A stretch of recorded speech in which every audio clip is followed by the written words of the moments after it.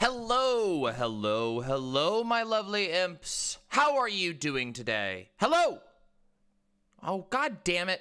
Why? Why must I have issues at the beginning of every single stream? It's okay, it's a minor issue. I'll fix it momentarily, and we won't have any issues. Okay? Listen. All I'm gonna say is we got a lot of fun on the horizon for today. Yeah, this is a no hat day. That's right. 0 hats in sight. I'm wearing a, tank toppy kind of thing. It's great. My hair is all nice and clean and properly volumed. It's wonderful. And I have a lot of fun stuff for you. Whoa, enchiladas? Holy fuck, that sounds great.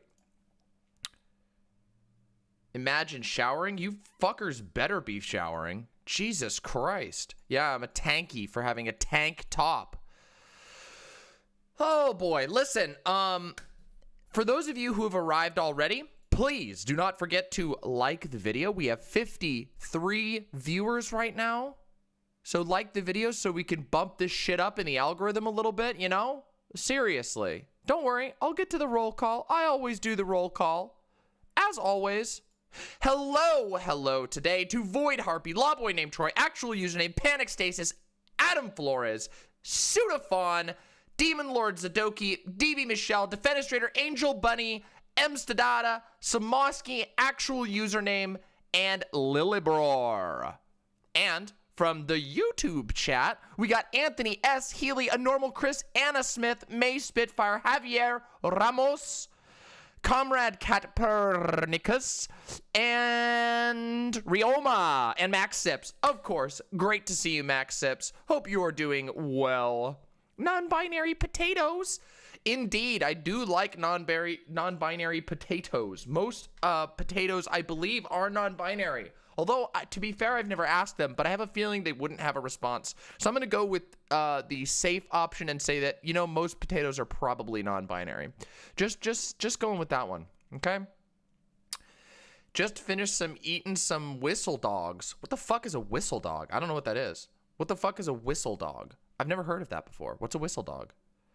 No, Aji, it's wonderful to see you. Regardless of whether you'll be multitasking or not, I'm very happy to see you.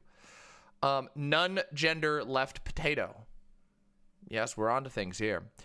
What's whistle with you, dog? What? Plant don't give a shit about sex and gender. All they care about is sunlight and make seed.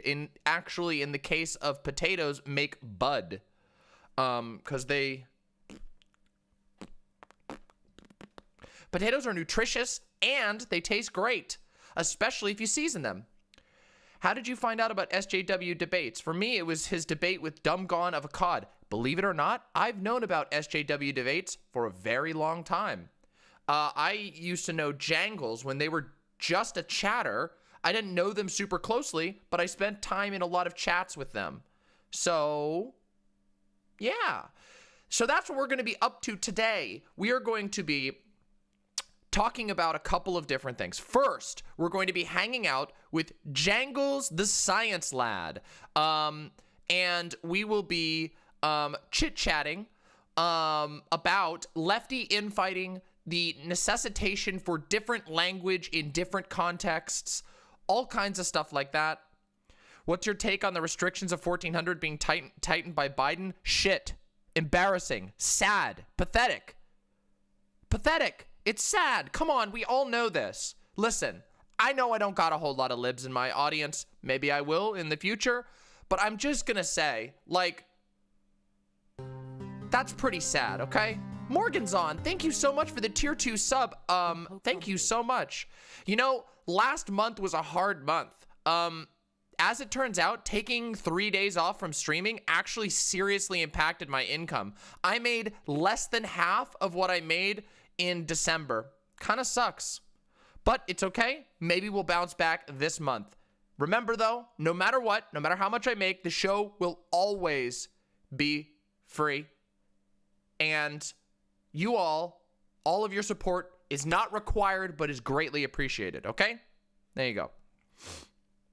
Whoa, we got a Vosh raid coming in? Hell yeah!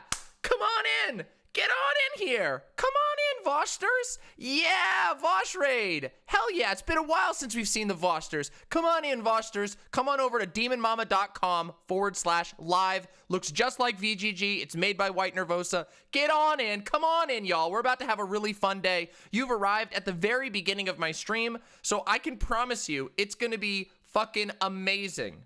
Yeah, get on in here. Come on in, y'all. Come on in. Come get comfy. We got a lot of stuff to talk about, okay? You're going to get to hear so much cool stuff. You're going to get to hear about Lefty infighting. You're going to get to hear about optics with Jangles the Science Lad. We're going to talk about Joe Biden. We're going to talk about crazy fucking QAnoners. We're going to talk about so much stuff today. It is going to be a real blast. And if you haven't subbed to me on YouTube, why? Come on. Sub to me on YouTube and smack that motherfucking like button, because we would love to get as many eyes on this as possible. I am a growing channel, and we are back on track after the very frustrating February that we had.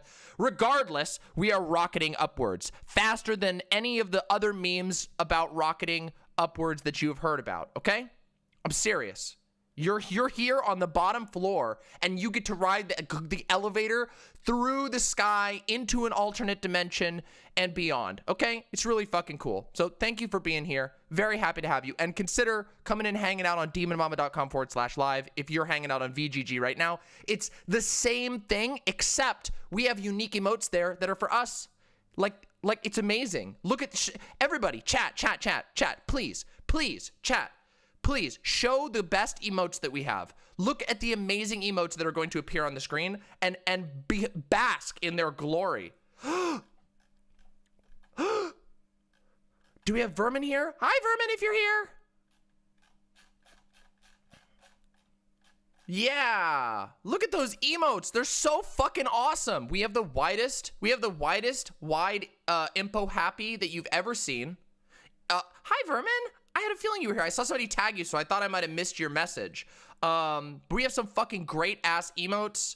We got a weed smoking goat. We got a fucking frog that's turned into a demon. A bunch of them. We have our own unique frog named Pompo. It's amazing. It's wonderful. And I'm about to bring you some motherfucking awesome content, because we got a lot to talk about today. Like a lot. Guess what else we're going to talk about? I know. All of you VGGers already heard about it once, yeah? Oh, you love my little squishy stuffed bee? Thank you. That's the bee right there. There it is. It's a little squished right now. We have we have a little squid. We have a cactuar that tipped over apparently. When did that tip over? Well, whatever. And the squishy stuffed bee. We got unique frog. It's great. So we're going to talk about, I know you've all already heard it. I know you already heard it from Voosh. You already heard about the WoMxN, but we're going to talk about my take on it, because I don't know, identity politics. I'm a fucking non-binary trans. So why not hear my take on it? Yeah. Because I mean, I'll be honest. Vosh's take was really fucking good. But I have some stuff to add to it, and identity politics. Fuck you. There you go. Fuck you. I can do it. Listen, if anybody can make a buck off of talking about WoMxN and folks and all that shit, it should be me, right? Right? Who is Rujgosh? I don't know. Yeah, idpol Angie over here. That's right. You know it is. You know it's me. You know me. Hey, thank you, Vader C, for the incredibly generous super chat. Thank you so much. Really appreciate that. By the way, this is the last time I'll ask before we get into the content. However, how do you donate me a furniture for my stuff instead of the chair? Seriously? If you're being serious about that, Frisky Beast, DM me on my Discord, okay? You join the Discord and I'm serious. I would gladly appreciate that. If you really want to help me get my backdrop updated, I've been waiting forever to be able to update my backdrop. But I have been planning it. You can help. Just DM me on Discord and we'll chit chat. Seriously. Thank you. Appreciate that. That is a genuine way to help me out. This is the last time I'm going to ask before we start. Hit the like button over on YouTube if you can. It's free to give a like. It's also free to give a sub, and it's also free to ring that fucking bell, and it will really help me out like a lot. So and you get to be a part of an awesome community. I promise you, you will have a blast here. So please hit those likes because it does actually help quite a lot. And then I won't bother you anymore. I'm going to deliver you the content now, okay? Listen, you got to do it when the raid happens, how it goes. Hey, Samoski. Hey, yo, this community has helped me figure out that I am bi. Can I get some pogs in chat? Yes, you can get some motherfucking pogs in chat. Holy shit. That is some seriously pog-worthy material. Oh my god. Hey, thank you. Oh yeah, so you're also, so there's another bonus. You also all will be honored with a diss track of me. Somebody has made a diss track of me, and we're going to listen to it today because I have no fucking clue what to expect from that, but I hear it's going to destroy me forever. So if you've ever wanted to see a streamer get destroyed forever, this is your opportunity today. Anyway, before we start any politics, I have to show you something because see, on my channel, there has been a war raging. You understand? There has been a war between the lizard lickers and the monkey fans. The virgin lizard lickers versus the Chad monkey fighters, okay? And as we know, the virgin lizard lickers have not been doing so good. However, there is a new piece of evidence that has been submitted to me that is very difficult to refute. So we're going to watch it together, okay? We're going to watch it together because, oh boy, is it good. Listen, this shit, I'm just saying, what I have discovered might change all of our minds forever, okay? And we have to watch it together, okay? You broke your partner's brain with Godzilla versus Monkey? Well, that is a good use of Godzilla versus Monkey. This is live footage of a fight between Godzilla and Monkey, okay? And I need you to watch this and witness its greatness because I think I have had my perspective revolutionized. Let us watch together this unbelievable fight. Live footage coming to you right now from New Toke York. Here we go.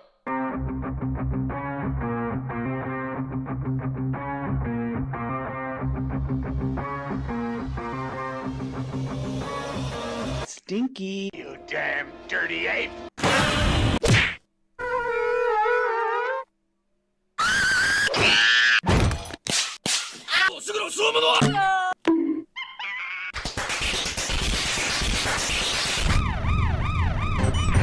Oh shit! Look at him! He's got a fucking stink eye! That's a huge bitch! It's true! Okay!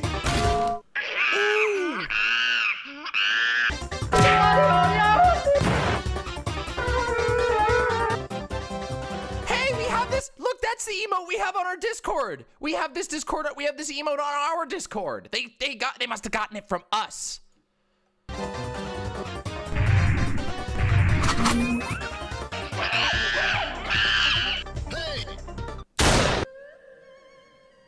You saved me. Why? Monkey.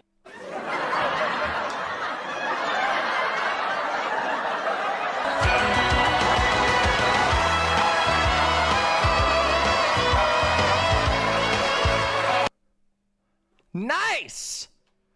And as you can see, there are two lessons to be taken away from this.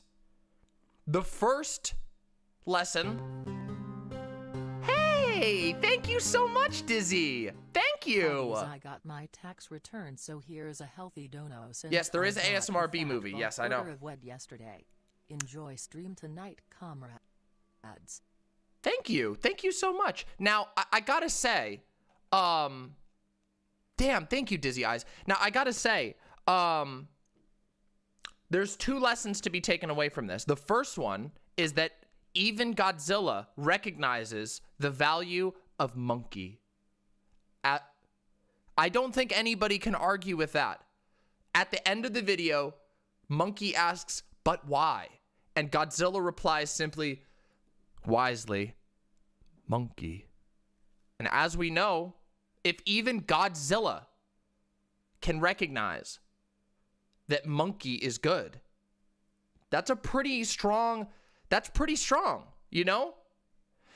But the second lesson is perhaps the most important, and that is that there is only one way to turn the monster of automation into a defeatable enemy, and that is by banding together and recognizing our mutual need for one another.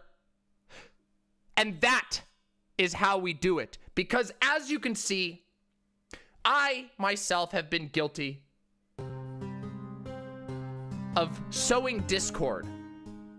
Oh, This thank you is so my much, first Jorg the time Grek. watching your stream and am loving it already. Keep up the good work. Thank you. Oh, wait, the Discord link should not be expired. You should be able to go to discord.gg/Demon Mama, and you should be able to get in. And all you have to do is agree to the rules. Anyway, I have been sowing discord with my vociferous and unvarnished support of the monkey side only, when in reality, we really need to work together. We need to work together. And so, henceforth, though I will always love my monkey, I am announcing an alliance between the lizard lickers and the ascendant apes against the threat of Amazon automation. Now, you might be wondering where Amazon comes into all this. Don't worry about it. It's a movie. Fuck you. There you go. That's how it goes.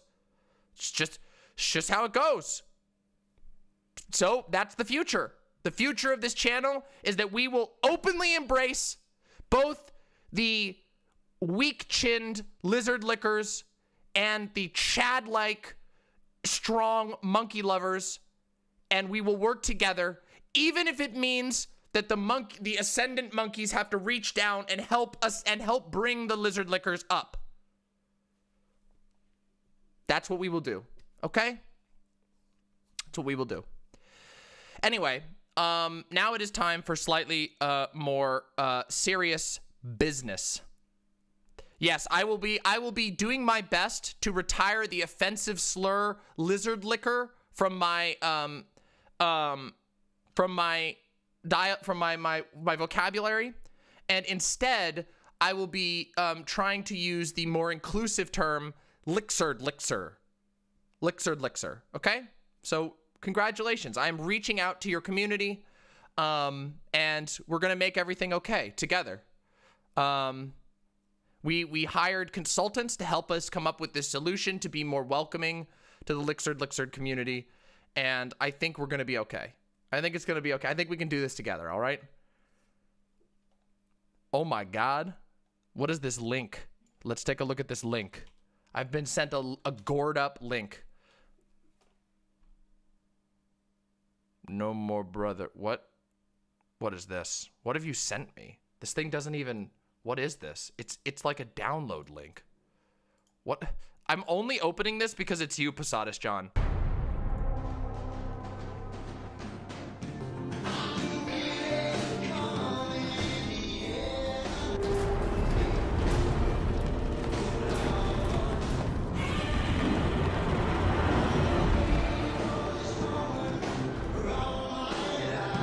Monkey dancing.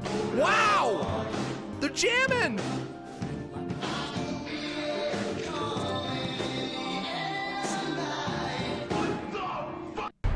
Wow. Wow. Posadas John, this was top-notch meme. Wow. Damn. I can feel the DMCA. Yeah, it's coming.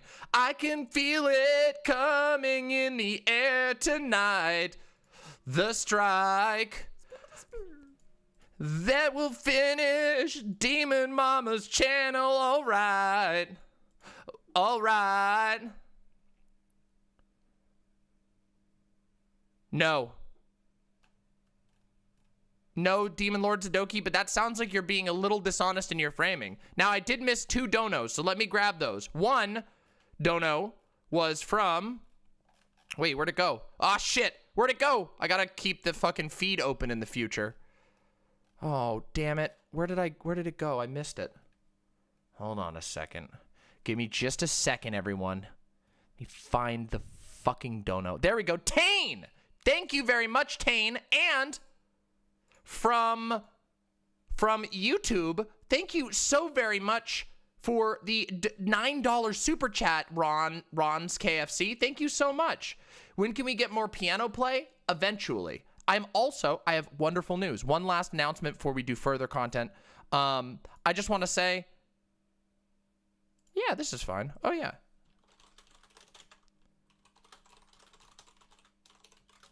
I just want to say, guess what? My guitar is coming early. I got word today from the guitar salesperson that the fucking guitar is coming already. Super early. Like way early. They were like, listen, it won't be here till April. And I was like, please. And they were like, actually, we can get it to you next week. I got a 12-string Ibanez. And it is glorious. And I'm very, very excited. Anyway, lizard monkey cooperation. Yes, Lisp. Yes. But yeah, I'm getting, let me show you. I'll show you a picture of it. You want to see the actual pictures of my actual guitar? Hold on a second. Hold on. They were emailed to me this morning. I can guitar. I already know how to play guitar. I want to actually get back into it and master guitar. My goal is to master guitar. You understand?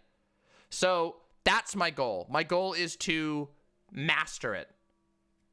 Let me just get the picture here for you, real quick. And I'm really excited because, this guitar was a fantastic deal. I got a really good deal on it. Thank you to Jessica Metal from my chat who helped me pick it out, who is a super, super talented guitarist. And I'm very excited to begin learning music again. And I will be playing for you, you lovely little imps. So I hope you're prepared. Let me show you. Let me show you. Let me show you. I've got the actual pictures here. Here we go. Hold on. Let's get this. Let me get these open real quick. This is the actual pictures of the guitar. The way that they do it is that on this, when your guitar arrives from the manufacturer, they take pictures of your guitar as they are inspecting it, and they send it to you, which is one of the coolest things I've ever seen. Like, that's some serious customer service, if you ask me. I mean, it is a big purchase, but still, that's kind of cool, right? So let's take a look. So look at this. So this is the first one. Look, ooh, look at those beautiful 12 strings. Ooh, ooh, ooh, ooh. But here we go. Oh, beautiful. Beautiful. Oh, perfect condition. Look at that shit. Ooh, that's a repeat. There we go. There's the full guitar. And there we got the controls and the little built-in internal. Have I ever played a 12-string? Yes, I have. In fact, I played a 12-string for most of the time that I played guitar.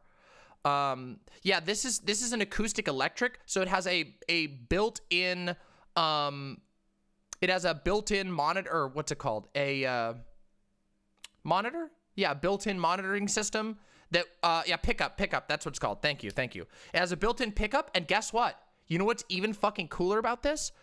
I have the cable necessary to plug this directly into my sound deck that I use for stream already. So I will be able to plug this in, and you will get crystal clear, perfect audio. Pretty fucking awesome, huh? Pretty fucking awesome, huh? So there, that's the hype. I just wanted to let you know, we may have to do that dangle bangle. That's what I was going to talk about shortly. Now that we've done all of the little silly life stuff. So I just wanted to share that with you all because I've been pogging out of control over this guitar for a while. And the fact that I found out today that it was coming early has made me go, wow, that's awesome. It's coming early. And I wanted to share that with you. Yeah, it's been wild. Okay. So if I play the song, it can get copyright striked. If I do, no. Well, okay, actually, depending on how good I play a song, it could actually not get copyright striked, but it could be identified as a cover, which means you have to, with certain companies, you have to share revenue with them, which is stupid as shit. But we're not talking about that right now. We're not talking about that right now. It's time to move on to politics, which you all actually come here for, okay? And I have some really fucking excitingly scary stuff to talk about, okay? So we're going to have an exciting conversation later, but first we have to talk about the kind of fucky shit. Nibiru, I'll try to answer that later. I'll try to answer that later. Hey, Faybright! My psychic powers tell me you spoke with Dave Cody from Sweetwater for this purchase. Hey, thank you. Congrats. The thing you were looking for was EQ. EQ. Oh, thank you so much, Faybright. And thank you, Axe the DD. Thank you so much. You're so generous right now. Thank you so much. So let me get this here and we'll pop this up. Okay, so we got to talk about something, okay? So how many of you in chat have heard... Oh, I'll do that. Yeah, I'll do that for you, Murder of Cross. So how many of you have heard of this this new religion called QAnon? Have any of you heard of QAnon? Anybody in chat heard of this? It's you know, it's rising in popularity these days. Yeah. So QAnon has been for the last few weeks saying that Donald Trump has been secretly planning the true inauguration. For those of you who don't actually know what QAnon is a cult that has formed around Donald Trump. It is a conspiracy theory cult, so it buys into a lot of other conspiracy theories. There are a lot of Nazis in it. They have a lot of negative thoughts about Jewish people. They are very obsessed with the idea that Donald Trump is fighting a secret cabal, as it's called, of Democrats, including Hillary Clinton, Al Gore, you know, Joe Biden, Kamala Harris, and they believe that this cabal is regularly kidnapping, indoctrinating, and or sacrificing children, and Donald Trump is God's chosen savior to help fight them. That is actually, yes, that is actually what they believe. They do actually believe that, and it is shockingly popular here in the United States. Even though it's made a million predictions and all of them have been wrong, that hasn't slowed it at all. They live in an alternate reality. Now, their latest thing has been talking about how tomorrow, March 4th, is the real inauguration of Donald Trump. As for what they're basing this off of, there is some random occurrence in history where an inauguration had to happen later in the year, and oh, don't worry, you won't be judged. Welcome. Very happy to have you. They've been, oh, what was I gonna say? Yeah, it's based off of some historical event that happened, where an inauguration, it's irrelevant. The facts don't matter at all. They've found some weird justification to claim that tomorrow is the real inauguration, and Donald Trump is going to take over the Capitol and will need the assistance of all faithful QAnoners. Inaugurations used to happen on March 4th. Well, there you go. And, oh, yeah, and they say he's going to be the 19th president. It's so strange, okay? It's very strange. Unfortunately, as unhinged and ridiculous as it actually is, as ridiculous as this is, unfortunately, we have to take it seriously because as we now know, QAnon was a huge part of the uprising that happened on the 6th. I know, feels like ancient history, but guess what? That was only, 2 months ago that there was an actual insurrection in the capital of the United States, and that was resulted in multiple deaths. Kind of fucked, isn't it? Kind of fucked that actually happened, and we all were here for it. I covered that shit live. Now, I don't know if anything meaningful is actually going to happen tomorrow. It's damn near impossible to tell. However, if it does, I will be covering it tomorrow during an emergency stream. You all know how wild and crazy the emergency streams have gotten, okay? So if you need news coverage of what's going on tomorrow, I will be live tomorrow if there's anything going down, but it's damn near impossible to tell at this point if anything will. However, House scraps plans for Thursday's session after security officials warn of possible plot to breach the Capitol. Security detail for the House impeachment managers has been extended throughout the week. Yes, it does. It does still have troops there. The House scrapped plans for a Thursday sessions after security officials warned of a possible plot by an unnamed militant group to breach the Capitol. The decision to move up votes on legislation to Wednesday night came after officials warned of credible threats of violence circulated by right-wing extremists that March 4 is the true inauguration day in which former President Donald Trump will be sworn in for a second term. The Senate plans to be in session on Thursday. We'll see if that happens. President Biden on Wednesday criticized the governors of Texas and Mississippi for ending mask mandates and rolling back another coronavirus restrictions, saying the last thing we need is Neanderthal thinking. His comments came during a bipartisan meeting at the White House on battling cancer, and that is likely a preview of what will be the centerpiece of Biden's post-pandemic health agenda. Meanwhile, the commanding general of the D.C. National Guard told senators how restrictions placed on him by the Pentagon in the run-up to the January 6th riot, that's kind, at the U.S. Capitol in Washington prevented him from more quickly sending forces to quell the violence perpetrated by supporters of former President Donald Trump. Here we go. Here's more information about this. We're getting updates as the day goes on. We've got delays on all kinds of stuff. And then we've got more updates. House to adjourn early over intelligence that groups may be planning another Capitol attack. Credible threats of violence. So this is some of the stuff that we've already seen. So, is Washington going on lockdown again? It appears like that will be the case. Now, it is very possible that absolutely nothing happens tomorrow. Yeah, we got 1 million new imps. It's fucking awesome. It's so awesome. Hey, thank you, Pissed Mist. I'm very happy to have you. I think you'll like my content. You know, I came out, I don't want to say I came out of Watch's community, but I did. I used to be an OG chatter and still do pop by from time to time, although the website was down today, which made me sad. But yeah, so hello to all of you. I'm sure you'll like my content. So we got to talk about this just a little bit before we talk with Jangles, because this is becoming a normal thing, isn't it? We've been running into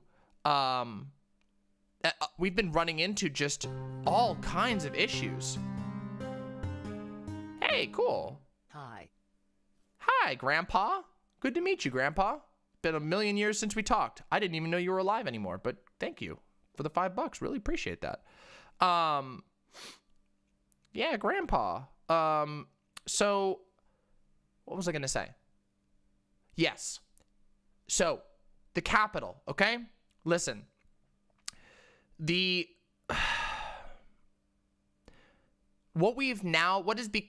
like, I don't know. I feel like America is in this perpetual position of being like stunned, where we just can't even acknowledge, where we can't even acknowledge just how shit the situation really is.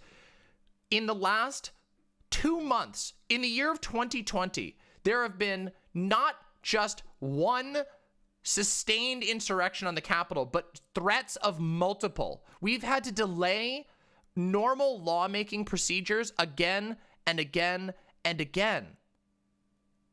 Yeah, 2021, sorry. Yeah.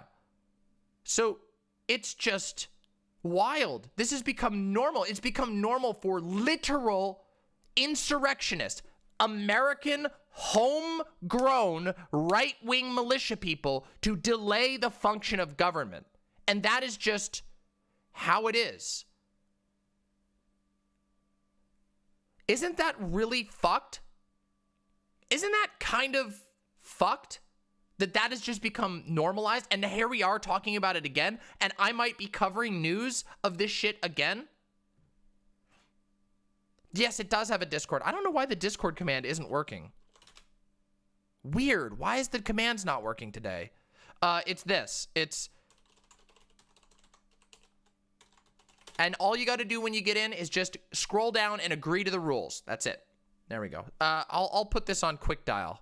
Yeah, our bot is down. You're good. Our bot is down. I don't know why the bot's down. It's very strange. I'm going to put this on fucking speed dial for y'all so you can get in the Discord, because our Discord's fucking awesome. Our Discord is poggers and it's always bumping. Like all times a night. It's cool shit.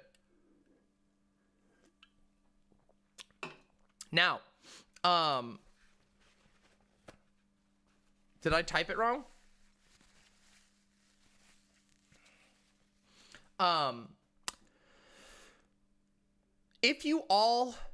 For those of you who saw Donald Trump at CPAC, you might be aware that this rhetoric is increasing, that Donald Trump is doubling down on his rhetoric. And what we learned by analyzing Donald Trump's speech is that he has no intentions of splitting the party. In fact, he wants to take over the party. And as it turns out, he basically already has.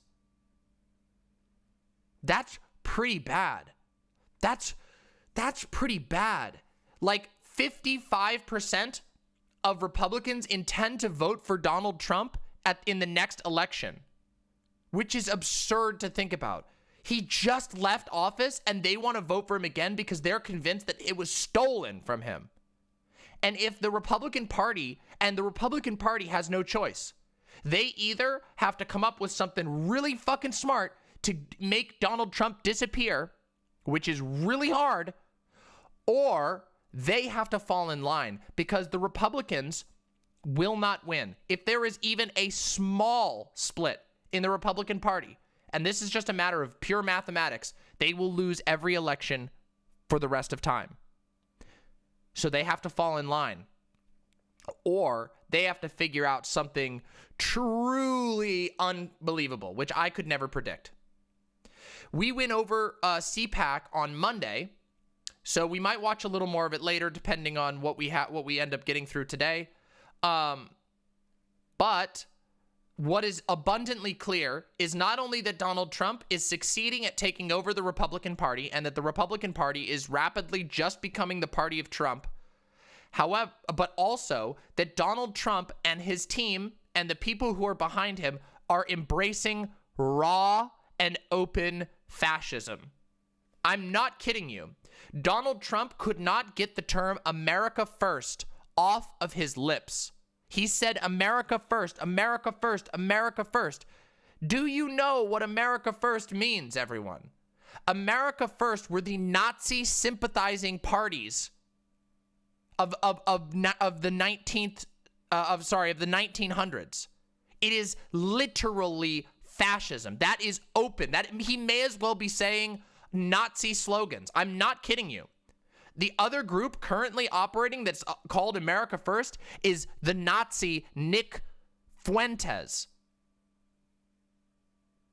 They are literally American fascists. You all need to be very aware of this. This is not just liberal screeching, okay? And by the way, on this point, the liberals were right. And the lefties, the hardcore lefties out there should have fucking listened. Well, to be fair, most lefties did, but the tankies didn't. But never mind. Let's not get into that. We're in a really rough spot. We're in a really, really scary time. And what we need to do is we all need to recognize that we're only going to get through this together. And that means we have to get brave and be willing to stand up for the rights of other people who aren't necessarily us. That means me too. I'm a marginalized person, but you better fucking know any spare energy I'm getting, I'm putting that towards making sure that we don't end up in a fucking camp 2 years down the line. Okay?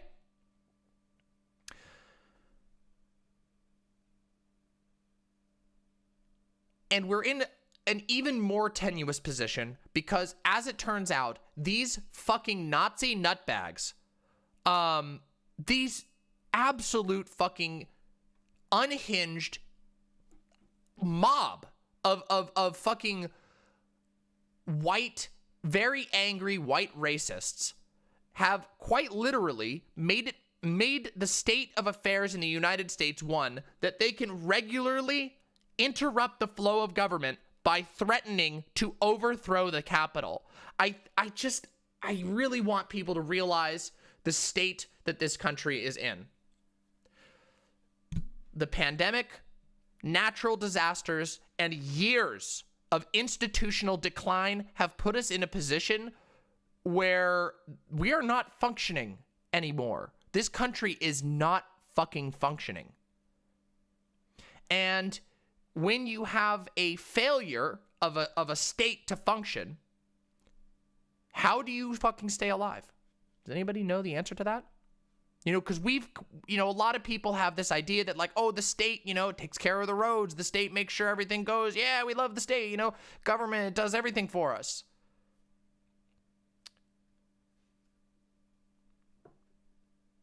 No, it's not how you do it, Nibiru. It's the opposite. When the authority is failing, you have to learn how to survive yourself. And I don't mean individually. I mean together. You have to learn how to work the fuck together. Have any of you seen a show called Full Metal Alchemist? No, listen. It is a good show. And it is about how you have to work together. It's about how a bunch of fucking different people of varying skills and power levels and varying talents come together to challenge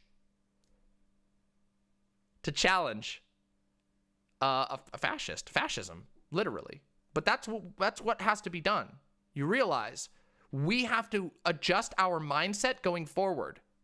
We really, really have to adjust our mindset going forward, because I think it should be obvious to everyone that the government isn't coming to help us. The government is not going to help us. The government can't even get us emergency pandemic checks right now. It is paralyzed by extremism currently. Okay? Like paralyzed. And we need to acknowledge that fact and act accordingly. We need to adjust our politics accordingly. And what that means is that we have to embrace a survivor mentality. You understand? And that doesn't mean buying mountain house fucking survival food and food buckets that you can also poop in. It means you have to learn what it means to care for one another and what the actual strengths of humanity really are. Because do you want to know what's made it possible for humanity to survive on this planet through much worse times than this? Anybody? Does anybody know? Like, we've been through worse times than this, right? Yeah, working together. Thank you. Yes, working together. Working together is what makes it possible. If you want to poop in a bucket, I'm not gonna rain on your parade. I'm concerned about Democrats dropping the ball. 2022 is a potential disaster, and Trump, I'm sure, will run again, possibly with controlled Congress. I'm gonna tell you this. 2022 is going to be a disaster, okay? It's going to be a disaster. Plan that the default position is that 2022 will be a disaster. The Dems are already dropping the ball. They went back on the 2000 checks. That was the stupidest political, not only, oh my God, it's so moronically dumb. It's such a stupid position. It is a suicidally bad position. The dumbest thing you could possibly do, the Democrats have done it. And I can tell you this as a crotchety old boomer, okay? As a crotchety old boomer who's been alive for 30 years, the Democrats will continue to disappoint you. Do not put your faith in the Democrats. That doesn't mean don't vote, you fuckers. That doesn't mean don't vote. It means don't put your faith in it. Your voting should be the minimum amount of political involvement, okay? Don't put your faith in the Democrats. They are not going to help you. They do not care about you. Have you seen what goes for like popular tweets among Democrats? I'm sorry. Listen, I don't want this to be like a Democrat hating stream, but we need to point this out. Did you see that Michael Moore shit? Did you see that Keith Olbermann bullshit? These like giant platformed libs are like, we shouldn't give the vaccine to Texas because Governor Abbott was a fascist. How stupid can you be? How motherfucking stupid can these liberals be? Well, the answer is very stupid. Very, very stupid. And we can do better from the left. We need to go more left than these milquetoast Democrats. You understand that? Because if we don't, the right is going far right. They are going Nazi right now. As we are speaking, they are indoctrinating new Nazis into the cult of QAnon, Trump worship, trans hatred. You know that it was Donald Trump made me the subject, one of the major subjects of his CPAC speech. Transphobia is being broadcasted from like a bullhorn from the absolute center of establishment conservative politics. And you think the Democrats are going to be able to do that? Do you think the Democrats are going to be able to fucking solve this? No. The Democrats can be a tool in certain circumstances. But we really cannot allow ourselves to be lulled into a constant sense of false security that there is going to be some good-hearted Democrats coming to save us, because they are not. They will lie to you. They will lie to your face. They will tell you, please come out and do work for us, and we'll get you a $2,000 check, which is already a pittance compared to the rest of the modern world. And then they will spit in your face and tell you, now you're actually only getting $1,400. And actually, it's been 2 months since we promised you the $1,400 and you still don't fucking have it. Do any of you have a $1,400 check? Oh, how many of you fucking paid your taxes already and you still don't have a $1,400 check? That's because Joe Biden lied to you. That's because they will do anything to weasel out of any promise that they can make as long as they can keep imposing neoliberal austerity politics. Okay? And guess what? When they lie to you, they get away with it and you have to suck it. And if you were to lie to them, you'd be fucking slammed in prison. So we have to recognize that only we can help us. That it is only through improving ourselves, improving our communities, taking care of one another, learning new skills, sharing those skills, working together and taking care of one another, building actual bonds, that we are going to actually make any progress on this shit. Because right now, do you know what 500,000 Americans have died from COVID? Over 500,000 Americans have died from COVID. That's fucking staggering. We haven't even had time to process that number yet. We don't even know what that's going to look like on a socioeconomic level yet. But it happened. And it would have been worse if it wasn't for the hordes of people going out and taking care of their community. The people who are delivering food to people in need here. The people who are giving away free masks.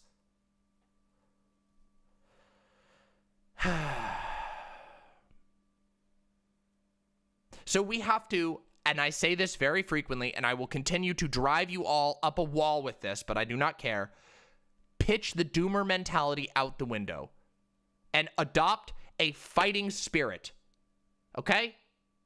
Develop will. And I don't mean the fashy sense of will. I mean communal will. The desire to care for those around you and care for yourself so that you can stand against this shit. So that you will make it on the other side to ensure that we never see this fascist shit rise again.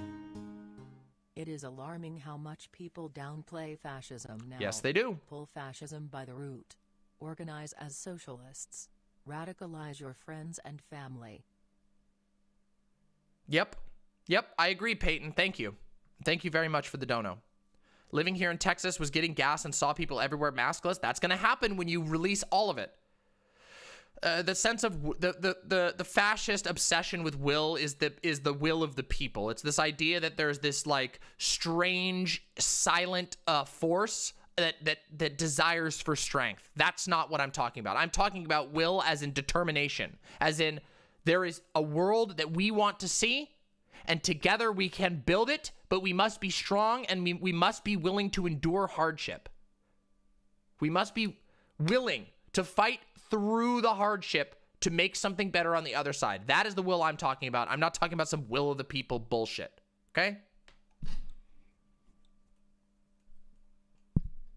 Oof. Sorry. Smacking the fucking, I'm pulling a Giuliani and smacking the shit out of the mic. Can't we just consolidate the left and take the right-wing strategy of just militarizing? Things are calm in my country, but USA is honestly on the brink of civil war too. It's not that simple, Hanya. It really is not that simple. It's not that simple. We also need to get fucking smarter about politics, okay? Listen, there's some shit going on right now, and what I've learned is that people don't have any practical understanding of politics. And it's not just because people are like online poisoned or whatever. Well, okay, that's a lot of it. But it's also because people are fucking vulnerable to cult of personality, hierarchical structure bullshit.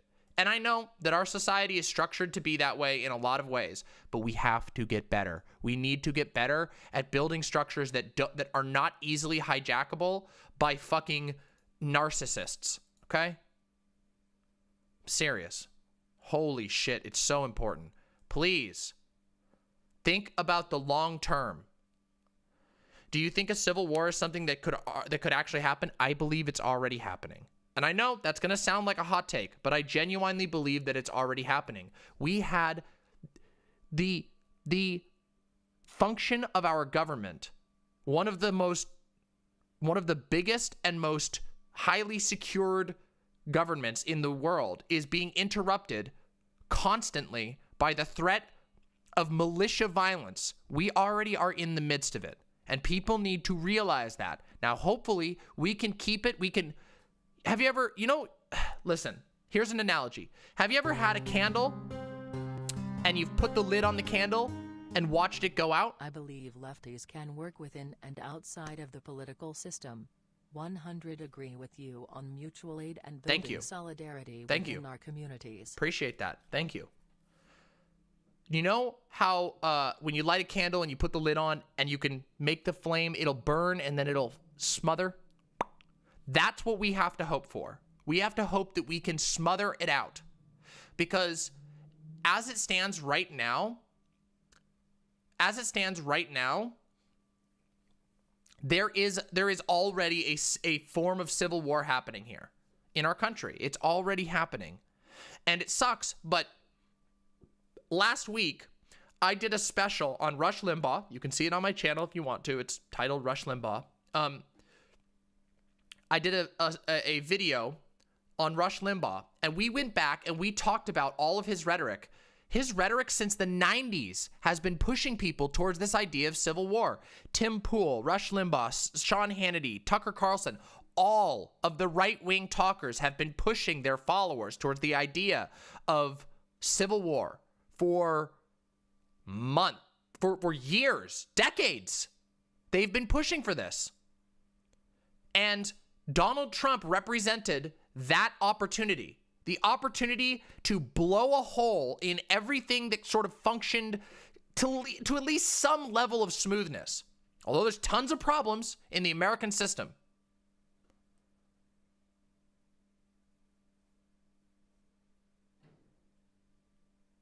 People don't know how to do that. People don't know about this. That's why we have to educate. That's why we have to educate. And we also have to look at different solutions. Because, to be completely honest, I think that a lot of electoral solutions right now are too slow.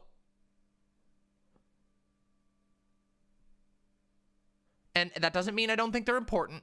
It's comparatively easy to participate in electoral stuff, so you should.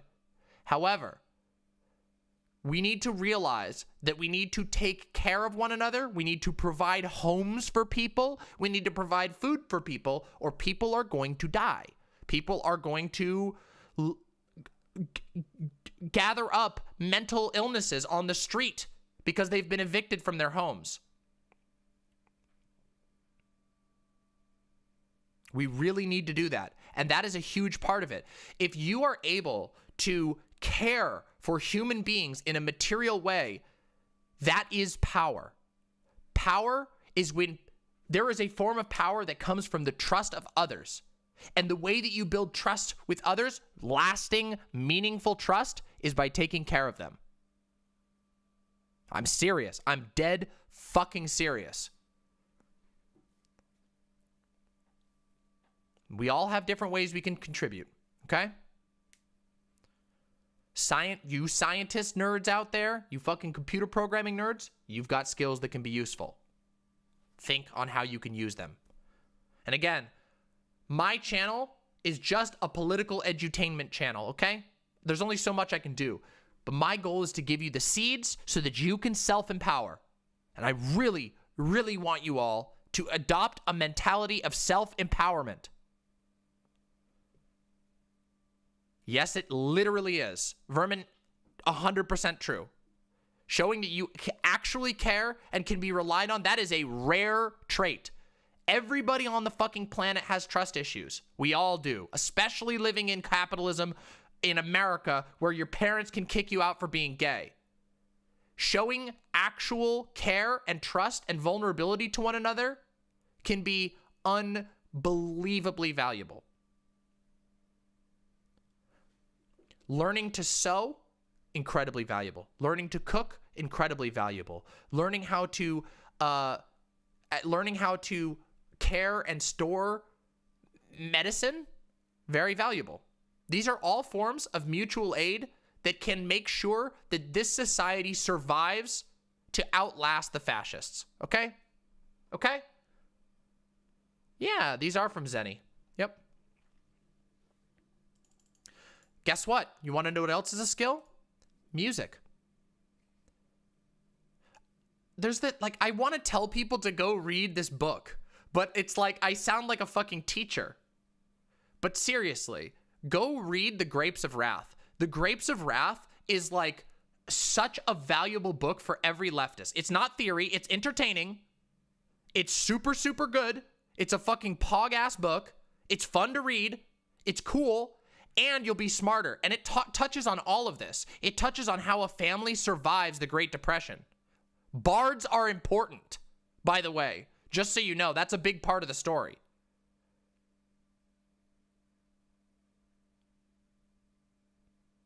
It is a good book. Actually, honestly, if you want to learn a lot about what we're going through right now, dealing with a rising far right, dealing with labor struggles, I highly recommend reading any of John Steinbeck's works. Yeah, bards is in poets. Do you know? Oh, East of Eden was fucking good. Windleby, I agree, but for different reasons. Oh, Parasite. Yes, Parasite is a really great movie for lefties. It's a very modern movie, too. Anyway, listen. That was a bit of a when is the Grapes of Wrath essay is due? It will be due at the end of the month. You have 1 month to read it. It's a big book, okay? It's a really good book. I'm serious. I learned so much about it.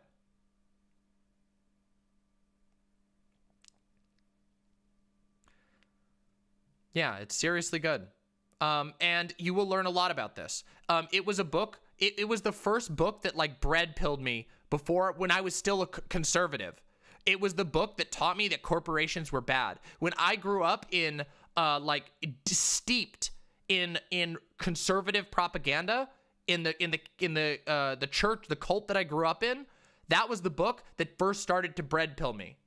Because I realized, oh my God, like this stuff actually happened. Like this is a fictional book, but it was written by a journalist who was working at the time of the Great Depression. Grapes of Wrath. Strong book to read. Seriously. And also, it's literally like it's written such that high schoolers can understand it. So even if you're a high schooler, you'll be able to understand this book. And it's also like, I'm pretty sure you can get it for free online. I'm pretty sure it's in the public domain now. Yeah, it's on Google for free. Would you recommend Biden's forced feminization camps for online neo-Nazis? I fell in the pipeline a couple years ago until I realized I was trans. Maybe, yeah. Listen, a lot of trans people are hurting a lot. Listen, right-wing ideologies prey on people who are hurting. And trans people are hurting in our society. Yeah. Free? It's free. Steinbeck is amazing. Amazing, leftist, progressive. Yep. Of Mice and Men is good too, though it's much less political in that way. All right, we're gonna get Jangles on here, and we're gonna talk, and then we have a whole bunch more to go over after the talk with Jangles. So stick around. I don't know if this is gonna be a debate or if it's going to be a convo. We'll find out. I'm sure it'll be nice, but it should be super, super interesting. And then after that, we will be talking about the WoMxN thing, and I'll be reacting to some other stuff. So there's lots of content yet to come. Stick around, get comfy. We're gonna bring Jangles on. No, I'm gonna bring the diss track on. Don't worry. The diss track will be after. I just didn't want to cram it in here.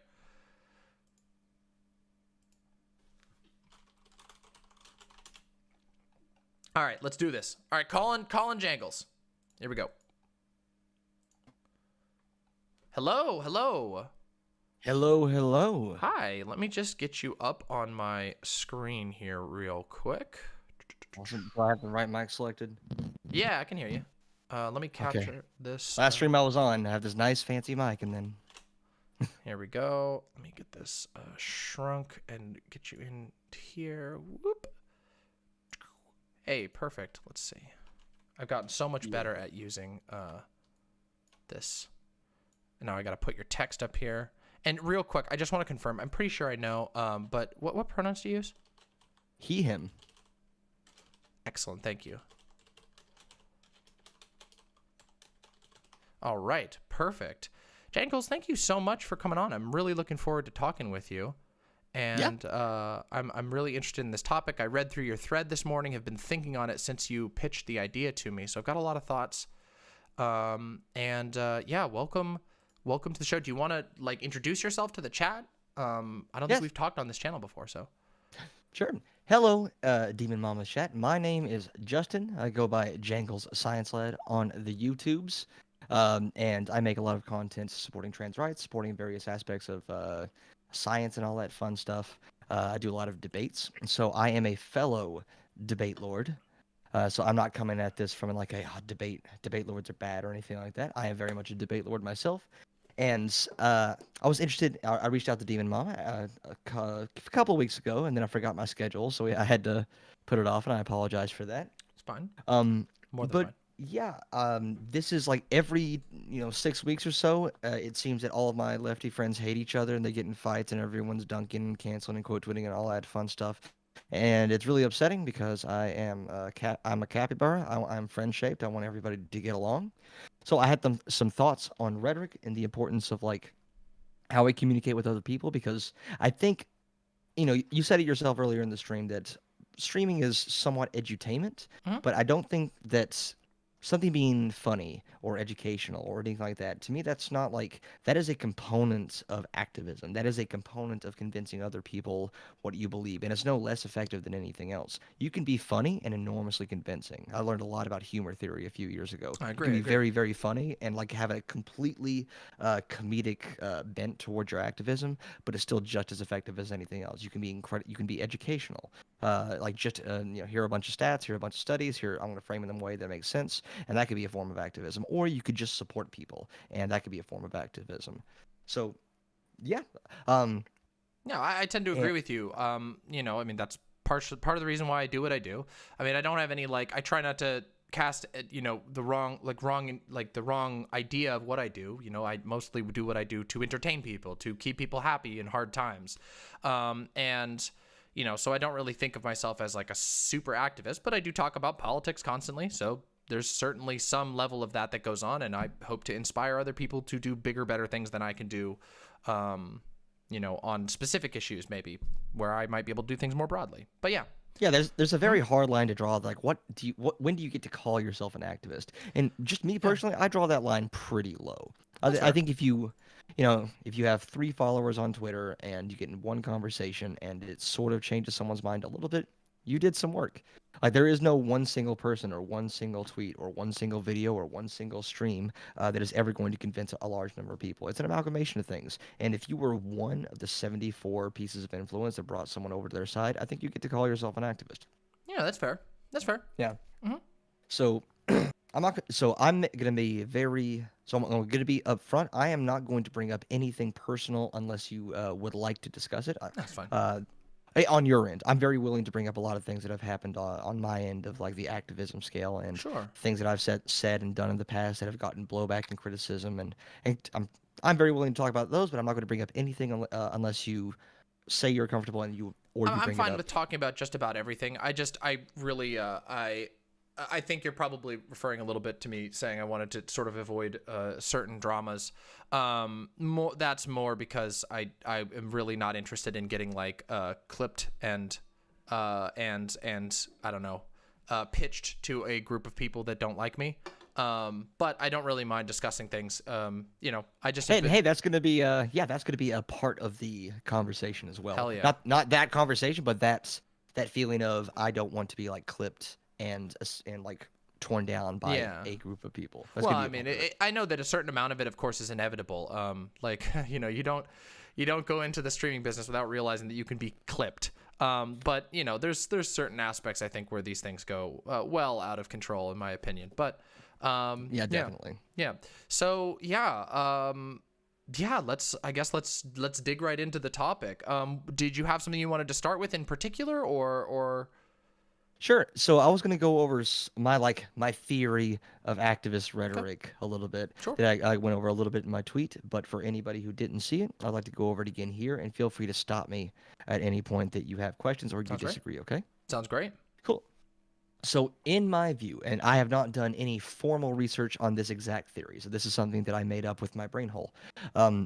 So in my mind, activist rhetoric or activism in general follows kind of like three prongs of attack, if you will, and those prongs are support, convince, and counter. And all three of those have unique skill sets and unique approaches that make them effective. They also have drawbacks, which means that if you only do one and completely neglect the other two, you have a very large gap in your activism that is making you far less effective. So the sum is far greater than the individual wholes. I think I butchered that saying. The sum is greater than the whole of its parts. No, whole is greater than the sum of its parts. Yeah. I got there. See, I'm a rhetoric expert. I'm very good at this, which is why you should listen to me. It's about the path, not the yeah. Not the end, path. right? So, describing those prongs. So, support is like providing safe spaces for exploration and comfort. I think all of us, if we are engaged in political spaces, whether we seek them out or whether they are given to us on our feeds or via reaction videos or anything like that, we're going to encounter a lot of toxic people. And it can be very mentally draining and physically draining, because those two things aren't completely unique, in order to put yourself through a lot of that. So all of us need a community where we can come in, we can say things, we can explore opinions, explore ideas, or maybe even explore identities, depending on what that community might be, where we're supported, where there's not a ton of pushback, where it's a very like it is fine for you to say things and explore who you are in this community. It is a safe space. I think that's enormously important. There are downsides to that, though.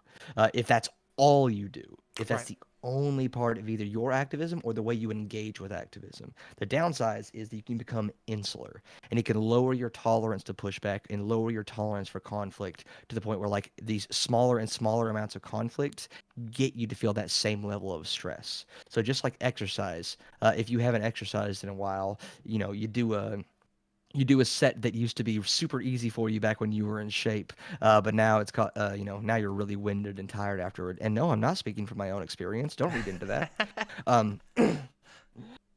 And additionally, it could also, and that's just from your own opinion, but it could also have further cons if that's all you do outside of the community. And some of those are kind of what you were talking about, essentializing anybody who isn't already in complete agreement and support with your own positions. And that can be pretty toxic as well. Yeah, absolutely. So, and I want to explore that quite a bit, but I also want to get through this list before I forget go for it. Please do. that there were three of them. And again, please stop me. Oh no, I'd like to have you get it out. I have a couple of thoughts on each of these, but I'd love to hear you get them out, and then we'll go from there. All right, so that was support. The next one is convince, and this is probably what we see. This is probably when we think of activism. This is probably the prong that we think of the most. So it's providing arguments and evidence for those amenable to a good faith discussion, those who have an open mind and who are willing to be approached and willing to be convinced of an idea they may not necessarily have. So kind of fence sitters, but this applies to anybody with an open mind. They can completely disagree, but if they're willing to listen to arguments and willing to move on their positions, this would apply to them as well. So this is great. This is where you want to reach people. But in our space, which is online politics, that slice is pretty small. I'm sure you've heard of like the 40-40-20 rule. Yeah, I mean, I think it does depend greatly, like on platform and I think it's very contextual. But yes, I do agree that like the convincing portion is is a smaller slice in most places online. Yeah. And 40-40-20 is like a very broad estimate. There's no like data or anything where that came from. That might even be 0% of the audience. It's the reason I say it's a small percent of audience because people who are active and engaged in online political spaces probably came there because they had strong opinions. And the stronger your opinions are, the more entrenched that they might be. I'm not saying this can't be done, but in online spaces in particular, it's a pretty small slice. Yep. In person, this is almost everybody. This is most people. It's the reason that you put a mirror behind a cashier or someone in a service industry. Like when you're face to face with someone and you can like see yourself and you have to engage with them as a person because all of your sensory data is telling you this is a human in front of me instead of a wall of text or a profile picture. It's much harder to be abrasive. I mean, there's certainly personality types that are like that. All of us have that one uncle, but it's that slice is way more broad. Okay. Yeah. And the last one is counter. And you can think of this as almost not the opposite of support, but the furthest removed from it. So countering is seeking out and rebuffing and debunking claims against your group. And I'm saying group because this can apply to trans people, gay people, indigenous people, black people, what have you. Lefties, Debunking claim. Anything. A cause is probably a better word too. Yeah. Causes. Yep. So not necessarily black people, but black liberation, trans liberation, stuff like that. So this is seeking out and rebuffing and debunking those claims made against you. This has to be done with the full knowledge that the actual entity making those claims against you probably will not be convinced. You almost have to get rid of that. But this is still important for two reasons. Because that crowd in the middle, they're still hearing that. They're still hearing that other side. No matter what you do, I mean, we can deplatforming works in a lot of instances, but still, like people are still going to hear that. Because if an issue is contentious, if it's big enough in the public eye, people will seek out information on it. And you want to make sure that whatever information that the other side is putting out, you're addressing that. You don't want to let it go unchallenged. This is why I'm a big advocate of responsible platforming and going into dangerous spaces. Like for example, I've gone to. Do you know the Milwaukee MythCon guys? Yeah, I do. I'm familiar with them. I've talked to Vadim as well about. I think it was MythCon. I think was the one that Vadim went to a couple years back. Vadim, formerly Creation's Cat. He went to one of their conferences. I've went to one of their conferences, and I'm going to go again, even though it's a very heavily conservative event. And a lot of other people are going. Because we cannot concede that ground. You cannot concede spaces where you're invited but don't show up. If your enemy, for lack of a better word, is showing up to spaces where discourse is happening, you're only conceding ground when you don't show up. So it's important for us to be there. And this is not wholly good though. This is where your debate lords are. Like if you have you're getting a little bit of a lag on the lords, Discord. It might be close to this. Can you hear me? Because then, if that's all you do, you were lagging. Oh no, of course. Real bad for a second there. Of course. Is that upstairs internet? Yeah. Oh no, you're not on Wired. Oh shit. Yeah, no, that's fair. An element that was like why you were an activist in the first place. You can start issues like theoretical exercises as opposed to real issues that affect real people. as well as like if that's all you do, you're constantly seeking out threats, constantly seeking out battles, and you're losing a lot of the focus on supporting and uplifting the people within your that need it within your community. So it's kind of the opposite side of that coin of support. You need, if you're too far in one of those directions, it's not a perfect spectrum, but if you're too far into only countering or too far into only supporting, you're missing a huge part of activism that I think is incredibly important. Okay. Yeah, I think that's largely, I think we're largely in agreement on those basic ideas. Something that I had written down in my notes to discuss was, I noticed in the original thread that it seemed mostly to be addressing Twitter. And I have, I don't know how familiar you are with my content or anything, but I've done quite a bit of content talking about Twitter. We literally have a meme in my community called the Imps Code. That is a not a moral code, but it is a handbook for using Twitter more effectively. And one of the key components of that, you can now see it in chat. Number 1 of the Imps Code: immediately stop discoursing on Twitter. And that means don't engage in like high-minded conversation on Twitter. Most of the time, it's better to take it to another platform. If it's somebody you care about, well, discourse is generally understood to be something you do with the goal of coming to some level of synthesis. So if you're talking with a friend, just DM them. If you're not talking with a friend, well, maybe consider there's a better way to communicate this. Maybe you could link them a video or something like that where it won't be done on Twitter. Then number 2 is meme and cream, which is Twitter's really fucking good for sharing memes and sharing porn. So there you go. And then that one's pretty self-explanatory. 3, the rule number 3 is promote your friends and yourself because it's a promotional platform. It's an ad platform.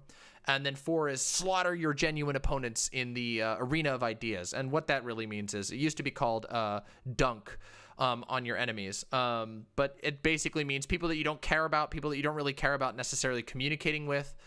You should retweet and dunk on them and counter their message because they're putting it out there, and you can take advantage of the fact that they don't know the Imps Code to get your counter message out to some level of efficacy that is better than none. So you can see there's probably some compatibilities between this sort of like meme code for Twitter and some of what you've talked about here. One of the problems I think that tends to be the case on Twitter is that most people don't and this is Twitter's fault, not individual people, in my opinion. Most people don't know what Twitter actually is. Some people treat Twitter like just an ad platform where they just post whenever they're going live and they post links to their other social media. Other people use Twitter like a journal where they're writing in their thoughts and their feelings in real time that are then broadcasted and potentially even retweeted to audiences they didn't even know existed. There are other people who use Twitter as like a farming ground for other content. I think a little bit of everybody in the streaming world does that. Does a tiny bit, maybe, but people look to find disagreements and then bring people onto their Twitch channel or whatever. And then there's other people who see Twitter as like a place to have discussions and arguments. And I really think that for most of those purposes, it is very bad at just about everything except for the ad platform one. And that's like a structural issue with Twitter that severely, in my opinion, is like a severe impediment to, or an obstacle to actually having meaningful, effective discourse. It encourages short, pithy essentializing. Not just that, but and in my original, I got to do a new video of this at some point because my old one was so low quality, but I did a video on Twitter that talked about how the algorithm works a little bit. Because obviously we don't know everything about the algorithm, but there are certain things that you can determine by observation and by, looking into the analytics of Twitter. But Twitter weights engagement. So that means that even if you don't do something short and pithy, they do drive that, of course, but there's also there's people who will write really high energy, 26 section essays functionally via tweets and link them all together. But Twitter's threading doesn't care about that. Twitter will put the most interacted with section of that thread on other people's timeline. And maybe if you started with something that's not spicy, but there's something that could be interpreted as spicy halfway through your piece, and a lot of people interact with that one, And of The course, Twitter equivalent of clipping. Yeah. Yep, that will get put on everybody's timeline because that's the one that's getting all the engagement, and they'll see that part and react to that, and not everything else.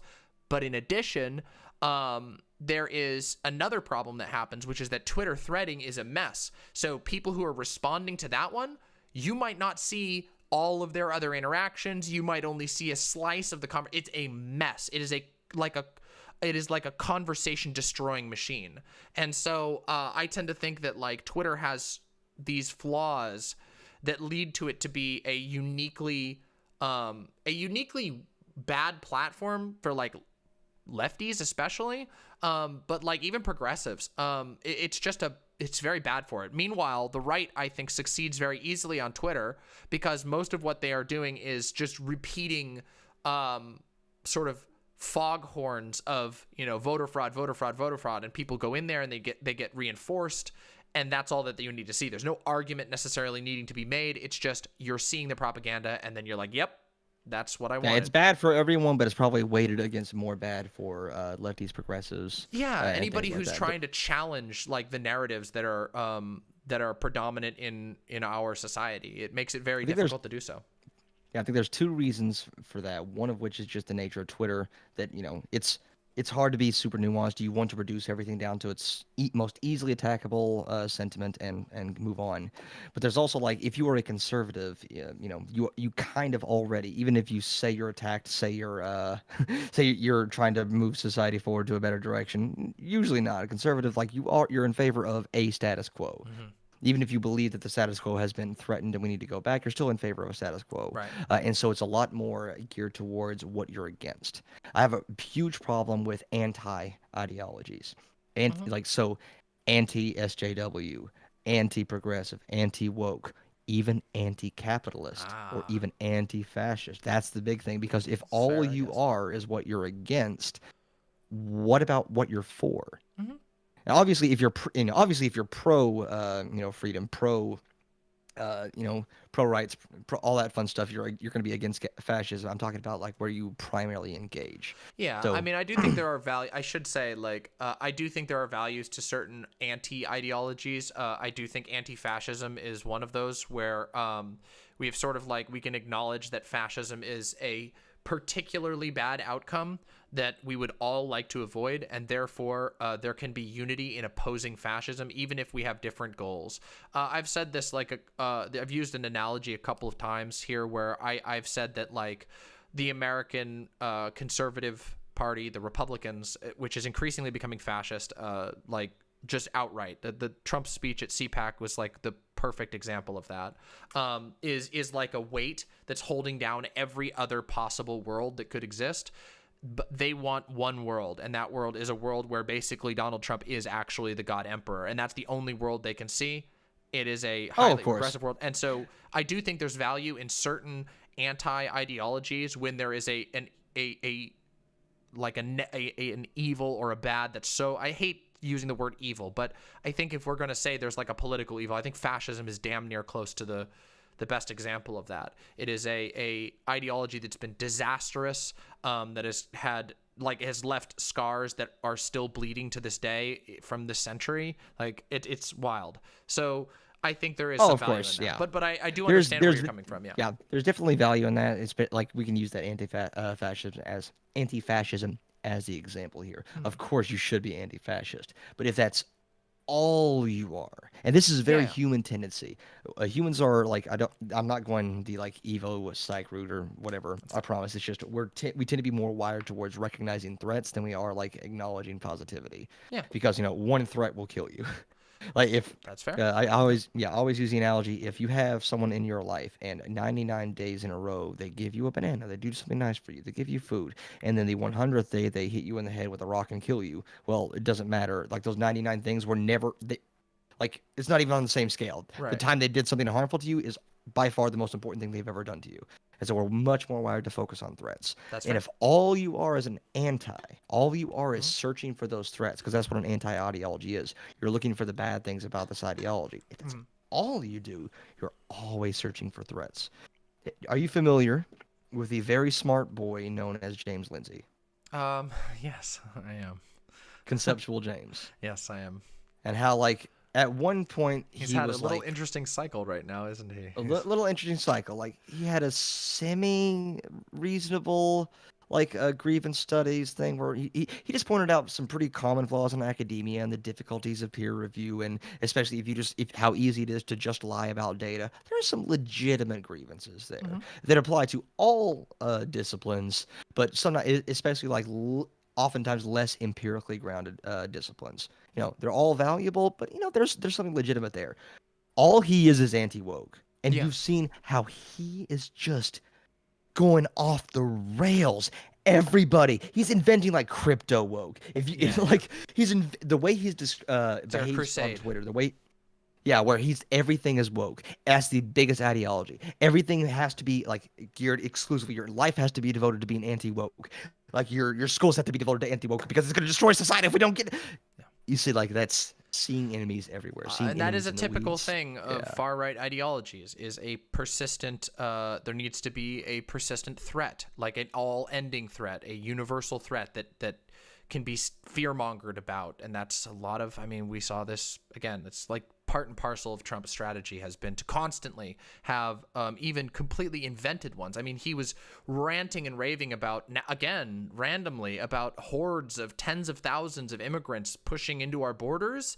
And I'm just like, this isn't even based on anything anymore. At one point, there was at least something they could point to. There's like a caravan of people that they were blowing up and like big fishing it into something huge. But now it's just invented. And they're just like, yeah, Now, it's a some of the people, Hugo now Chavez's it's like ghost or whatever. the reason we're canceling Dr. Seuss, all of Dr. Seuss, he's bad now, is because we want to undermine society. Right. We're okay with Hitler, but we're okay with Mein Kampf, but Dr. Seuss has to go because Dr. Seuss would bring people together. Yeah, that's.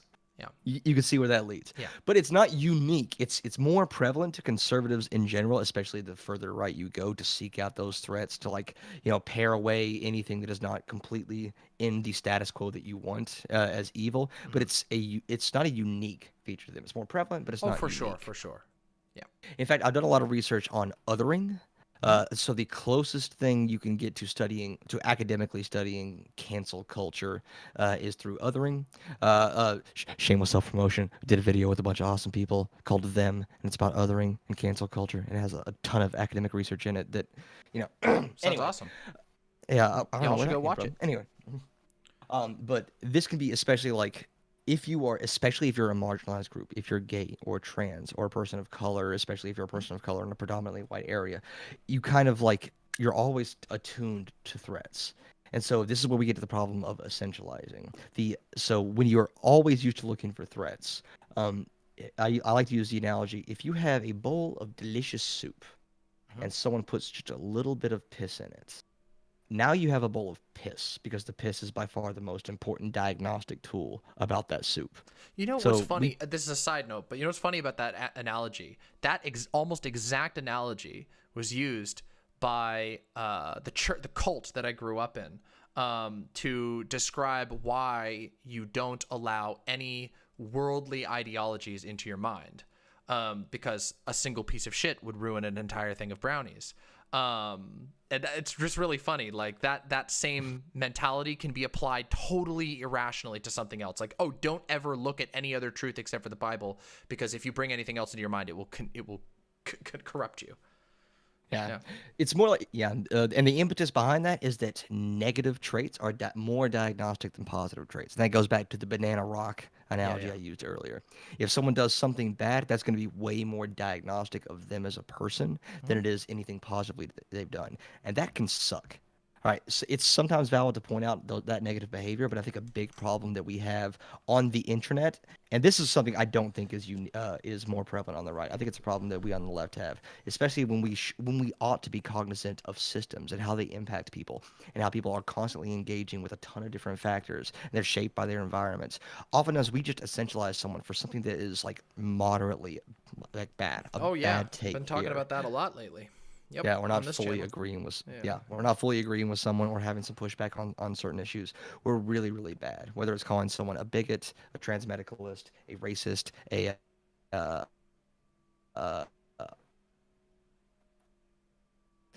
white boy.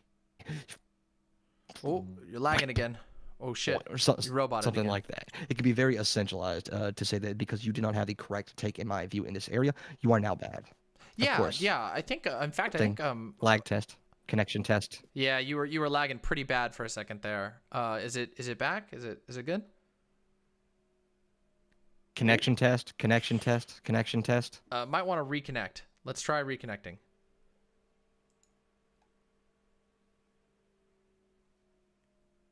Oof. Okay. All right, we're back, I think. Connection test, Yeah, I can hear you. I can hear you. connection test. Can you hear me? Okay, cool. Okay, good. Looks like there might be can hear still you. some lag.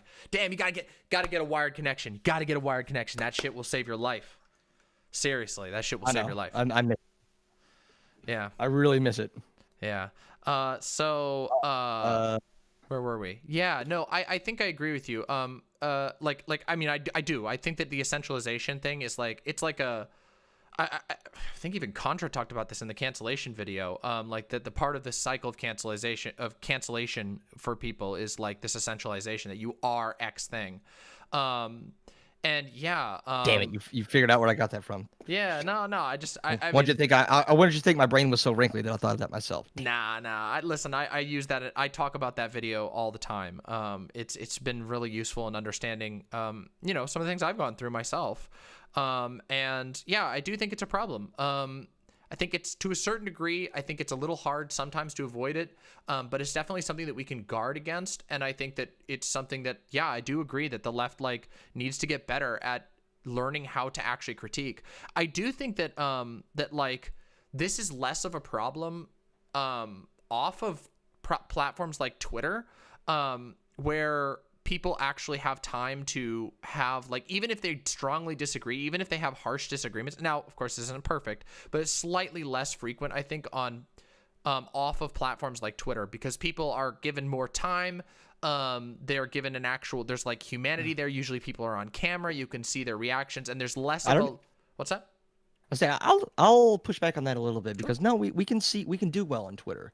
So for example, you talked about this earlier, how Michael Moore and someone else, but Michael Moore is the one I saw, and this is we've seen this a bunch. Yeah. People in Texas, fucking conservative state, and y'all fucking ended your mask mandates. You want to go outside again? You want to completely destroy everything? I guess you don't deserve the COVID vaccine. Yeah. All of you deserve to die because your government was bad.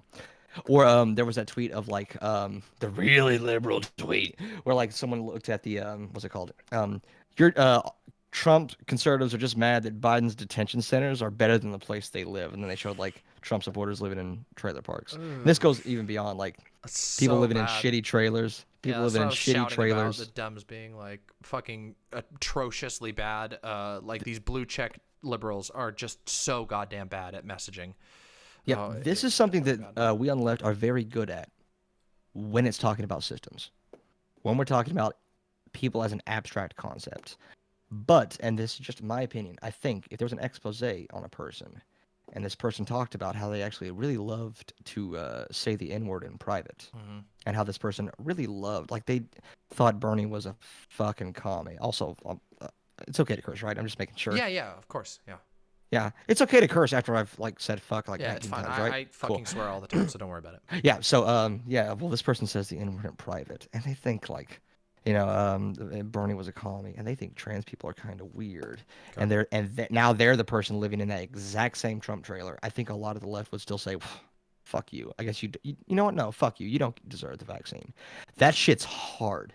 That is way harder to do, because now you have to engage with that person being an absolute shithead, and do you still believe what you did? That's hard. And I think I'm not following it exactly. You're saying that if someone does live up to that stereotype, that some people might be fuck you, or if it's a lot more, if it's a lot more personalized. I'll rephrase it again because I don't think I did it very good job. I do think that it happens. I think I get what you're saying, that that it can still happen when you're when things are personalized. I do agree. I just think it's less likely. And again, Twitter is a platform, I think, that is uniquely perhaps only matched by a 4chan or like an anonymous forum like that in its ability to like dehumanize everyone by default. It's so bad at that. It's so easy to slip into a mentality of just like arguing with numbers on Twitter, and I do think that it is a bit harder to cross that even on platforms like Facebook. But would you like to hear? Would you like to hear? Huh? Would you like to hear an academic definition of dehumanization Sure, with some research behind it? Yeah, hit me with it. Hello? Uh-oh. Yes. No. I can hear you. Okay, cool. Yeah. So we judge human personalities based on like two axes. One is warmth and one is competence. Warmth is basically how closely this person's goals align with yours. Competency is how you view their ability to achieve those goals. Those aren't by no means the only factors, but we can make a pretty reliable assessment just based on those two factors alone. And what they found is people who score low in both, like people who you consider very far away from your goals, but also completely incompetent.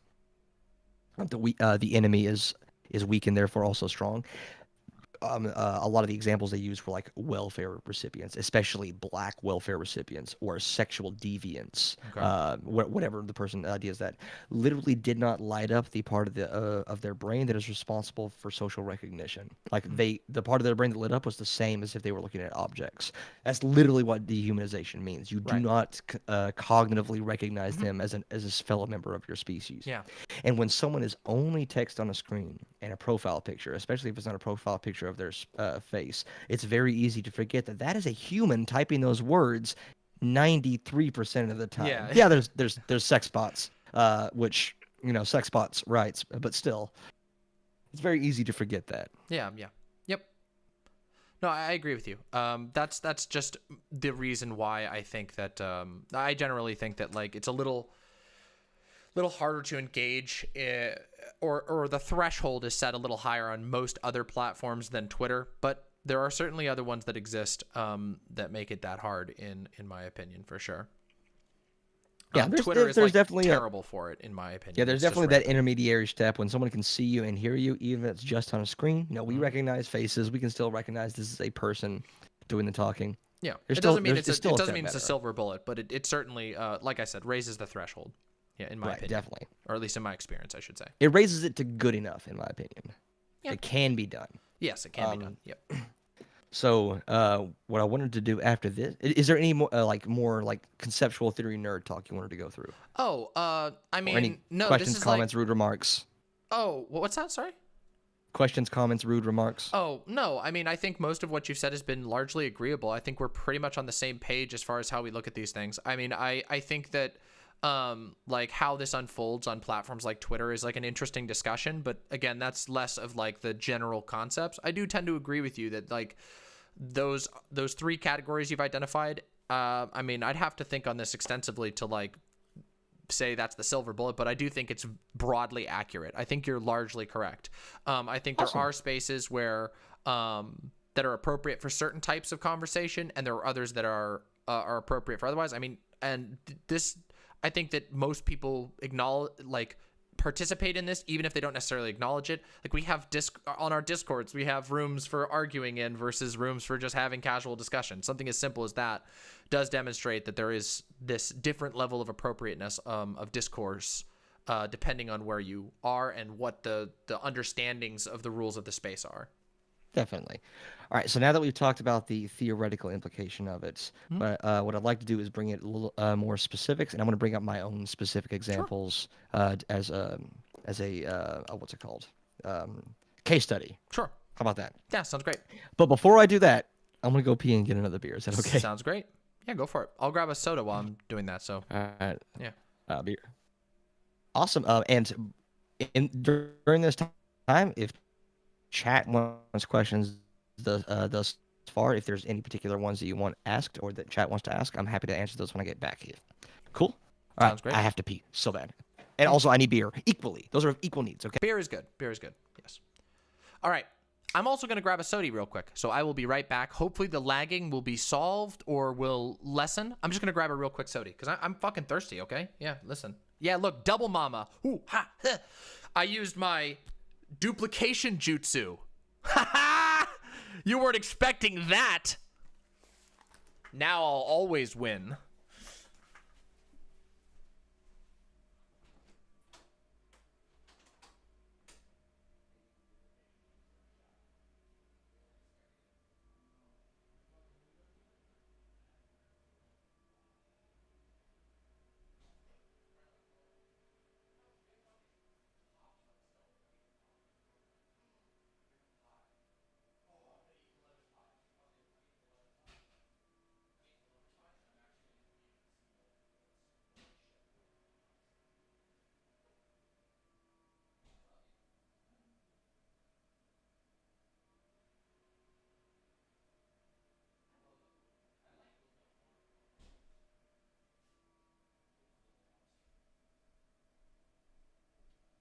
Oh yeah, that's right, chat.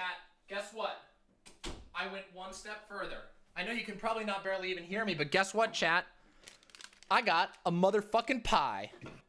I got a soda, I got a pie, and I got some oat milk. Hell yeah. So you got your beer, I got my oat milk and pie. I got my Milwaukee tries its best. Oh shit. Wow, damn. Listen, I was just thanking the world for cheap beer recently. Cheap beer is a blessing, okay? It really is. Oh yeah, $4 for a 6-pack. That's all I need right there. Yeah, true. See? I'm gonna grab a bite of this pie and then we will continue our discussion.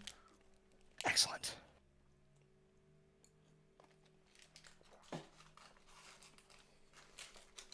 All right. So, hit me with it. So here's cool. So here's my really specific example. So I promise this is not just a self-promotion stream, but It's okay. so what I'm currently working on is a video on trans women in sports. Specifically, it's responding to a paper by Dr. Emma Hilton and Dr. Tommy Lundberg, which was Familiar very with that critical. paper. Yeah, it's a big paper, and that's why I think it needs a debunking. Now, so going into it, I think I'm pretty qualified to debunk this paper. I have 2 degrees in exercise science, including a master's degree in biomechanics. I have 10 years of experience as a personal trainer. I've been a competitive bodybuilder, a competitive powerlifter. No, you are not going to look at my physique to see what it looks like now. Shut up. It's all right. No shame. I'm a bit on the chunky, out of shape side over here. Blame COVID, I guess, or Yes. whatever. All right. What was I going? So I think I'm qualified to discuss this. Like I have the necessary credentials if that's something that matters to you. But something that I'm running into when I'm doing the paper is that I have to use a lot of language that seems to concede a lot of ground in the trans rights discussion. If you look at it from an insular community support perspective, versus like I have to, in my opinion, I have to use a lot of this language because it's necessary for the counter side of things. So I have to continually refer to males and females in this binary category. Okay. Because that's the paper I'm responding to, and that's the language used by the majority of the research. And I just don't see a way of doing that that can represent what the materials say accurately, while also very, very cognizant of, like, I know you say you're a woman, but you're a biological male. Yeah. Like, I'm very aware that that's a thing that exists. Yeah, to comment on this, there's a number. I've actually talked about this in the past with my stream. There are all kinds of like what are now considered like sort of dated narratives that were used for political I don't want to say expediency because that makes it sound like it was like a cheap tactic, but that were used for political expediency because there was literally no other way to really get it across to people in a manner that would like deliver help to people in a timely manner. Like for example, one of the things was like the predominance of the like born in the wrong body narrative. Highly dualistic basically implies the existence of like a female soul that can reside in a male body. It's very ridiculous. Oh, yeah. Actually, I have a really good throwback to that, something that we've had some decades to kind of experience. Yeah. So one of the, and I'm sure you've talked about this and heard about this before, but like one of the biggest arguments in the early gay rights movements, and it took a while, but it made decent progress pretty fast. Because there were white people involved in it, of course. That's a never mind. Is a hold on, I need to. White people did it, and therefore people took it more seriously. That's okay. That's a joke that America's racist. I'm sorry. Oh, that was okay, that was bad. That was, People, yeah, I was a little Americans confused, racist. but I get what you're saying. I think Okay, I so- highly doubt you'll be canceled for that because I All understand right. what you were saying. No, that was like a oof. Come on, structure your joke. I'll workshop that. I'll get back to you. It's all good. Anyway, one of the primary arguments was that because I can't change being gay. Being gay is not a choice. This is something about me that you have to accept. And since we can't change it, therefore we This might. sounds familiar. Since this is something that we have to live with, it is, that means that I deserve rights because I cannot change who I am. Now, there's two minds of that, and they fall within those. They fall within that stuff. From the counterclaim, like if you're talking against homophobic bigots, yeah, you have to go with that narrative. I can't change. So I'm gay, for example. I'm married to my husband. We've been together for 9 years now.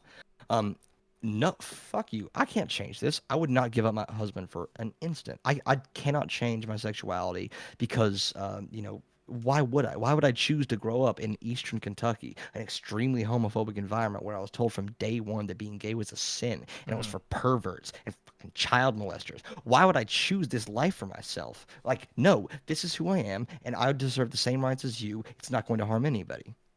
Other one, comfort side. Why the fuck does it matter if it's a choice or not? Aren't you kind of conceding that if it were a choice, then you're making the wrong one? Isn't that kind of our ground that you're conceding? That if being gay were a choice, then you ought to choose to not be gay because being gay is wrong. But since you can't, that's the reason you're chasing because it's, because I guess we have no other option. I guess we have to accept that gay people exist and get them rights and stuff. There's both sides of that. Yeah. Inarguably, without the I was born this way argument, I would not be married now. Inarguably. I would bet my life on that. In my state of Kentucky, I would not be married to my husband right now because gay rights would still have about 20 years before we got to a federal mandate on gay marriage. I have no doubt in my mind about that. But on the on that philosophical intellectual level of supporting your community, don't worry. It doesn't matter. There's no moral weight to any of these choices. It's figure out what you think is going to be the best for you and make a choice for the identity if that's what you feel comfortable with. You see how the language is very, very, very different depending on whether you want to support someone in a safe space within your community, which is enormously important, versus if you want to counter homophobic bigots to show the public that they are idiots, they are only motivated by hate. The rhetoric there can be very differential. It can be very distinct, and it would be hard for if those two personalities that I showed, if they were to get into a fight with each other, it's neither one. You would have they're what has both been unfolding equivalently on needed. Twitter for the last week but with trans issues instead, more or less. Yeah, well, yeah, yeah, definitely. Yeah. So I think that's kind of where I'm there's approaching there. Yeah. I can recognize that, but I think it's also important to recognize that there are while I agree that it is important to acknowledge rhetoric and I guess that the appropriateness of rhetoric depending on the context and what the goal is. I do think that's really important. I think that's a valuable tool about rhetoric in general. This is the sort of thing that would get you called like a liar or a manipulator, is to say that if I'm arguing with bigots, I'm going to take this position, when in reality they're not entirely what's the right word? They're not entirely incapable of being synthesized. I think that it can simultaneously not be a choice in the way that the crowd of bigots would say it's a choice, where you're just sort of frivolously choosing to be whatever. You're just today I want to be a gay person, or tomorrow I want to be trans. That's how they frame it. They see it like a very basic choice. And then of course they're not using that correctly. So I think it's perfectly fair to argue that. But some people would accuse you of being duplicitous, because you're saying at one point that it's not a choice, and then you're saying in another context that it is. I don't think that that's necessarily true. I think it is a matter of sort of cynically analyzing the context that you're in and what your goals are in that space. But I do also think that there is a danger in unintentionally digesting those talking points as like dogma or as fact themselves, and not recognizing that they are a vehicle to win deserved, like well-deserved rights that everyone should have within a system that is just grossly discriminatory and prejudiced.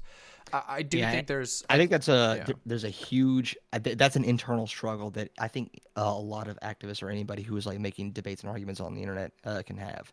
Sometimes it feels duplicitous to tailor your rhetoric to other people. The way that I find a lot of comfort in this is comedy. So I love comedy. I'm not super funny myself. I'm like the basketball coach who like knows the theory behind comedy but can't play it himself. Does that make sense? Listen, I but a believe lot of anyone can be funny. Yeah. So a lot of comedy is based on those rhetorical tools, like Aristotle.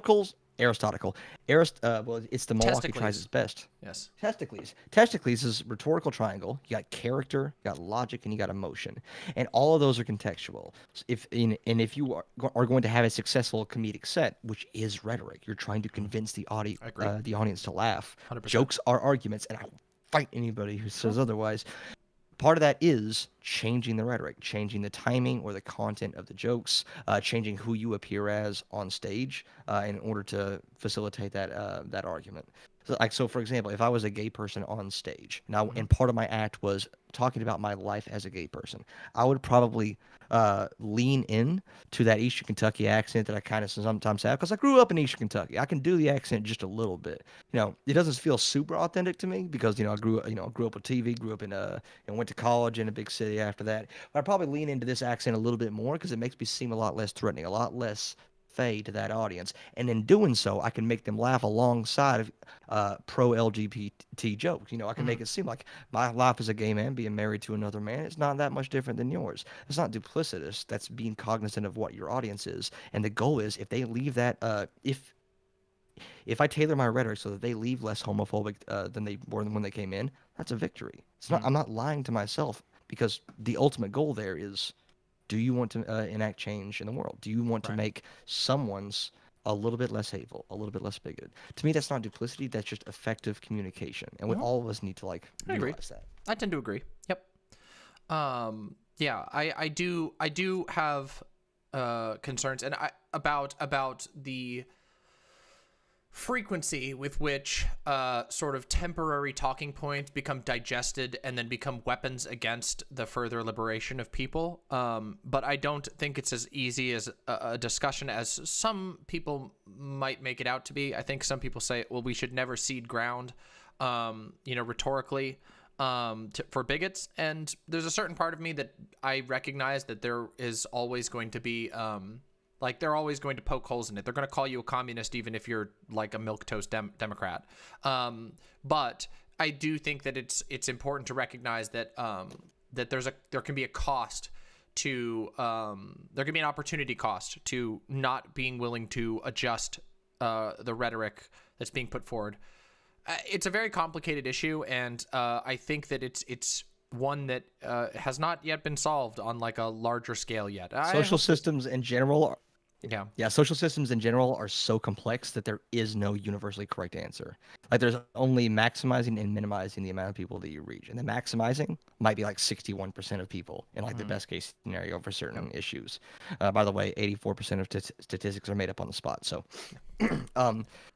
but it is a case of, if you had to make the choice between being correct and being effective in this hypothetical scenario. So there's Rules for Radicals, Saul Alinsky, which is an awesome book, really, really focused on rhetoric. Damn, that's the Boogeyman book.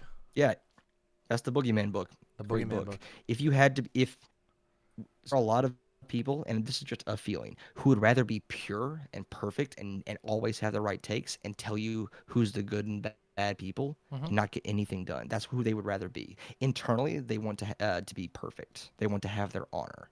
Versus the people who want to be effective. And there is a disconnect there. Would you be willing to further your cause with a means that you find unsavory or even dishonorable?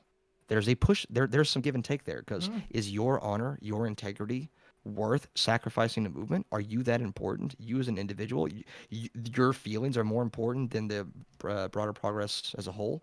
Versus, well, if we normalize these methods, this duplicity for to make it a the worst possible version, if we normalize these methods, is that actually going to enact lasting change, or is this just going to be weaponized against us when the pendulum swings in the other direction? I'm not saying I have a right answer. I'm just saying it's not nearly as nothing's It's not a as cut and binary, dry, right? Yeah. Yeah. There are some people who very much sort of, I would say, almost idolize the idea of consistency, and the reality is that very few people, like no one, is truly fully consistent in their worldview, and we have to recognize that we regularly engage in imperfect arguments and whatnot, and that while there is strength that can come from a desire to verify. I mean, I think truth seeking is incredibly important, but we can't confuse like an eternal cycle of ruminating and digesting something with never actually going out and doing something with that knowledge. And it is just a fact of human life. We are on the treadmill of time. Time is always moving forward. We have to make imperfect decisions, and we just have to do the best that we can to, in my opinion, verify those to the best of our ability without paralyzing ourselves entirely. Yeah, definitely. So,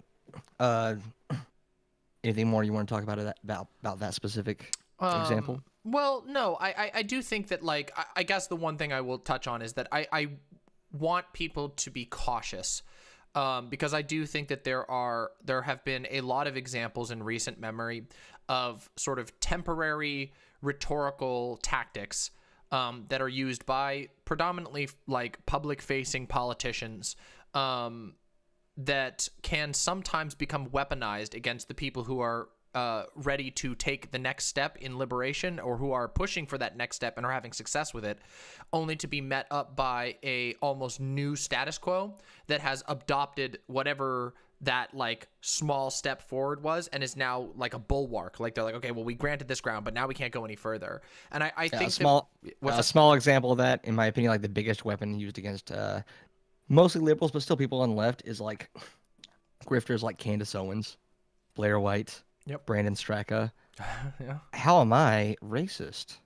I'm Candace Owens. I'm black. Yeah. I'm not transphobic. I'm Blair White. I'm trans. You wouldn't argue against a trans person, would you? I'm Brandon Straka. I'm gay. Yep. Trump can't be weaponized homophobic. identity politics. It can definitely be weaponized. Yep. Yeah, absolutely. It's that toxic form of identity politics where, not in the academic sense, where you have to like adopt an identity in order to like find a group to conceptualize like what you're trying to liberate. Right. Like trans liberation would be nothing if there was no identity for being trans. So that's identity politics being good, versus the colloquial term for identity politics where I have an identity and therefore my arguments are better. Right. It's the idea that just your belonging in a like broad identity group makes you immune to criticism on those lines. Yeah, I agree. So someone in your chat, I'm not going to call them out. Civility politics is not based. Civility politics is all politics. If you want to change someone's opinion, you got to be civil. You got to be amenable. You got to be likable. You got to make them want to change their opinions, because no one will change their opinion if they don't want to. I disagree with you a little bit on that, but I don't think that civility politics is all politics. But I do agree that there is I do believe that there are certain spheres of politics where people should recognize that is the mode of progress in that space. I do think that like I tend to reject the idea that like civility politics is the only way forward or the only type of politics. I think there are many ways of engaging in politics that don't necessarily involve even convincing. Let me amend that statement to be for that. So the support convince counter. The convince part, civility politics is paramount. Agreed. That is the most important factor. You have to make that person feel like if they have a wrong opinion, they're not being attacked, especially that they're not being essentialized. If you had someone who was amenable to, let's say, the trans discussion, let's say you were talking about, well, here's a bunch of studies, here's my own personal experience, and if you don't fucking agree, what are you, fucking bigot? Instantly, doesn't matter. They've shut down. They're not going to listen to you. And so that sucks a lot. to say that you have to put up with a certain level of bigotry. It sucks. Like an example I always use is so if a conservative says that, well, over in those brown countries with the Muslims, they're throwing gays off roofs. You should be thankful that you're not one of them. It's like, one, that doesn't make it okay to be racist. And two, is that the bar that you want to trip over? Like, that's the bar that I have to set as long as I'm not being thrown off a roof. I should be thankful. No, fuck that. So I definitely agree with that. But especially on a person-to-person level, because this works best person-to-person. If you can empathize with someone and like put yourself in their shoes and find that common ground, even if you have to concede a few points that may not be as important to the central thing that you're trying to discuss, it might be worth it. You're not going to change someone's outlook on everything in one discussion or with one argument or with one tweet. But sometimes it's worth it to concede, like, we'll put that for now. For now, we'll talk about that later, all right? We're going to eat the biggest frog first. Does that saying make sense to you? Eat the biggest frog first? No, but I assume it's a Kentuckyism, you said? It's a Kentuckyism where if you have to eat a plate of frogs, you eat the biggest one first.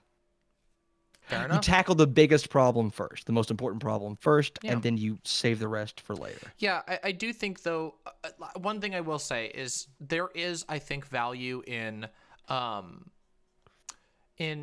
aggressive rhetoric, even in convincing. But I think that it has to be done carefully. I will agree with that much. I think that, like, I mean, for example, one of the best examples of that was the conversation I had with Redneck.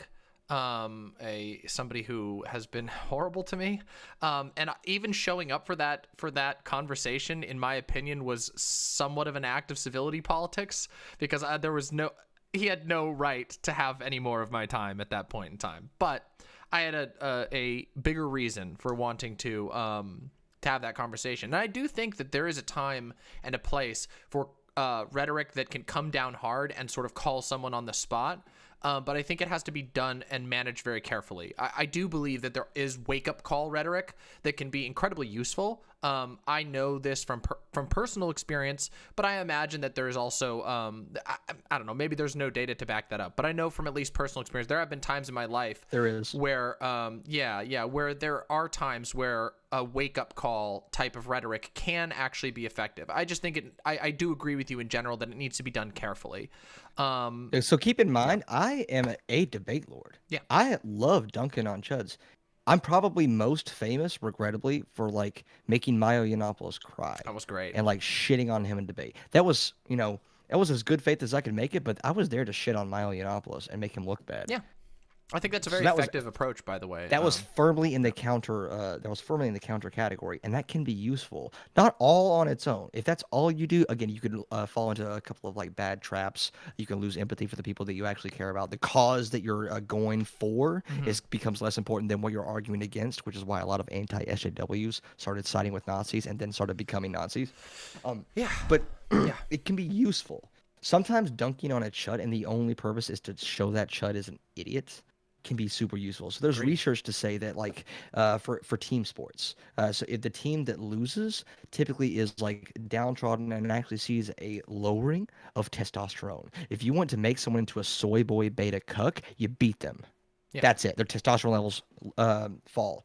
But more importantly for our discussion here, not only does the team that lost experience that like down period, their fans who are living vicariously through them feel that. Now, granted, that's only in certain individuals, like especially like dominant-minded, like I'm gonna fucking win individuals.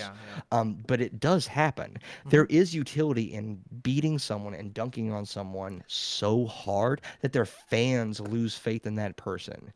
Like I think that's really important, especially in these sort of strongman ideologies where a lot of it is based around the worst thing that a strongman can be is ridiculous.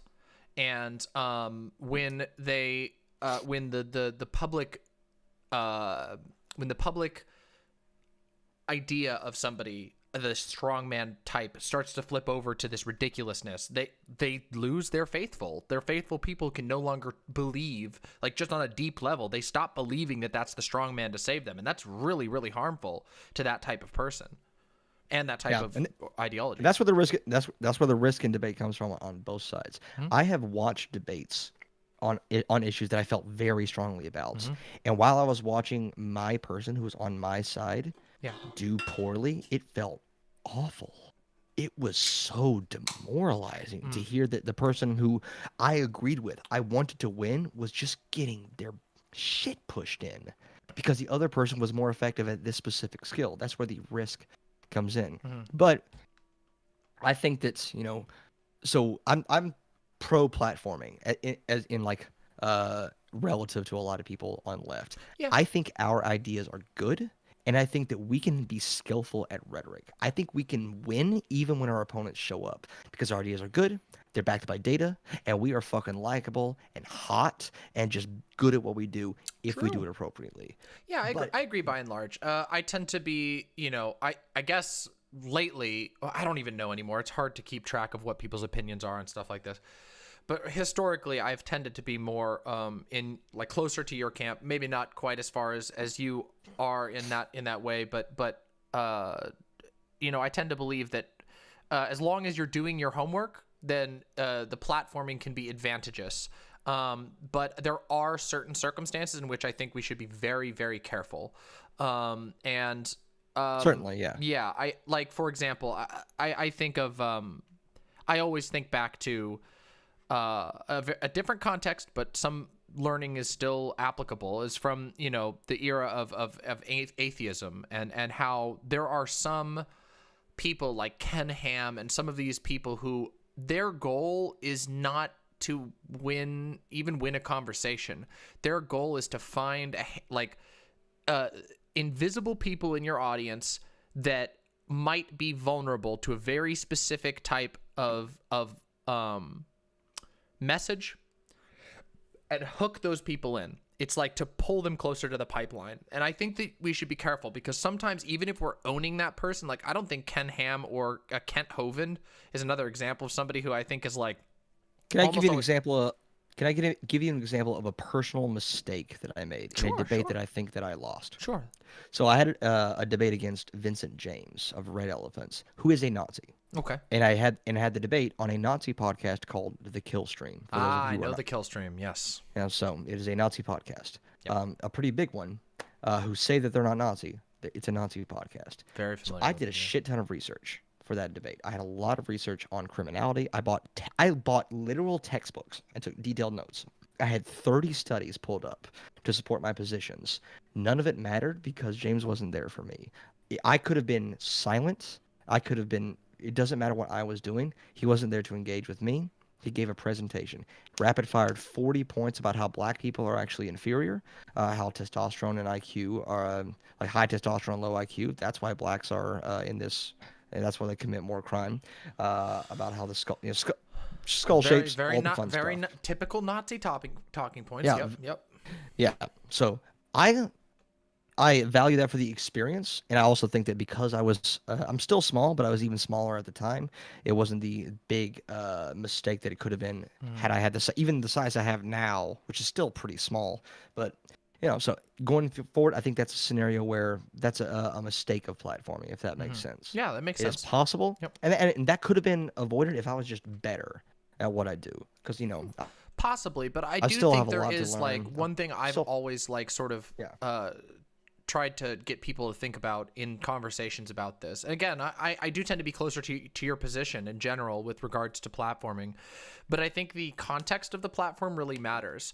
Like for example, a platform like say Dylan Burns, the Hippy Dippy has a pretty large like centrist pull, which means there are a lot of people who are coming there with curiosity in their minds. And that is, you know, a different context than like going onto a kill stream where the majority of the people there are going to be, yeah. It's like the analysis, the equation that has to be done is like taking that's part into of the context, appeal. Yeah.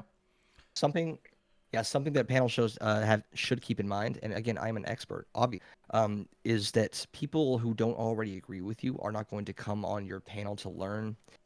In general, like, well, it might be a nice place to hang out, but if you're hearing discussions, like, you want to hear competing sides of something. Of course. And if you're on the left, you know, positions within the left can be interesting to you, but for anybody who isn't already at least a little bit amenable and aren't just discussing like what's the best way to go about the same goal that we have, no one who doesn't already agree, no centrist, no right winger is going to come to that stream. So it is important to platform right wingers. It is worth it to bring if you convert 30, if your panel converts 30 people to being right wing and 60 people to being more left wing, it's a net positive. You Yeah. got to take you cannot have this standard of 100% or nothing. Oh yeah, I agree with you. I think I've always said, and part of the reason why I've been on shows like, well, both Prime and the Hippy Dippy since their inception. Like I think I was on the first or second episode of Hippy Dippy, and I've always supported that because I do think there is value. I think there's value in. I was on the Hippy Dippy once, and then I got drunk. Oof. Well, hey, that happens. Listen. I usually when I'm streaming, I usually avoid most substances that aren't my like prescribed medications. But Good idea.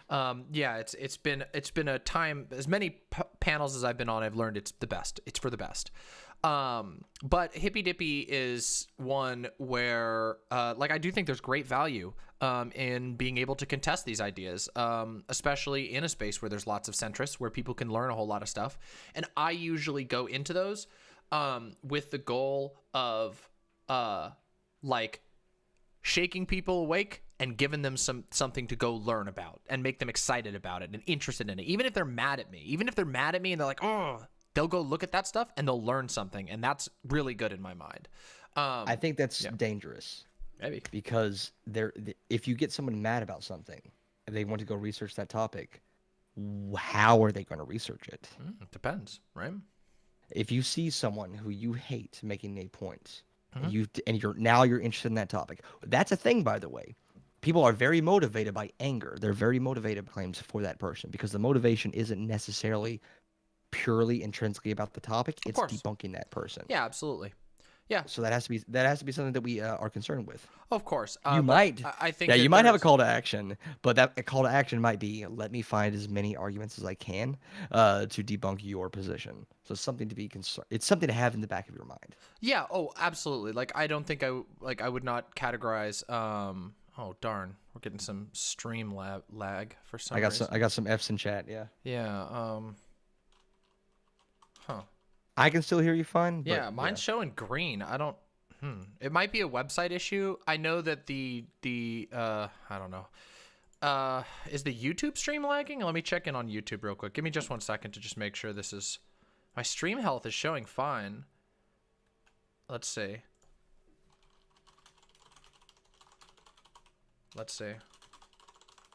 I wonder if it's the website. I know the website. I know Vosh's was getting hit earlier, so I don't know.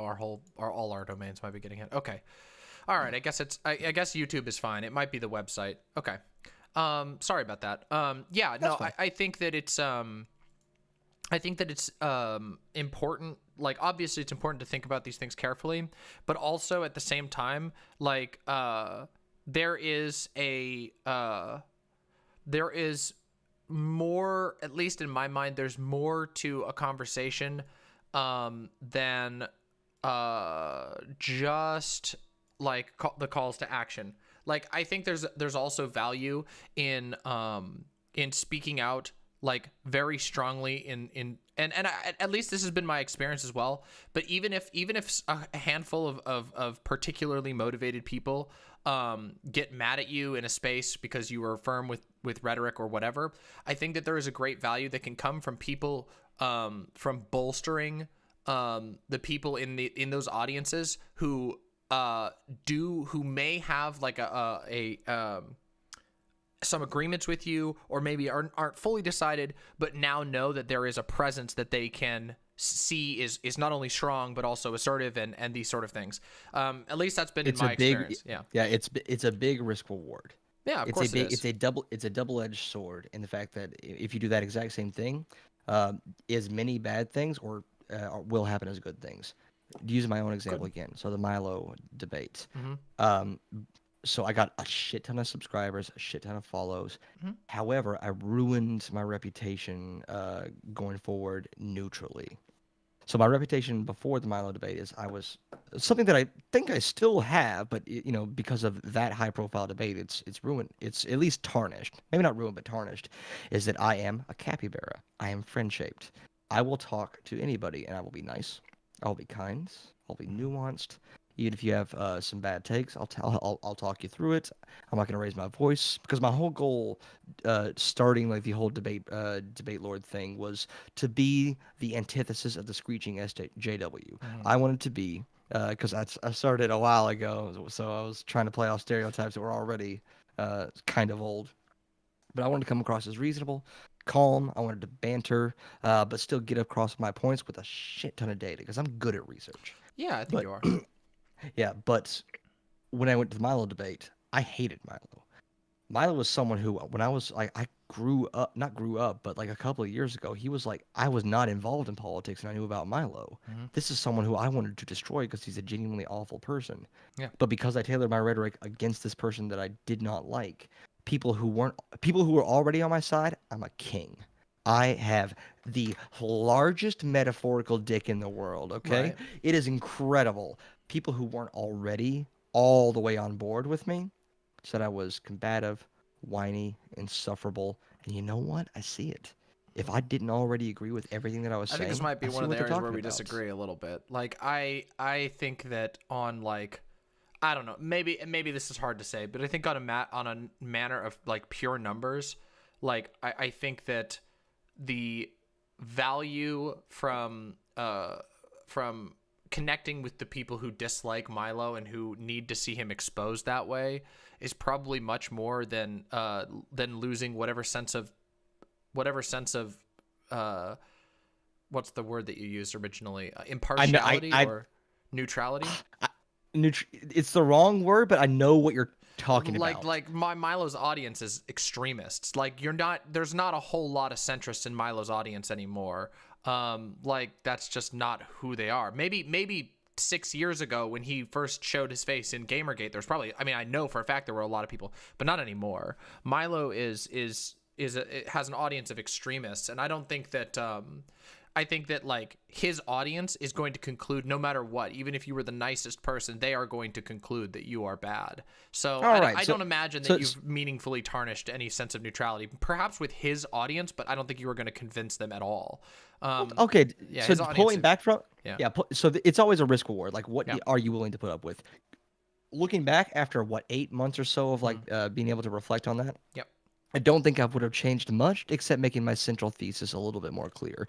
But broadly speaking, I'm fine with how I did. But it's still something I really want to be aware of because not everybody who said I was insufferable was a Milo fan. Wow. Some of them, because the debate was on a neutral platform, and I'm not under any sort of I'm not under any illusions that as many people were there for me as were there for Milo, either for or because they wanted to see him get destroyed. Sure. But still, there were a lot of people who Milo's pretty awful, I know, but let me listen. Who still came away thinking that Django's guy's an insufferable prick. Well, yeah, I mean, that's going to happen. Like, I mean, there's some times where you literally cannot win that. I mean, I find myself in that position relatively frequently on certain topics where it does not matter at all what my argument is, what my statement is. There are some people who will hate my guts no matter what. And because of the lottery of how the internet works, sometimes the majority of people are going to be that way, even if you're not dropping anything particularly spicy at all. I mean, all you need to do is a cursory glance down my unfortunately most viewed videos, and you'll find that those have been supremely brigaded, and that most people never actually saw my original, but rather saw somebody else's with a huge audience reviewing that and giving their direct thoughts. So it is something that sometimes it's literally unavoidable, and it's better. Oh, certainly, yeah. Yeah, like there's still things to be gained from it. So, for example, do you know who Booksmarts is? Yes. If I have like a recollection, you're not a huge fan, or I mean, vice versa, or something like that. Listen, the last time I said anything on this, it turned into a very big, a very painful disaster for me. However, I will repeat what I said before, since everybody saw it, which is that Booksmarts and I have had like 2 interactions,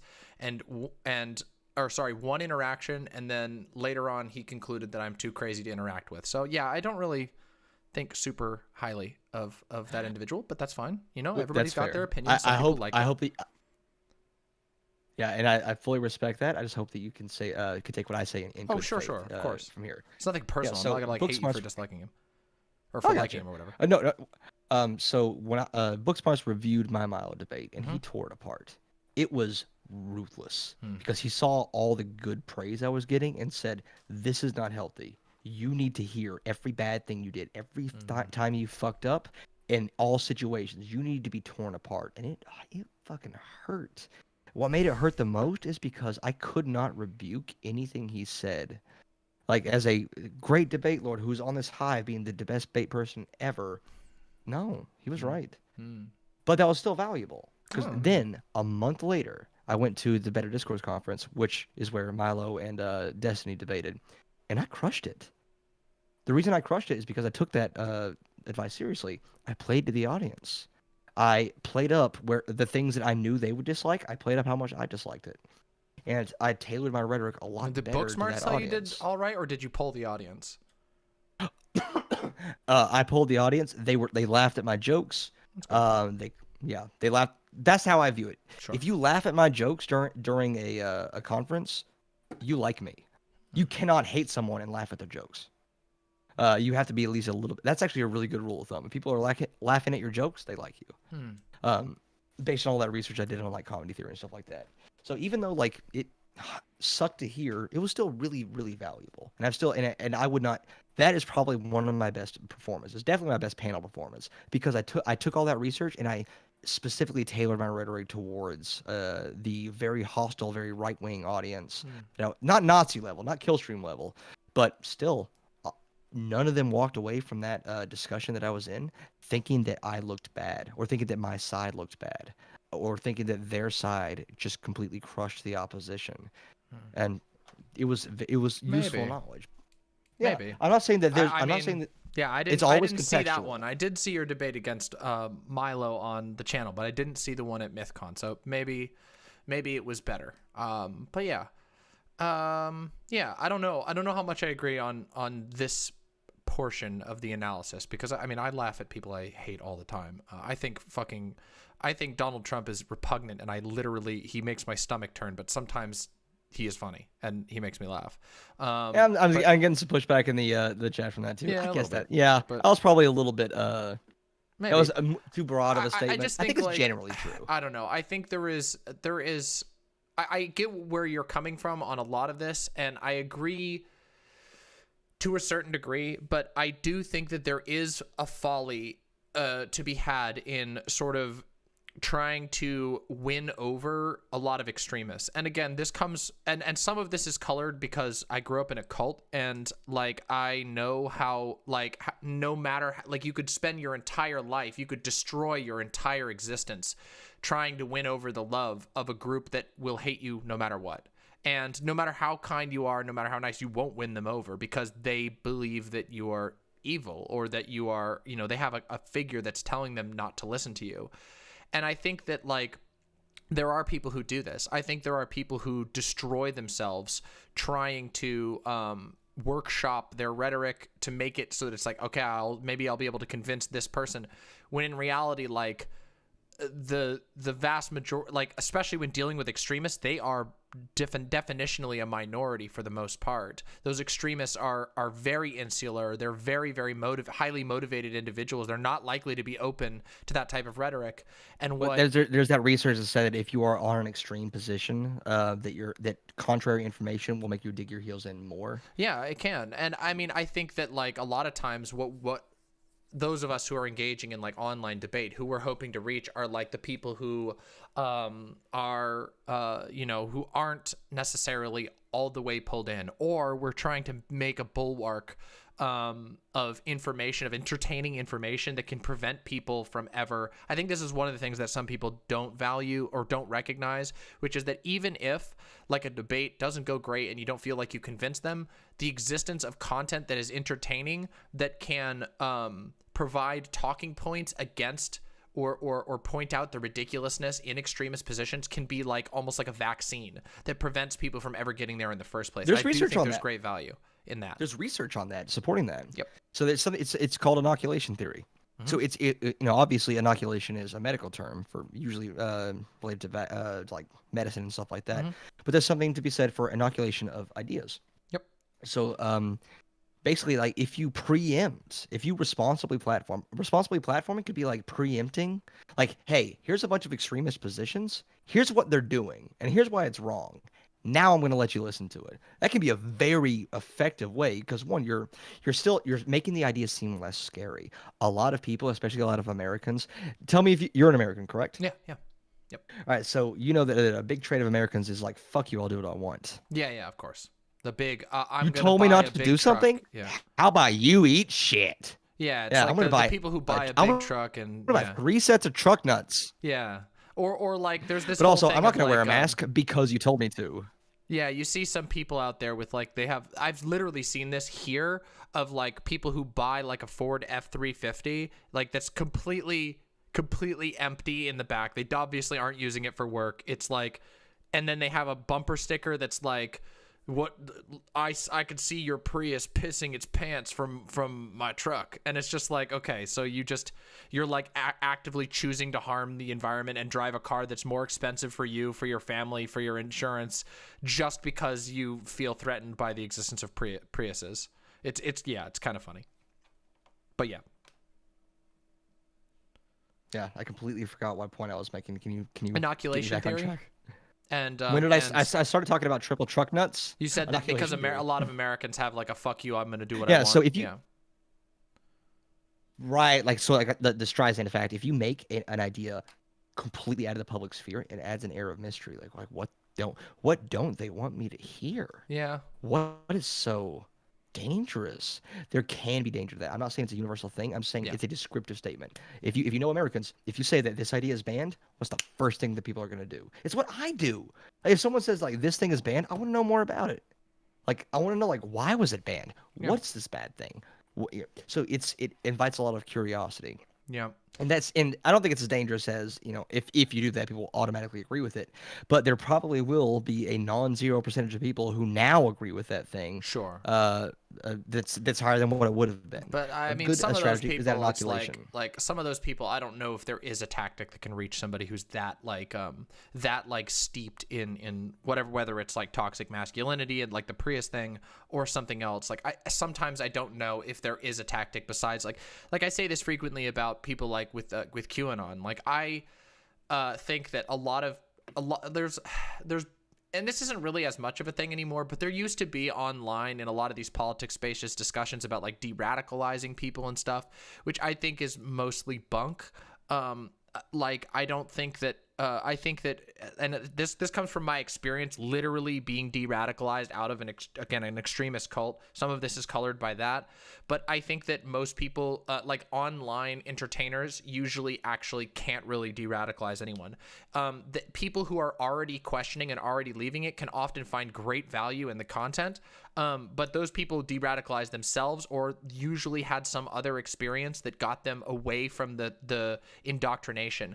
Because I know from a fundamental standpoint, from a fundamental standpoint, you don't de-radicalize anybody. Right. Everyone de-radicalizes themselves. Well, of course, but I don't mean in like that sort of like just the abstract. I mean that like when, like, for example, like I'll talk about something I went through. Like I grew up in an extremely evangelical cult, and I had very little exposure to other ideas besides Christianity for most of my life. And by the time I went to college, which is when I stopped like after a year and a half of college, I had stopped believing in Christianity.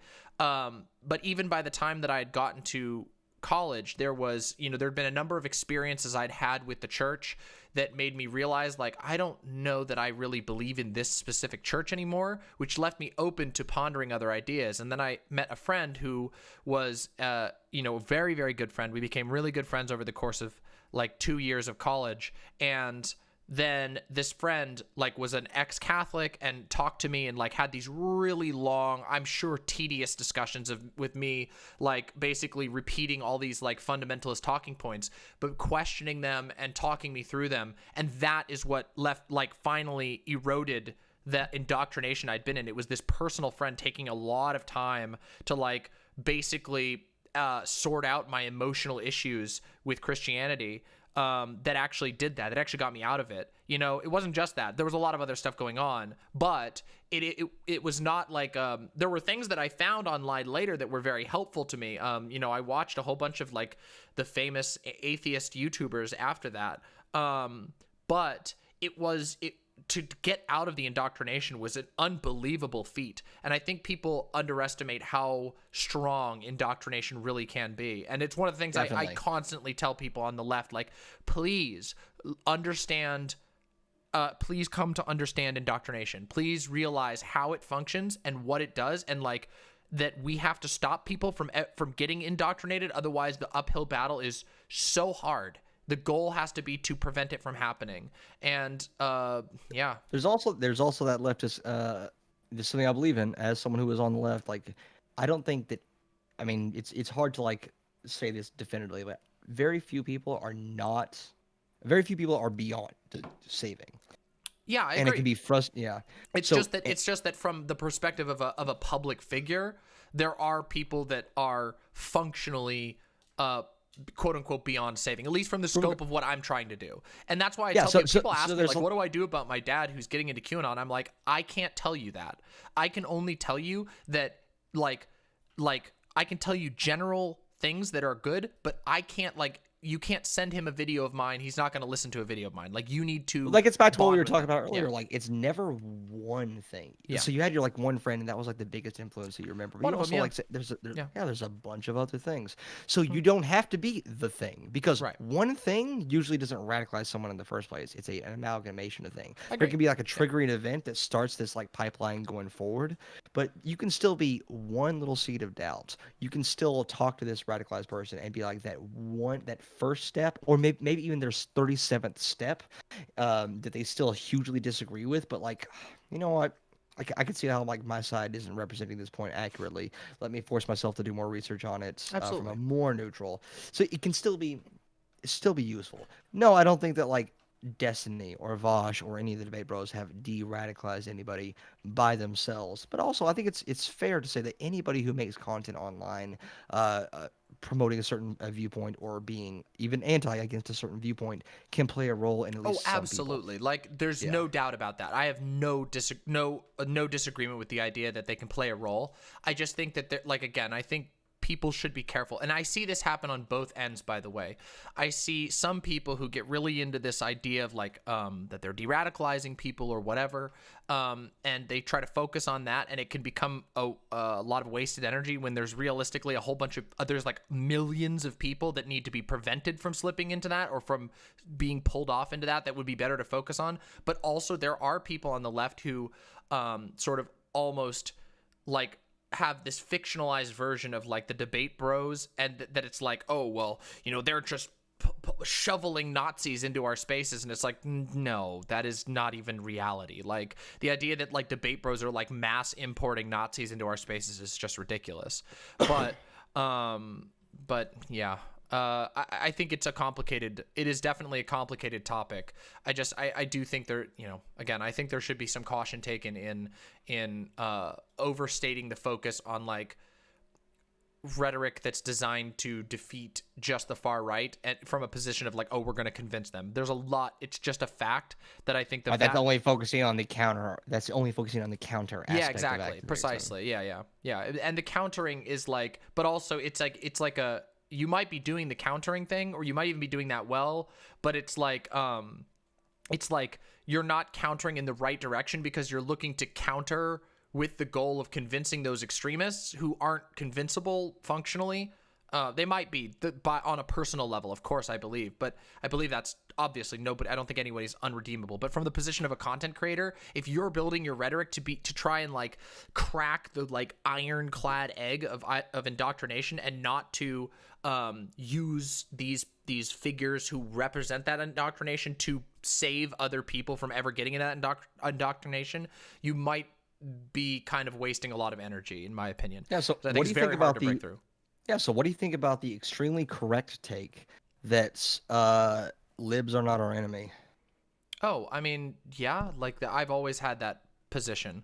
I mean, I don't think that like, I think that the majority. I did not. I did not mean to imply that you didn't. Oh no. I agree with you. Like, I mean, I think that there's a lot of room to criticize libs, and there's a lot of room to criticize Dems, but I don't think that we should make them like an enemy. I don't agree with like the I don't know. I literally just hate anti-lib liberals. That's my only politics. Yeah, there's a lot of people like that right The now. memes, And I can get it. Yeah, I can get where some people come from with that, because liberals are infuriating. Like, I mean, I spent the beginning of my stream, I think you were probably watching, but shouting about how frustrated I am that the Dems regularly drop the ball. And I've lived through this multiple times, by the way, in my life. You know, I'm 30, and I've been aware of politics and plugged into politics from a long time. We're the same age. Yeah, hey, there we go. Fucking look at that gray boomer hair. tube. But yeah, it's one of those things where it is frustrating. I think there's a lot of value to be had in criticizing them, but I don't think that like just making libs the enemy is like a good idea in general. I am a little reluctant. There was a debate that I had that got pretty intense. This was a long time ago, and my channel was much smaller, but there was a debate I got into that was pretty intense about whether we should consider like social democrats, leftists and stuff. And you know, my position was more like, it doesn't really matter all that much, but I think there's value to be had from like saying, okay, we need a baseline for what a leftist is. And a leftist, in my opinion, is somebody who has like a coherent critique of capitalism and an intersectional understanding of oppression. And that to me works. So that means some soc dems I would categorize as leftist, but I think there's like when there is some truth in what is said that like there is a co-option that can happen of movements by the establishment or by whatever. I think there is some truth there. I think there's some people really make it into their only thing. Yeah, so that's kind of like a side note, but I do think that like in general, I very much agree with the idea that we shouldn't make enemies of libs in the sense that like we need to convince them. Most people in this country are somewhere in that ballpark. Are you familiar with the system justification theory? Yes, a little bit. I couldn't quote it to you, but is this the idea that like people will more or less find a way to justify whatever system they currently live in, like with more fervor than they would accept a new system because it's what they're familiar. It's kind of like the devil we know. Yeah, that's really, really close. Yeah. I don't suppose you saw my video on it, did you? I think I did, yes. Okay, cool. Neato. Awesome. I worked real hard on that. I'm glad some people pretty sure saw that it. was where I've seen quite a few of your videos, so yeah.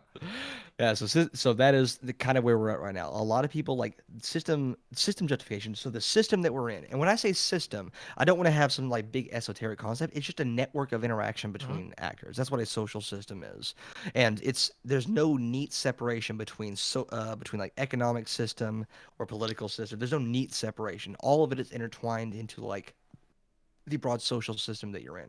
And a lot of people, even if you're in a bad system, it's still something that you find comfort in. It's your framework. It's how you understand the world. And it can be like, even if that framework is harming you, even if you recognize it as harming you, it's, you're going to defend it to at least some degree, or at least most people will, because it's way better to like go with what is familiar than what might be better. Like how many people here, like when you have nothing else to do and your brain is you're just fried from the day, you don't want to engage with something new on Netflix. You want to watch the same episodes of 30 Rock that you've watched 19 times before because it's comforting. Yeah. I know I certainly do that a lot, especially when like you're stressed. And there are People do that periods with where League you're of stressed Legends. every single day. Yeah. Yeah. Yeah, people I have have played like League of Legends or whatever, like something that's Yeah. familiar that you can always go to that's reliable. I put 1,000 hours into Overwatch even though I hate it Yeah. because it's comforting and familiar. Yeah. Of so- course, I think and there's that's- like varying degrees to which people engage in this, but yeah, I Certainly, do yeah. agree that that's a very common thing that people experience. Certainly, and most people I as have well. some. Yeah, most people will have some sort of system justification going on. It might not be just in political, but it might be like in your daily life. Like, for example, I need to quit smoking and quit drinking and actually start working out again. But I developed a system that is comforting to me, and it's hard to break out of that. And that's like on a personal level of, you could say, like interpersonal system justification. But in the broader social system, again, this is the common ground by which we communicate with other people. Like the current system that we're in, regardless of whether you agree with it or not, you have to recognize that is the common ground. You Agreed. grew up in the system. The people that you're trying to, the libs grew up in the system. The conservatives grew up in the system. A lot of the Nazis grew up in this system. This is the common ground that you share, and you have to recognize that if you're going to be an effective activist. To I say agree. that, like, well, if you don't already hate everything about this system, you're doing something wrong, is completely unhelpful. Like, this is like the point where if I gotta self-censor myself, because someone who genuinely thinks if you don't already hate capitalism or already hate the United States, that you're not a true ally. I can't get behind that. Not only Right, can I right. not get behind that, I do not consider you someone who is like you're not going to help my goals. Right. You have to be able to talk with people. You have to be able to say like, hey, if you could, for the people in chat, because hey, I have no idea what I am. I say generally on the left, because I'm very stupid and I don't know a lot about most issues. I don't know about that, but all right.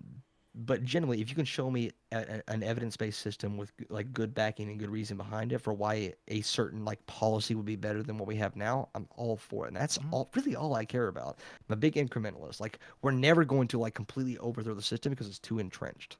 Like, someone who is like the example I use, like someone who's like a 47-year-old accountant in Idaho, who's like grew up as like, you know, kind of conservative liberal, something like that. Do you think he's just like already, just instantly, the second the revolution happens, is already going to be on board with all your ideas? Like, no. No, but And I would caution one thing in this, which is that the idea of like I think that we're pretty bad at judging how entrenched our systems are and what's actually remaining of them. I think we tend to have like a sort of fictionalized version of what the system is that we exist in. And I think that if we tell ourselves it's more solid than it is, and this is not me saying that like I'm, you know, I tend to not be like, I mean, I'm not like the hard R type. That's literally not what I believe in or advocate for. I do advocate for radical change, but in a very different way than what you'd see from like, I don't know, like the ML types who are, you know, pushing for that sort of thing. But I do think I don't mean to like buy into like the bad faith definition of revolution where it's like a violent overthrow of the government. Yeah. I mean, I can Right. understand though, like Like that. there's associations with that. Revolution can become, yeah. I was getting a little bit of lag there. Sorry. But yeah, no, Yeah, definitely. I agree. And hey, if that's Sorry. and that's something to think about. Like, if Oh no, we got hit with lag. lag, doing okay? Yeah, I think you're back Oh, no. now. Right? Can you hear me? Test. Jangle's Robot Lab. Of course. I am the robot. Test. Can you hear me? I Appears can, to be I a can bit hear of a you delay. just fine. I've never There's never had an issue with hearing you talking. There's like a delay. Discourse. Yeah. Communicating. We'll give it a second. God damn. Do you want me to call back real quick? Yeah, let's restart the call.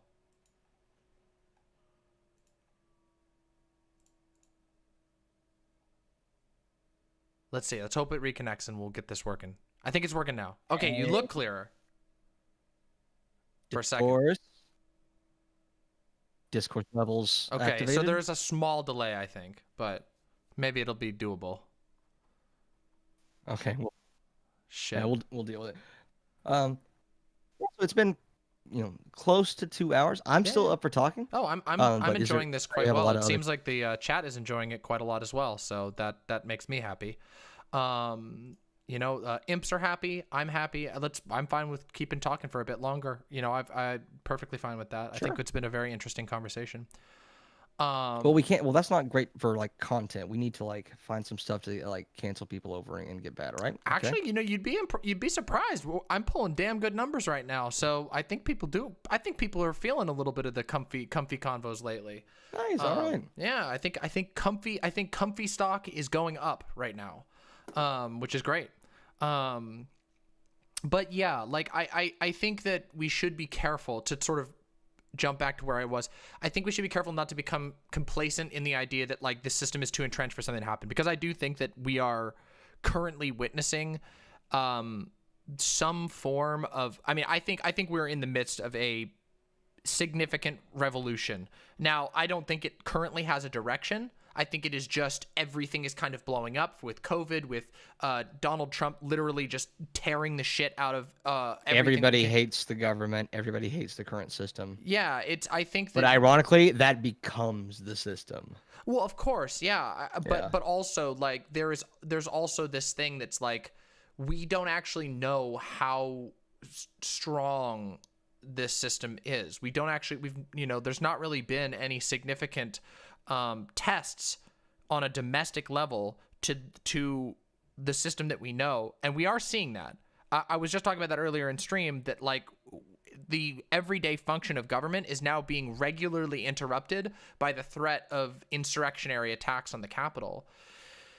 And that is something that I think we shouldn't discount. While I don't really believe that like the ML type of like worldview of like, yes, you'll have a vanguard party and they'll be able to rustle up a bunch of peasants and farmers to pick up Kalashnikovs. We'll have re-education camps for all the ex-capitalists out there. Yeah, I don't think anything like that would work or would even have a success rate. I think that we have to acknowledge that like the right is doing such things and they're having some level of success with it. But I mean, I don't know what degree. It's very hard to tell.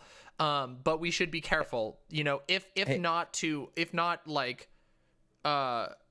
you want to hear a base take? Sure. System justification isn't bad. Sometimes the systems are good. Like sometimes you want to defend them. Yeah. Part of the pushback, the effective pushback that we should adopt and we ought to be adopting, is that the Capitol rioters were disrupting the democratic process, the electoral process that we use. Yeah. And that's good. You're justifying the system there. You do not want to be one of those lefty types who anything that is done against the government, it must be good. You don't want to stand people who just. I agree with you. Like, I think that it was very silly for the people who were saying like, God, there was a take that I fucking roasted on stream on Twitter that was like, these tactics aren't so far from what we ourselves want to do. I'm like, speak for your fucking self, because I want nothing to do with that shit. That is like not even close. Like, if your tactics are like smearing your shit all over the inside of the Capitol walls, like, sorry, that's not the type of movement that I'm aiming for. So go for it if that's what you believe, but that's not what I believe. That's not what I'm aiming for. That's the risk of like only being anti. Hey, as long as you're anti-government, you're my ally. Yeah, it's like, okay, so I guess. Oh wait, what are you doing with that? What are you doing with that helmet? What's that armband say? Yeah. Oh no. Yeah, I think there's a big problem in that. Again, like, yeah, I feel like perhaps, with the risk of sounding like I'm playing the centrist too much here, I do think it needs to be, like, we need to be willing to consider the fact that, like, this entrenched system is not as entrenched as we might believe it is. And it could be much easier to overturn than we thought. I think that looking at, like, I had some pretty grim outlooks on, I literally remember somebody in my chat found this clip. I called into David Pakman's show on the night of the 2016 election and talked about, like, my fears about trans stuff, like how bad it was going to get, and it's worse than I thought it was going to be even. So it's like it's been a remarkable I very 4 much years. apologize. I apologize if this is super rude. I really have to pee. Oh, please go. No, that's perfectly fine. I'll keep the imps entertained. Don't you worry. I'll keep your chat entertained. So, Yeah. but I have to leave something for the chat to maybe talk about. So, to me, there's no such thing as overthrowing the system, because the system's not a thing. As in, like, it's not one thing, and therefore you cannot neatly overthrow this thing. It's always it's by necessity. It's organic, and by necessity, it's incremental. It's always going to be a step better. There's always going to be remnants, because time is linear, and someone who is like 50 years old is never going to like, oh, well, let me just change literally everything about what I was born into. As leftists, we have to recognize that that's not a thing that happens. People are products of their environment. People are products of those systems. Yeah. And you got to respect that at least a little bit. And I'm going to leave that. You counteract that. Like, chat counteract that. I want to talk to you about that, because I think we can have some synthesis and whatnot. So, sweet. Awesome. Okay. Back in a sec. Go for it. Hello, chat. It is you and I now. And hello to Jangles chat. It's been wonderful speaking with your warlord, your overlord, your ScienceLad. Greetings from the imps. Greetings from hell, in fact. Here, I'll hide my camera for a second so that we have, here. We'll just hide this temporarily. Hello. Exactly. Show Jangles your thumbnail. Oh yeah, I can show Jangles the thumbnail. Hold on. Here we go.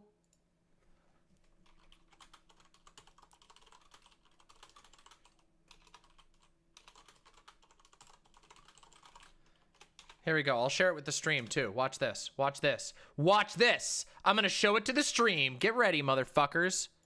You fuckers. Get ready. Hold on a second. Here we go. Look at this. Look at that. Oh, shit. Brrr. True. Damn, this is good. I love this. I love this format, by the way. Just so you know. I fucking love this format. Yeah, it's Jangles. It's Jangles, Socialist Potato. You should follow Jangles on YouTube. Jangles does some damn-ass good videos. Look at that shit. Fuck, that's great. It's looking good. Let me check some of these other ones. Oh my god. Oh shit, we got some fucking fresh-ass content for after this. Oh my god.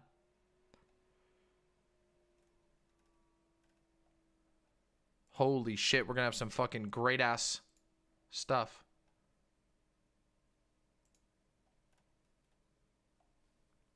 I just read your DM, Gayfish. Holy shit, I'm ready. Hi, YouTube chat. Thank you.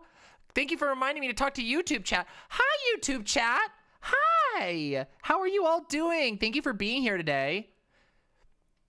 I hope you've been having fun. I hope subscribe to my channel if you haven't already, okay? Please. YouTube chat, much love to you. There's a lot of new YouTubers in here. Hey! All right, we got you back. Let me get you back up on here and we'll get back into it.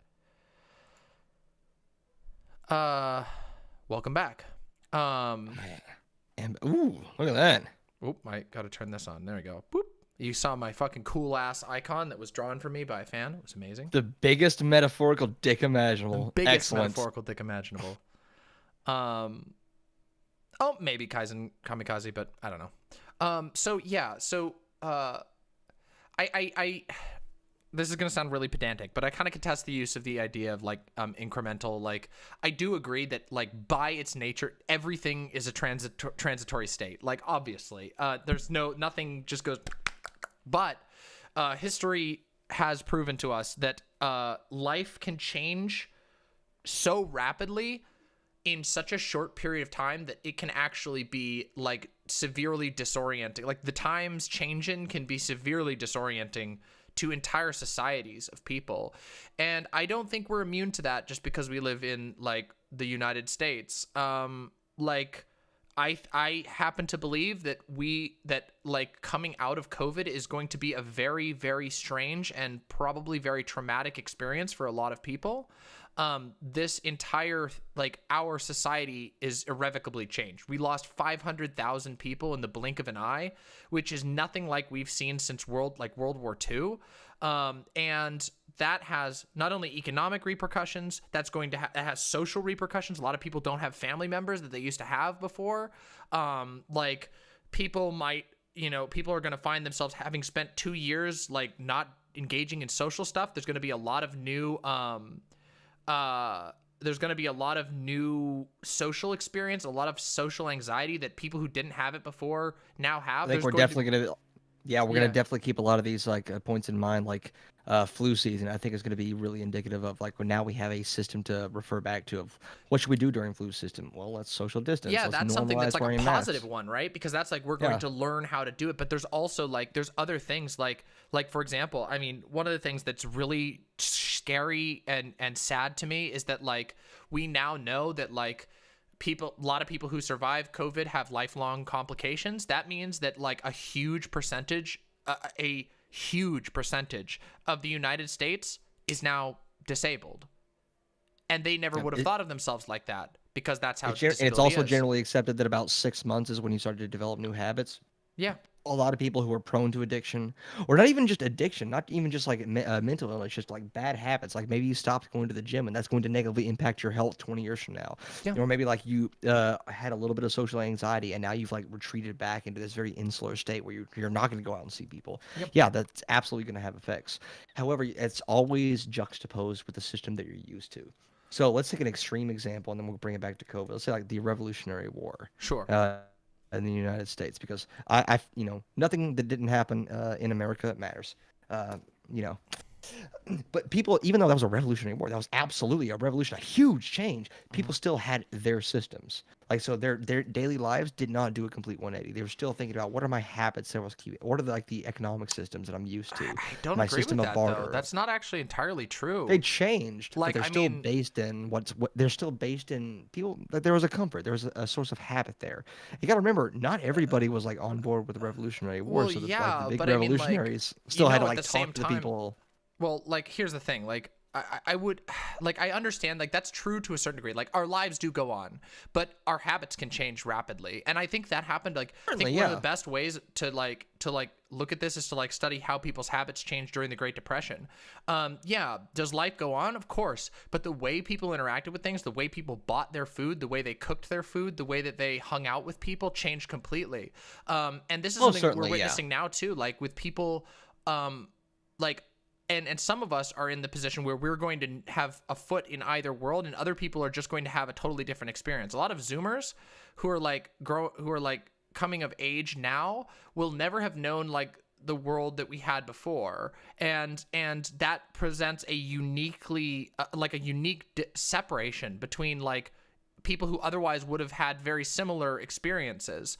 I think like, Oh, I'm not. Yeah, I hope I did not convey this like belief that I don't have, that like nothing will ever change. No, or that I just mean, things like, that nothing cannot. Like, you and me are the same age. yeah. We both like graduated high school and started going out into the real world as Yeah. soon as everything, like the economic collapse happened. Right. So I don't. So you said you went to college. Yeah, What was I it never like? finished, but yeah. Now, what was it like going to college with the intent? Hey, hold on. I came here and I went into debt for the next 20 years because you said there were jobs. Yeah. So Yeah. yeah. Obviously, that affected like our entire generation in Yeah. a lot of different ways, many of which were negative. But I'm still saying that there's a lot of like still entrenched systems that are good. That those systems are still good, that they're there in a lot of ways. And Yeah, we can still, I and we guess can, it's just that, like, I and think systems that used the, in like, bad ways can be repurposed for good ways. Yeah, I think so. I just think we should be very careful about like assuming more permanence than there is. When I'm just thinking of like things like even the conversion from horses to cars and how rapidly that happened, and like that alone had so many changes that like are hard to fathom, and like we're experiencing that to an even greater degree right now. And Just with the internet, Yeah, not just even with not the internet, even yeah. divorced from politics. Yeah, just with the internet. just the internet, and also just with the pandemic. Like the pandemic has changed so much, and there's some things that I think are going to be more impactful than others. Like we're having a poverty crisis in America. People are living with like in tight quarters with lots of people, and that is very strange. That is going to have repercussions that echo throughout our society, that change the way that we interact and the way that we look at the world and the things that we assume. So I don't know. I think that like There's also like the issue that like a lot of technology that used to be like only for rich people 10 years ago. We're 30. Like, I'm sure you remember a time when like having a cell phone was a symbol of wealth. yeah. Shit, Oh, you must be 100%. important. You have something where like you can just call anybody from anywhere, wherever you are. You must be important. And now it's like a necessary, like that's like the baseline. If you don't have a cell phone, you are like you don't get an advantage from having a cell phone. You get a severe exactly. disadvantage from not having one. Yeah, for sure. And so, Yeah. but that system, you'll notice like Obama phones was a big one. Like, oh, this person says that they're poor and need money and can't afford housing, and yet they have an iPhone. Yeah. With that exact laugh. So yeah, but you see how those systems still like infect a lot of people. They still Yeah. pull over. Can I give you like an example of? I apologize if I talk too much. No, I know you're this is your perfectly stream. fine. You're perfectly fine. No, this has been a wonderful conversation. I promise. So there's a big issue that I sincerely agree with, of like this focus on productivity and work. So that if you're not being productive, you're less valuable as a person, or if you are, or that you must have a job where you are producing for society for 40 hours a week, or else your value as a person is now diminished. And not only for that, you should constantly be working towards. You should constantly be working towards bettering yourself in the context of bettering your productivity and your output. Oh, I think that 100%. could be that could be damaging. but there can definitely be way too far in the other direction to say that actually work should be abolished, jobs should be abolished. This is a little bit of a straw man, but it's a sentiment. I see. You wanted to battle me on the idea of anti-work. Oh no, I'm an anti-work one. I'm one of those anti-work types, but it's a very different, hold on, different position yeah, than you might think. But yes, it must be clear. I'm an idiot and I don't know like positions and stuff. Okay, you're good. All right. So there is a position where like I don't want a job, or like if shitty jobs shouldn't exist. And like there should be no shitty jobs that no one doesn't want to do, and everyone should only have a job where they want to do that job. That sounds awesome, but I really disagree with it. There are always going to be jobs that people don't want to do. Not only that, is how many of us are actually working on a job that we like, and we like it all the time. Like I'm sure you like creating content. I really like creating content. I love doing debates. I love doing the research for videos. But I also hate it sometimes. Of course. Like I want to like go away from it because it's hard. It sucks sometimes. But you still have to push through it because you're providing value for the world. Of course. And I yeah, mean, I do think huge... that like the now this is just me defending the, you know, making sure that we don't have the straw man appear, because I do tend to be in the so-called anti-work position, which is that like I don't think that like work should be compulsory, because I think it is like humans, I genuinely believe, and I think there's enough evidence that humans are quite industrious by their nature.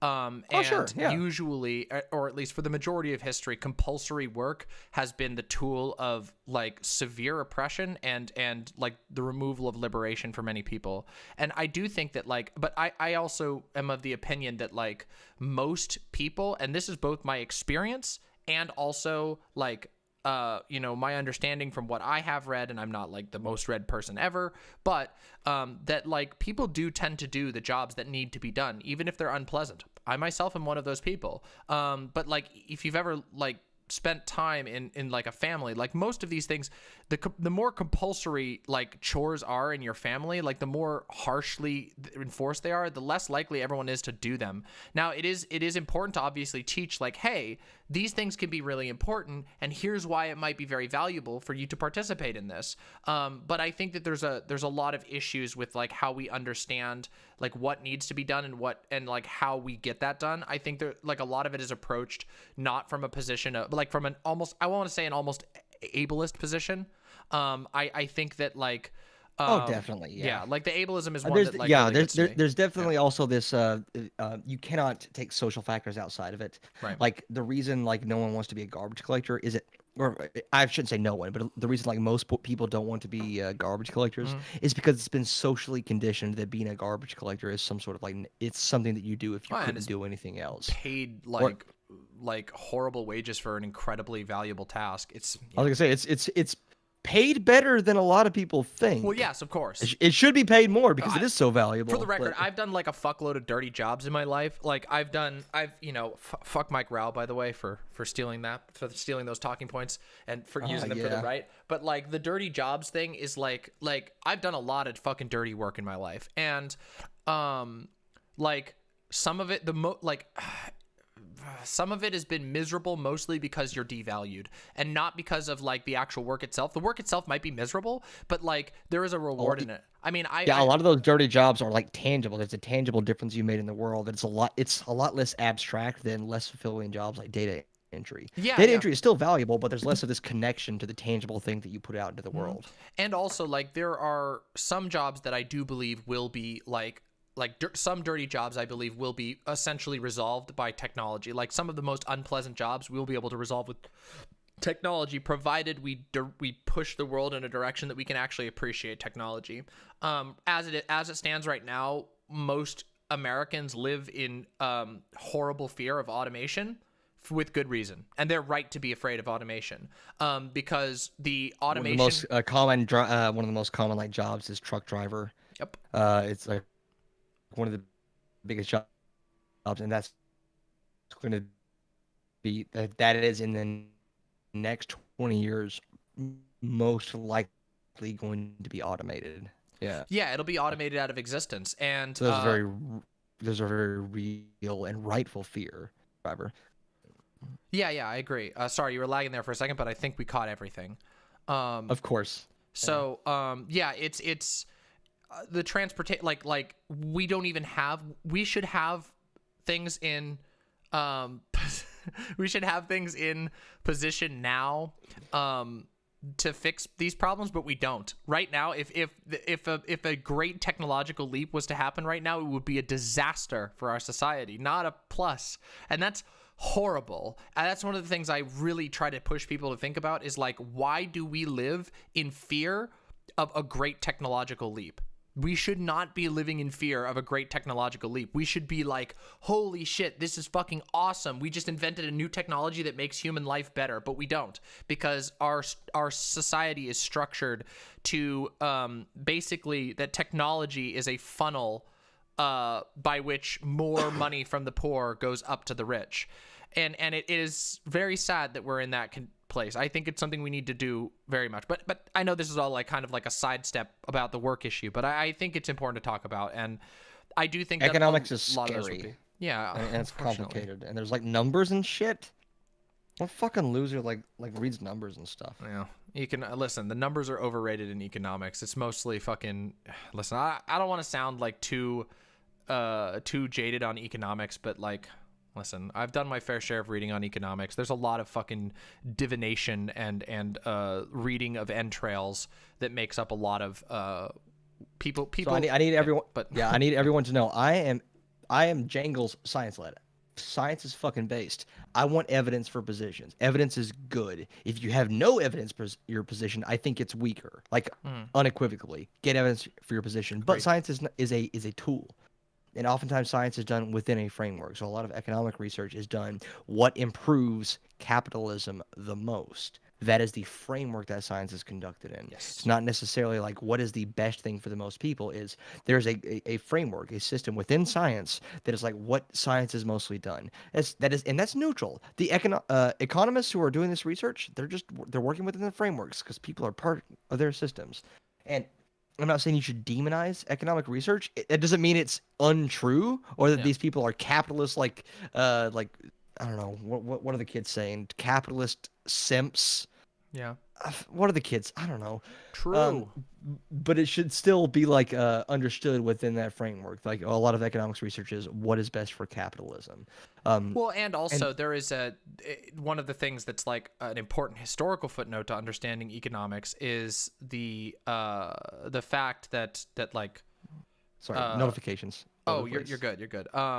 Like one of the things that a lot of people don't ever pay attention to is that in America specifically, we have basically a whittled down version of economics where we basically at some point in our history, somewhere around like the 60s and 70s, we decided that like we're going to only talk about these specific models of economics and we're not going to consider anything else. Those are just not allowed. Like they're not going to be socially acceptable to be talked about at all. And while other countries have taught these things as a part of like you would learn any science, where you would learn varying theories, you will learn like what's actually there. There's a lot of schools in America, a lot of economic schools in America that literally will only teach a very ideologically slanted version of economics. And what that leads to is, in my opinion, a very slanted understanding. So it irritates me when there's a lot of like, there's some people online who want to go, nobody knows anything about economics. And it's like, well, yeah, but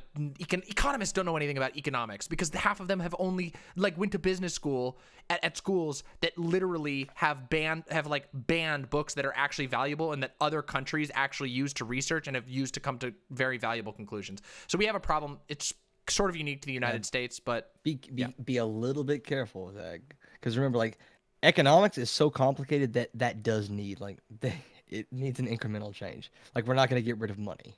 Well, I mean, especially overnight, not in any. I'm not saying that we would. I'm just saying that like we have here in the United States, we have a highly ideological like economic schools in the United States are highly ideologically slanted, and that is like actually has proven to be a weakness for us. Like this is even the case if you compare us between the understanding of economics in the United States versus the understanding of economics in social democracies of Europe, that they just literally, we don't study things because we don't like those things, and so like culturally, and so they just are like discarded outright. It's very silly to me.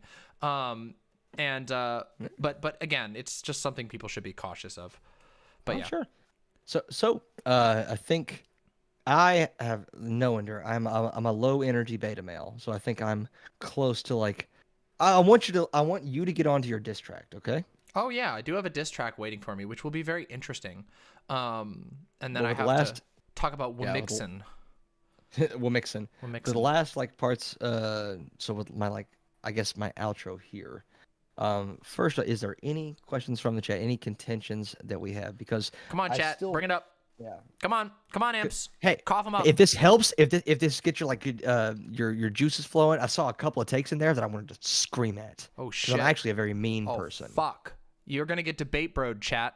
No, you won't. It's all good. Somebody says their contention. Ryoma says my contention is how much Jangles self-deprecates. True. Unironically, see it as a virtue. In some respects, it can definitely be overdone. Be careful with that shit. But like That shit will having that, poison you.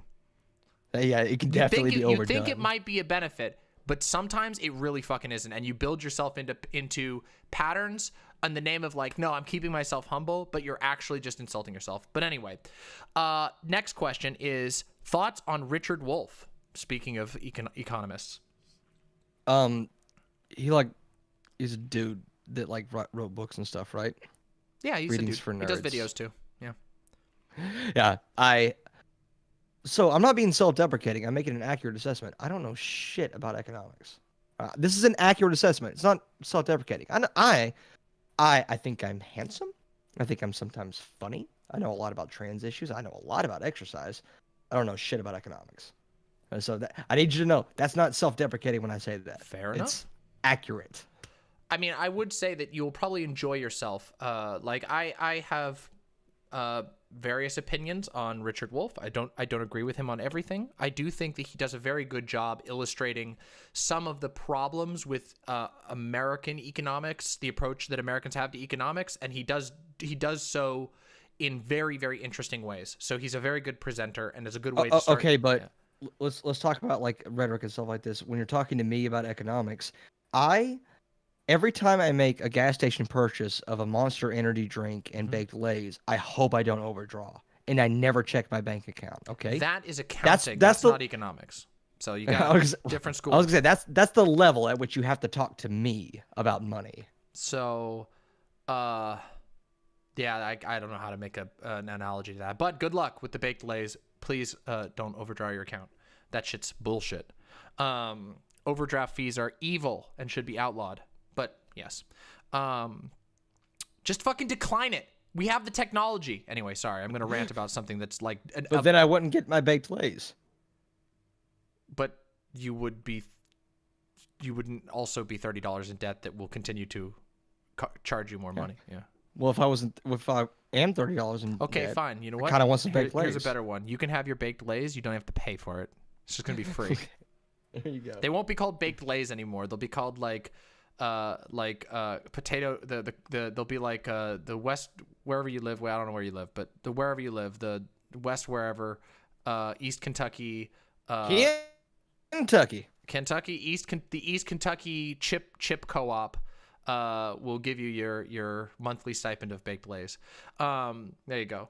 But nah, I'm joking around. Any other questions, everyone? Come on, spit out the questions. Come on. Did I miss any? I don't think I missed any, did I? No, I didn't yet. Come on, hit me with the questions, chat, if you got any more. Community chips? No, that's a topic. Nope. Any more questions, anyone? Vermin Hands asks, Jangles, are you gay? All right, let me give my outro. I am very gay. Hell yeah. I have a That's what we like husband and here. everything. Holy shit. Oh my god. That's a lot of gayness. I'm also very gay. I have multiple girlfriends, so there we go. We're both on the same scale of gayness. It's full on fucking. So, gay. let me give my outro, but with room for like questions after that. Sure. Challenge to the chat here. All right. Find someone who's on the left who you have disagreed with. Find at least one person, and then go find a reason why they're not as bad as you thought. And I'm talking everybody. If you don't like Vosh, go look at Vosh and find something to like about him. If you don't like Destiny, go find something to like about him. If you don't like me, you'll have a hard time finding something to like about me, but you should try anyway. Find somebody. I'll tell you, and this is how serious I am. There's a certain lefty person on the intranets who makes what I'm told are great videos that I absolutely hate. I am going to, after this, I'm going to go look at their videos to see like if there's anything that I can I know who you're talking bring positive about them. Yeah, really. about. Yeah. I bet I could make a guess. They're probably. I'm guessing they're a food themed character. I mean, maybe. Yeah. But let's see. Wait, is this an open challenge? So hold on, let me see. I can do this. It's an open real challenge. Easy. Here we go. No, you know what? I'll take the challenge. I will do infrared. Okay? Infrared has the Gorilla Gang is very catchy. There you go. Bam, it's a catchy name. Gotta say, it's a catchy name. Very passionate, but I don't know if I want to say that's a praise in this case. But I'll say the Gorilla Gang was a great branding. Great branding. Yeah, what I saw, like, I didn't like the dude whatsoever. But, and I'm not saying you have to. I'm saying if you look at all that content and still hate everything, try to find someone else. Yeah. Because I guarantee, like, you have seen a microscopic percentage of of who that person is. Mm-hmm. And so, like, as lefties, we should not essentialize people to their worst qualities. So we owe it to ourselves and our causes and like just our general sphere online to try to stop judging people by their worst. To try to stop like seeing what is the worst person, like what is their worst take. That is who that person is. We owe it to ourselves to not criticize those takes, but to understand that there's a greater person behind that screen that you see. And I think that if we owe it to ourselves, and the internet is still fairly young, but this is something that if we don't fix internet discourse like this, and that's where a lot of discourse happens now, our society is at risk. And I don't like fear mongering, but I do sincerely believe if we don't start recognizing that the person behind the profile picture, the person behind that username is a real person, and I need you to extend this empathy to the people you hate, extend it to bigots, extend it to TERFs, extend it to homophobes. There needs to be some recognition that is a person with a life, and as a leftist, you should recognize that person, not on a conceptual level. That individual deserves healthcare. They deserve to be safe. They deserve to have a living wage where they can provide for the people who are close to them. That's something that we need to be bigger. We need to be the bigger person. Yeah, and I will complement that with the consideration: don't die. Okay. Don't die. Also that. Do be empathetic, but don't die. Okay, please. There you go. Yeah. All right. Sick. Any other? Wait, there was one question that came in for you, which was, do you have the energy for it? And I said I would stick around for questions after that. Yeah, sick. I absolutely. Just want to make sure. Do you see an uptick of transphobia against trans men in media or politics?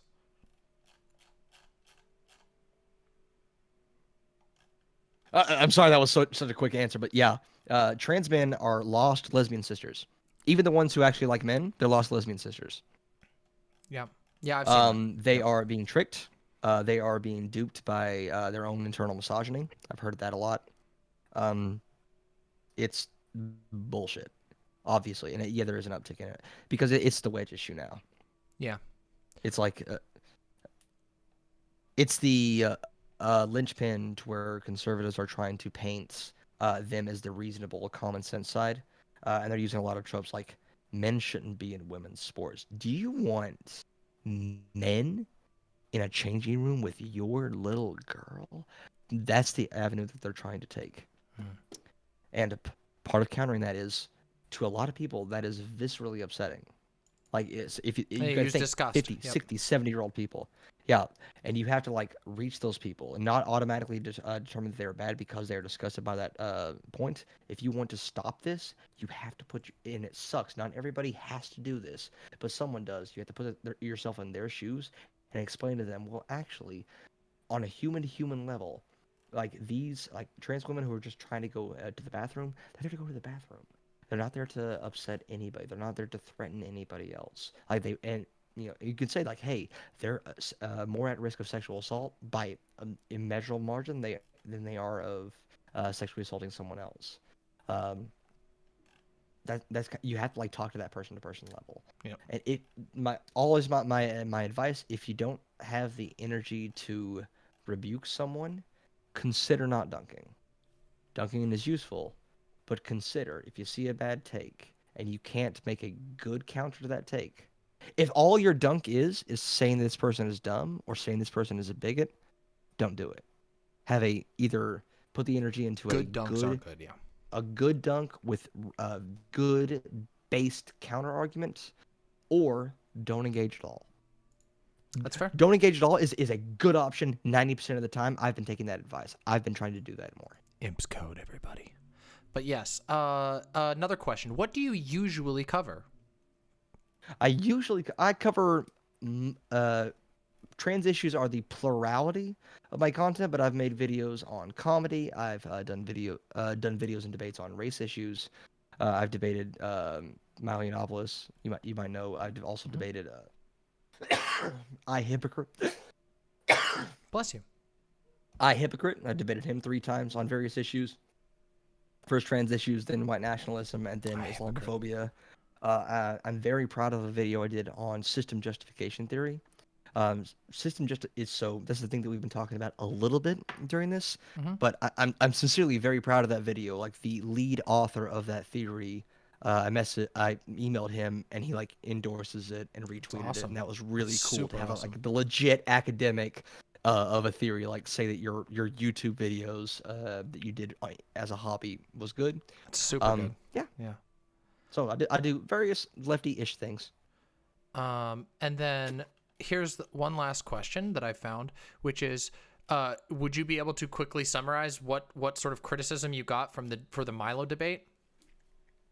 Criticism is that I came across as very combative and more focused on him as a person than I was on the issues. Which, going back, I still think that in that case, in that very narrow case, I don't know if I would change much. But still, that is a very edge case. I cannot take that exact same energy going into 99% of debates in the future. Yeah, that's like fair. you never want to attack a person. If you ever find yourself attacking a person instead of their arguments, things have gone awry. I know in my own debates, when I start attacking the person, it's because I've ran out of arguments and I'm exhausted.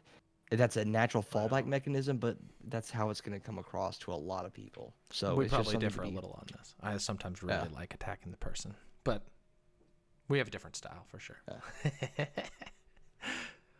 But yeah, okay. I think that's most of the questions. Well, Jangles, thank you so much for coming on. I really, really enjoyed this conversation. It was a very, very fruitful conversation.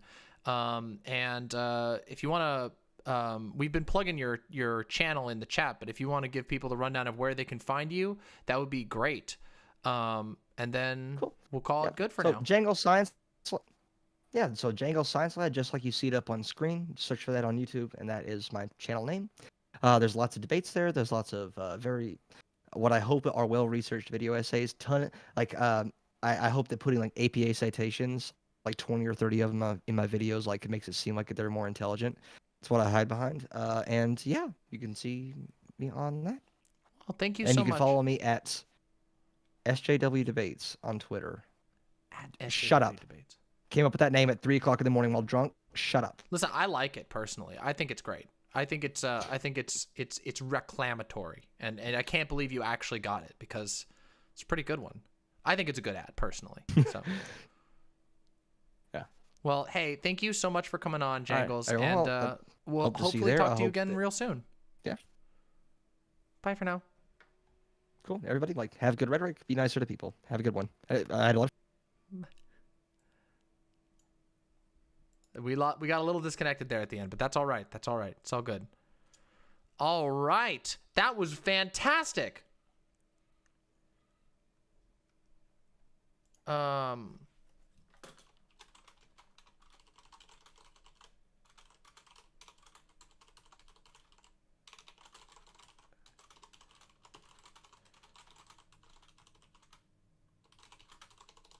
Okay. Yeah, unfortunately the lag was really rough, but that's okay. It was nonetheless a great conversation. I really enjoyed that. Oh shit. What the hell is happening? Why is YouTube struggling right now? Oh no. Oh no, YouTube's struggling right now. Is it lagging for you all too? What? Not retaining enough video. What the fuck? Okay. All right. It looks like it's fixed itself. Okay. Okay. YouTube is having some serious issues today. What the fuck? Okay. Well, it's YouTube is saying that it's having issues. Like, YouTube is telling me that it's having issues. I have no fucking clue why. No idea why that's the case. I find it very frustrating and confusing, personally. Fuck. All right. Well, here's what I'm going to do real quick. Real quick. I am going to go to the restroom, and then I am going to listen to the diss track. And then after that, we got to do some fucking discourse, baby. We got to get into the discourse. Are you ready for the fucking discourse? Because I am, and I will be right back. But, first, I need to pick a little song for us to listen to because I like giving you music to listen to, and I have an idea for a cool-ass motherfucking track. So real quick, let me just pick a little song here, okay? We're going to play Shiver. We're going to play the Shiver, apparently. We're going to play... I got one. I got a good-ass theme. Ready? I got some fucking good-ass music. Hold on. Hold on. Here we go. No, not that one. This one.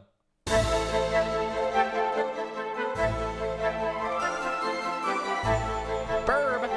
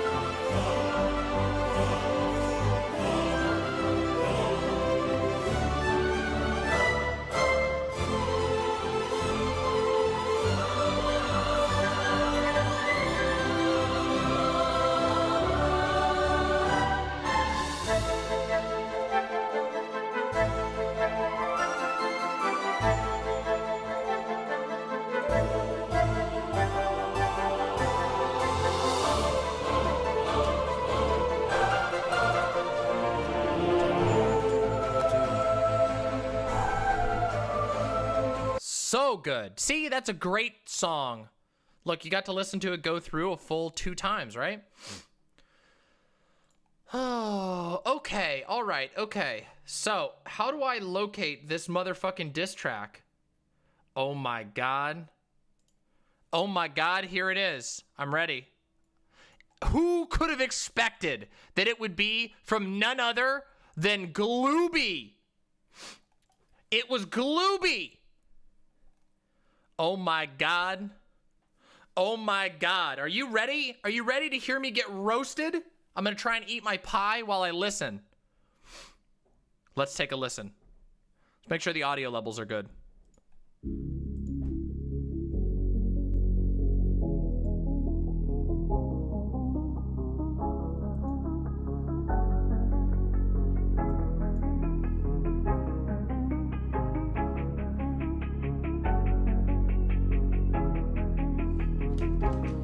So fucking sick of it, dog.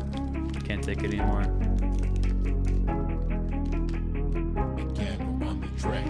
Hi there. Hello. It's me, your best friend Glooby. I was watching Demon Mama and her shit was kind of boring. I mean, it's just Vosh, but minus the talent. True. You could call me wrong, but I doubt it. Demon Mama investigates, you should go and conjugate with the bigger streamers. You need content, you need views, you need clicks. That's the shit to make all the money. It's so damn funny because that's what everybody else does too. Fuck you, bitch, and fuck all of the Sims, especially you, Pan. You're a stupid piece of shit. Fuck Chud Logic. He's a real dick. Couldn't carry in Apex, that's some real shit. Fuck you, Jin, fuck you, Cosset. I know this shit is toxic. Hurtin' feeling supersonic. This shit gon' be iconic. Watch it on your stream. Time to milk it for 3 hours. Half your content is ours. True!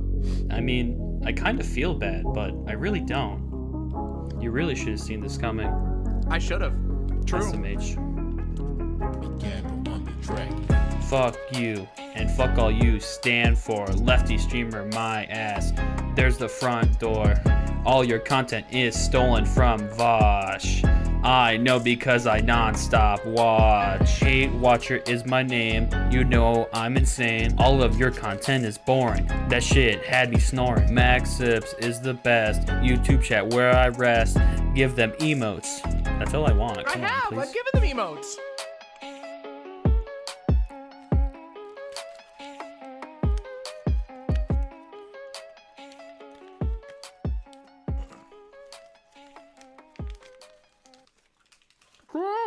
True.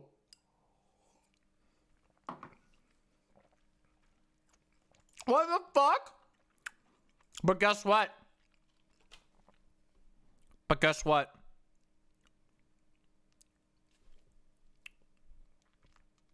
You might have thought that that would be the ending of this chapter. But as it turns out, someone has come to challenge on my behalf.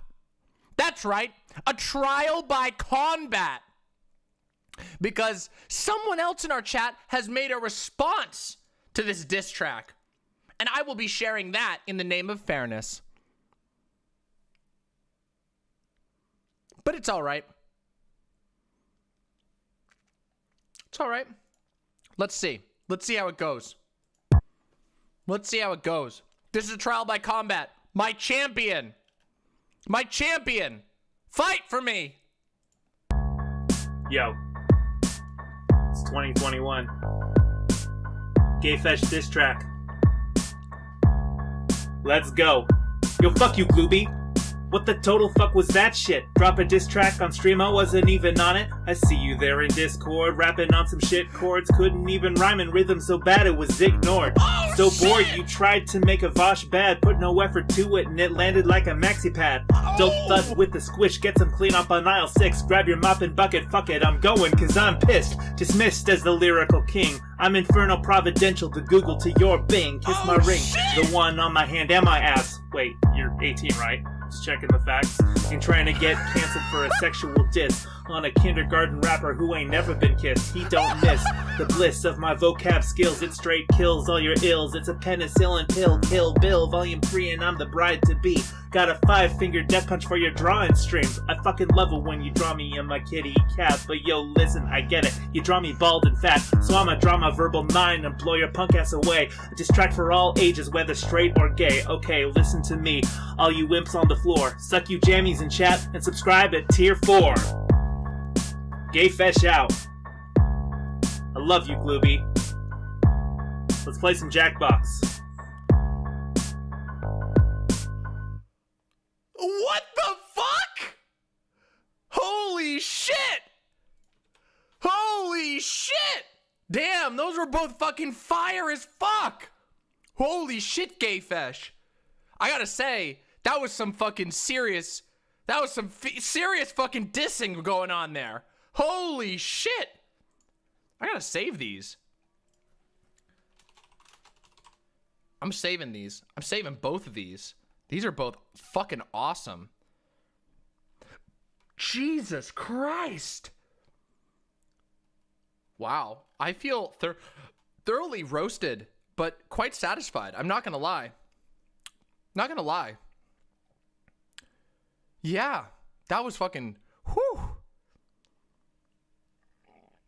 Damn. History's greatest rap battles. Yeah, Gay Fesh, it will, epic rap battles of history.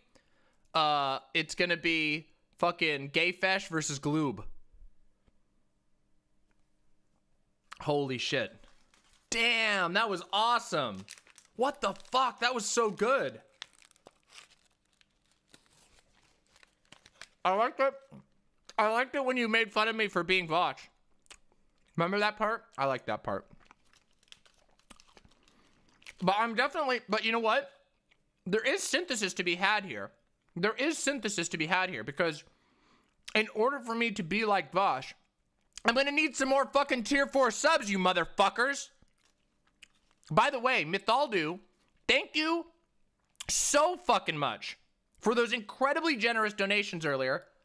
And I gotta read a few messages from people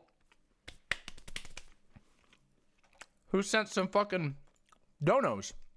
So let me do that real quick here. Thank you for the Mama Rad.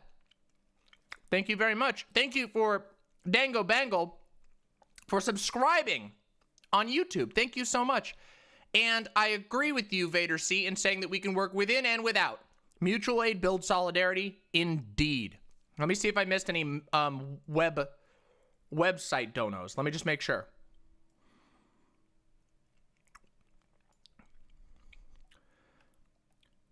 Thank you, Antifa Alex, for the tier 3 sub. Hi, Mama. Loving the content as always. Wanted to make sure I'm spending my imp coins on the good cause. Keep up the good work and remember to drink water. I will do my best. Thank you so very much. I deeply appreciate that. Thank you so much for all of your generosity. I am extremely excited. Oh, shit. Oh, shit. Thank you, Pessimist. Fuck yeah. That's what I'm talking about. Yeah, I can feel the power already. Now my muscles are gonna go, and I'll be like, and you'll be able to, like, you'll feel the heat from through the screen.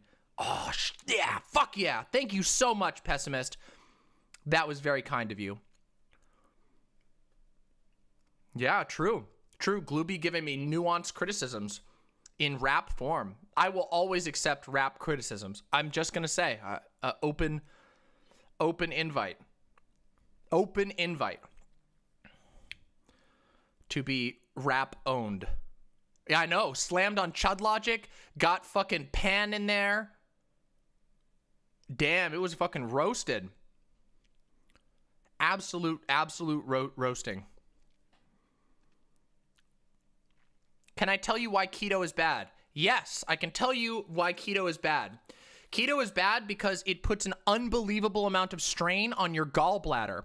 You see, your gallbladder is full of this stuff called bile, and that is a chemical compound that helps you digest fat. And what happens is when you go on keto, your body is consuming a fuckload of fat. So your gallbladder is constantly creating bile, which causes the creation of gallstones, okay? And those gallstones, your body often has a hard time breaking them down, and they will accumulate inside of your gallbladder until it irritates the flesh of your gallbladder, and then your gallbladder gets really sick. Sucks. So be very careful. It's time. Oh, you're going on a third one? I'm waiting. I have to say is this: I held back because Jen told me to, but now Fesh and Demon Mama, it's time. I was on keto for about 1 year to 1.5 years. But yes, I know it sounds gross. It is gross. But if you do keto, if you want to have your gallbladder look like a bag of marbles, because that's what will happen. It's not good. It's not good. Also, let me tell you something cool, okay? Listen, I have a scar right here, somewhere right around here, from where I had to have a tube put in during my surgery.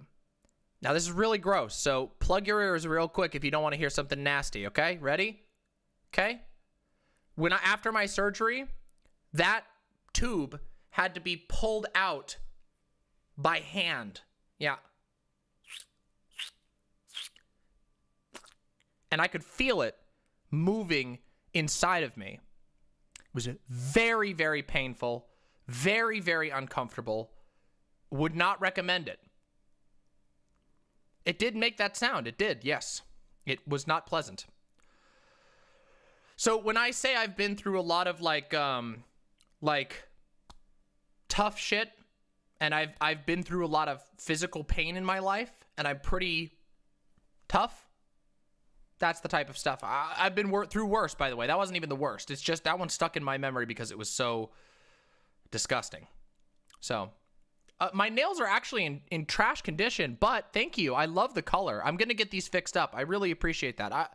I really appreciate the compliments on my nails. It means the world to me. Yes, keto. Okay, keto is a diet that can work for some people in very unique circumstances, but you should be very, very careful with that. Please. Yeah, gross stuff is over. I'm not going to talk about it anymore. Well, I hope that continues to be okay, Sutariel. Just be careful with it, and please communicate with your doctor. I know that some people are fine, but I know literally multiple people who've had severe gallbladder issues because of that. Like, I know personally multiple people who have gallbladder issues following keto. So please be careful with it. Yeah. They thought it was my liver at first.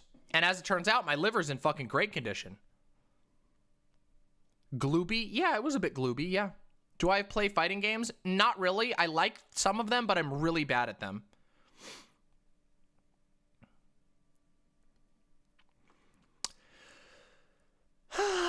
So we have to talk about something, everybody.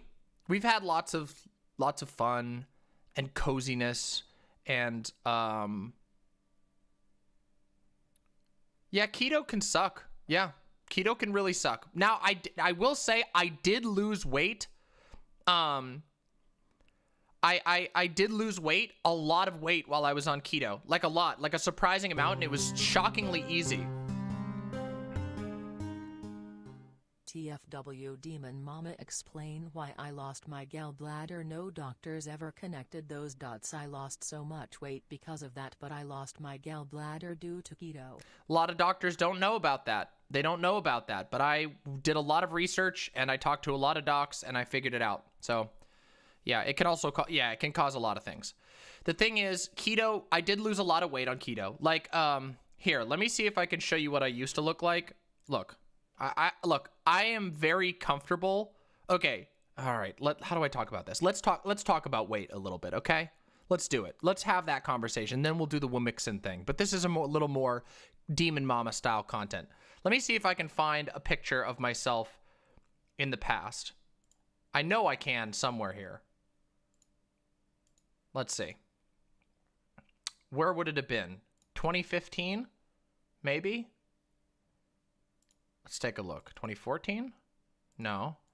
2016? Yeah, it would have been shortly after 2016.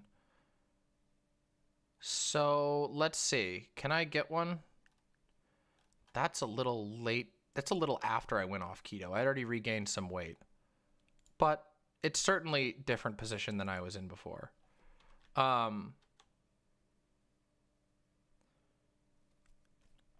Yeah, this is a pretty fair picture. Here you go. Here we go. This is shortly after I quit keto. Here's me. This is what I looked like. So yeah, here's me before. This was like right after I ended keto, and I had already started to regain some weight here. Yeah, that's a big truck. I was moving. Now, obviously, you can see I look quite a bit different now.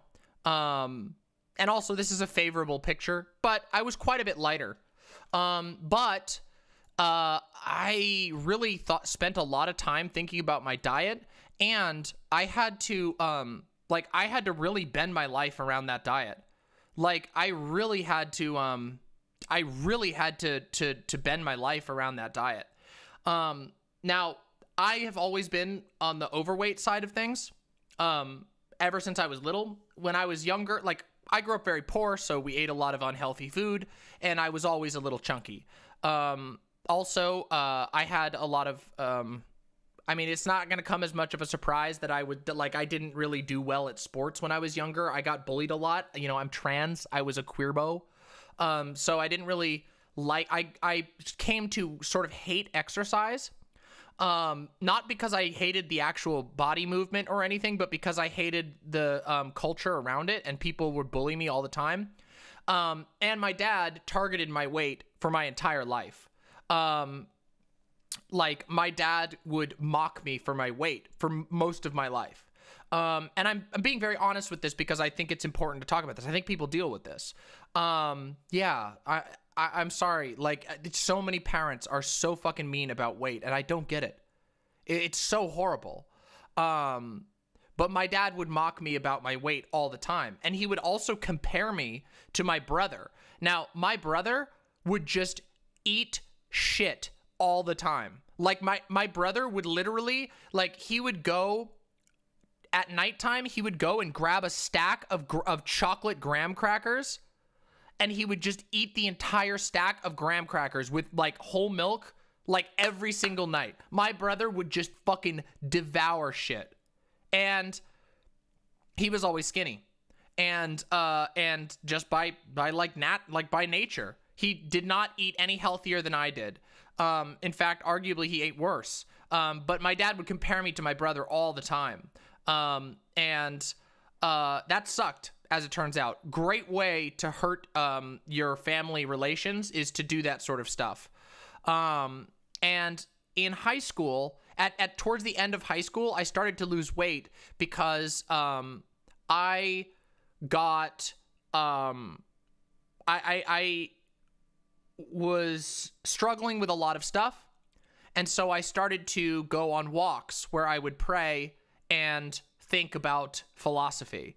So in high school, I didn't really do a whole lot at once, and then I got really more and more into religion, and so I would go for walks, like long walks where I would like be praying and thinking about things, and I actually lost a lot of weight during that period, because I would just go on these very long walks, and I lost quite a bit of weight, and then in my 20s, I went through a couple of experiences where I regained weight, lost weight, regained weight, lost weight, all kinds of stuff. And then in my mid-20s, I was like, fuck, I'm gonna transition. I am fat. I don't want to be, like, I had all these toxic things about it. And so I decided to try keto, lost a fuckload of weight.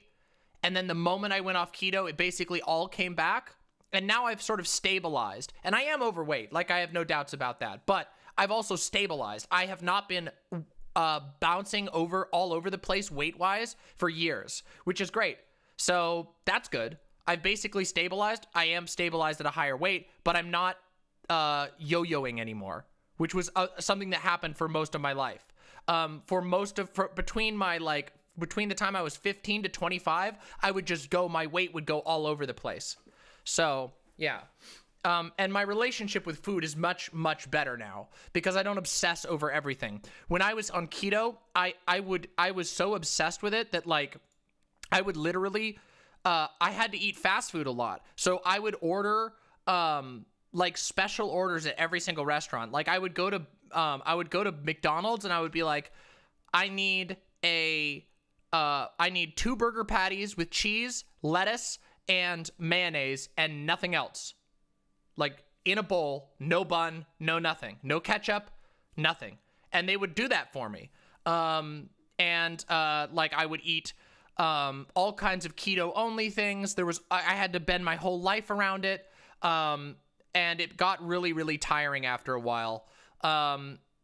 It got to the point where, now I will say that minus the, like, lifestyle changes, like, I wasn't hungry. When I've done other diets in the past, and I've dieted many times at various points in my life because of the, you know, the pressure. I've dieted at many different points. It is, I will say that usually you struggle with hunger. With keto, I always felt full. Oh, by the way, just so you know, I was so into keto that in the morning, this is what I would drink bullet coffee. Bullet coffee? Yeah, bullet coffee. Does anybody know what bullet coffee is? Let me tell you what bullet coffee is. Bullet coffee is, or bulletproof coffee. Yeah, bulletproof coffee. So my breakfast most mornings would be a large mug of coffee with a scoop of butter, cinnamon, and a little bit of coconut oil. And you blend it up and you shake it, and it actually tastes quite good. Here's the thing. It's an acquired taste for sure. But the caffeine mixed with the fat, the caffeine mixed with the fat will fill you. You will feel energetic and full for hours between the caffeine and the fat that's in there. And that's what I would have basically every single morning for breakfast. And yeah, like, honestly, it's not that bad. It sounds worse than it is, but it's actually quite good. But after you get used to the flavor, because it does taste a little weird, but it's actually quite filling. And it was satisfying. So, yeah.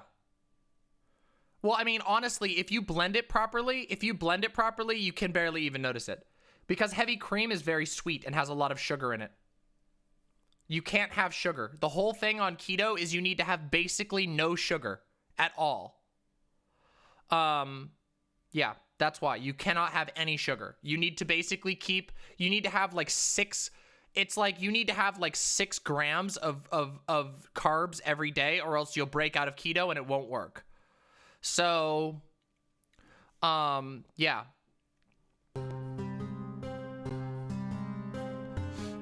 Yeah. There was a time for about 6 months I was vegan and gluten-free. Thought I had celiac. I lost loads of weight. Like, holy shit, so much weight loss. Thank you so much, Ela Divine. Yeah, as it turns out, grains and pastas will make you gain a lot of weight because they're sugary. But it also depends on a lot of things. Also, thank you so much, Trash Candy. You're very, very welcome, and I try to do that a lot, so thank you so much. And you're welcome. Oh, yeah, by the way, like, breads that you buy here in America have fucking corn syrup in it. Like, it's ridiculous. It's actually ridiculous. Yeah. Like, it's pretty bad. I don't know. America has a fucked food problems. I don't even know how to begin addressing them. Yeah. Yeah. Yeah. I mean, corn syrup is honestly, yeah, I agree. I tend to agree it is kind of toxic waste. It's kind of terrible. Yeah, it's really, really bad. It sucks. It's just what it is. It's just how life is right now in America. I don't know what you do about it. Like, that's a hard question. I don't know. Right now in my life, now, do I have a lot of shame about my weight? Yeah, I do, actually, believe it or not. I still have quite a lot of shame about my weight. That's totally involuntary. I actually find, I personally find bodies like mine, like, attractive on other people. Like, I've always, I like multiple body types. I am not, picky about body types, but I actively find both skinny and, heavier people very, very, very attractive. But it's very hard for me to see in myself, and it absolutely 100% compounds with my dysphoria. Yeah, it's real. Well, I mean, why are we so hard on ourselves? Well, because when you have a parent that tells you that you're bad, you learn that it's okay. Your brain learns that it's okay to be evil, like to be horrible to yourself. And it is something I'm working on, but it's something that really challenges me. I really struggle to connect with my own body in a lot of ways, and that's had a lot of difficult things. Do I think that I would, like, if I could snap tomorrow and just be skinny, it would be very hard for me to say no to that, because I think I am more like in tune with myself when I don't have weight. But would I do that with the knowledge of what it would take me to get to that point again? Probably not, because I paid a very, very big price for losing that weight as much as it was. And I don't know. I've tried other attempts. Like, honestly, yeah. I mean, here's the thing. Like, I honestly, like, I don't mind being like heavy, like personally, like I feel fine. My body feels fine. I like being like comfy and soft. It makes me feel special. But there's also this like phantom in my mind that's like lurking, that always, when I see myself in the mirror, I go, ugh, like, and it's because I was so, I don't know, so hated for that. Best weight loss for me was lifting and half meals being salad. 30 pounds loss. Wow. Not a cheap diet, and you have to learn to love salad, but it worked for me and curbed weightlifters' hunger. Yeah, hey, that's great. I'm really glad. I love salads, by the way. It's just, it can be a little difficult to do it. Oh, thank you, Vermin. I really appreciate that. I've been trying at it for a long time, and it has gotten better. It has gotten better. Like, it really does. And I think that it's like just consistently reminding yourself that, like, hey, like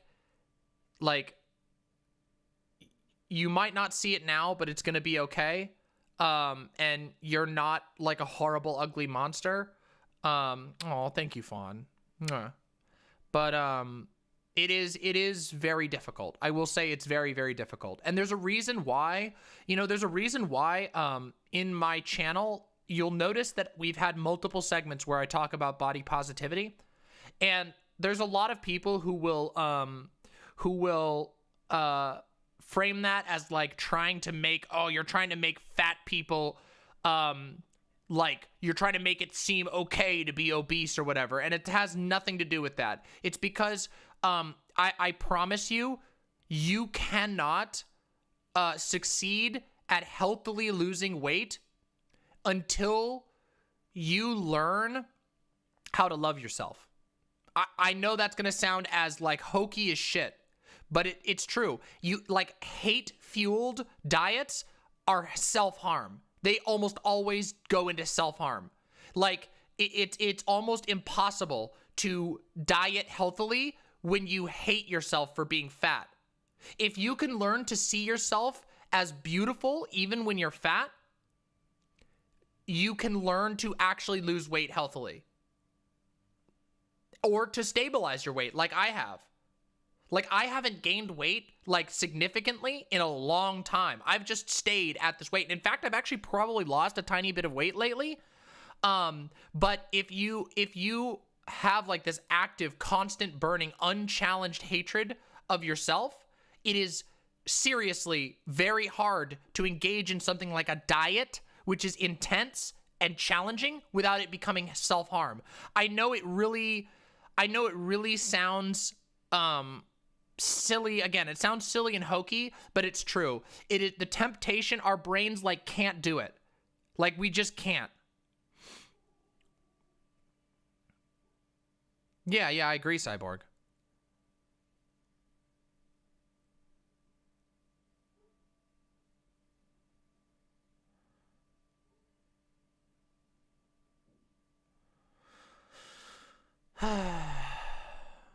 Yeah, well, it is hard, and you have to hear it a lot. I mean, that's why I try to talk about it from time to time. It is very difficult. Yeah, a lot. I mean, it's common. I mean, isn't it ridiculous that here in America, we're like one of the most overweight countries on the planet, and yet we fucking hate overweight people. Like, we hate fat to such a degree that, like, oh my God, like, we can't even, like, we don't even appreciate, like, Americans don't even appreciate, like, natural big boobs. That's how fucked our brains are about it. Like, they only, like, American, like, especially dudes, but American dudes especially, like, literally the only type of boob they can imagine is like is the implant boob. They don't even know, they actually think, like, some of them actually, like, and that's not to diss implant boobs, because, you know, implant boobs are really super fucking nice, but, like, literally there are a lot of dudes who literally can't appreciate natural, like, boob weight. They just can't, because they associate it so much with fatness, and they hate fatness so much. You remember there was, like, one of the most popular subreddits on Reddit was called Fat People Hate? You know that was, like, a lot of that was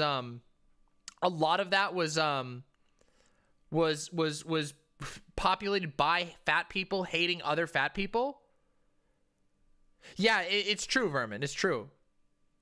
Yeah, I knew a fuckload of people. I knew somebody who struggled with her weight for her entire life, like, way worse than I had even, and would purposely go to Fat People Hate to try and motivate herself to become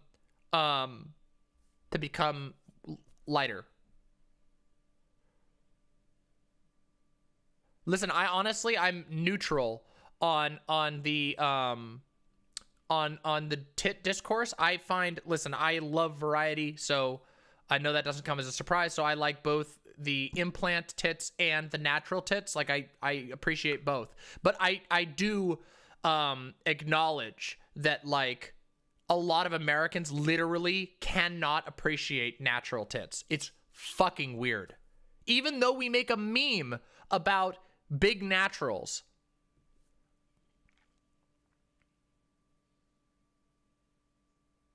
Yeah, of course it can. Yeah, of course it can.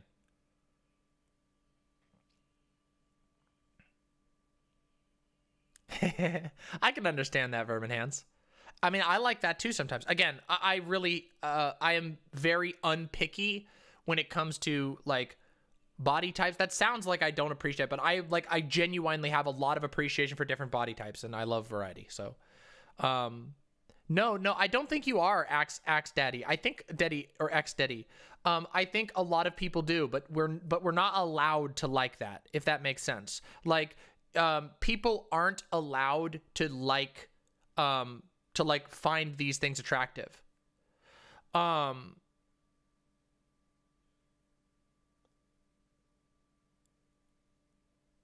Yeah, that's fair. No, that's totally fair, Vermin. Not as into super thin folks, but I don't really care because I'm Demi. Yeah. Yeah.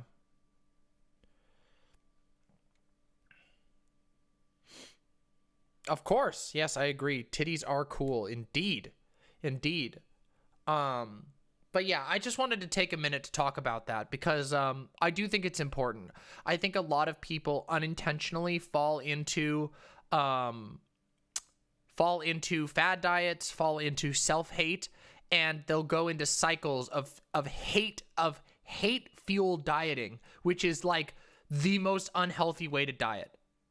Like, diet is important, but not to make you lose weight necessarily. You should diet out of a goal to be healthy, not just to lose weight. And yeah. Also, another thing that, like, let me talk about another thing before we move on from this. Another thing that we should talk about is fucking scars, okay? Scars and stretch marks, okay?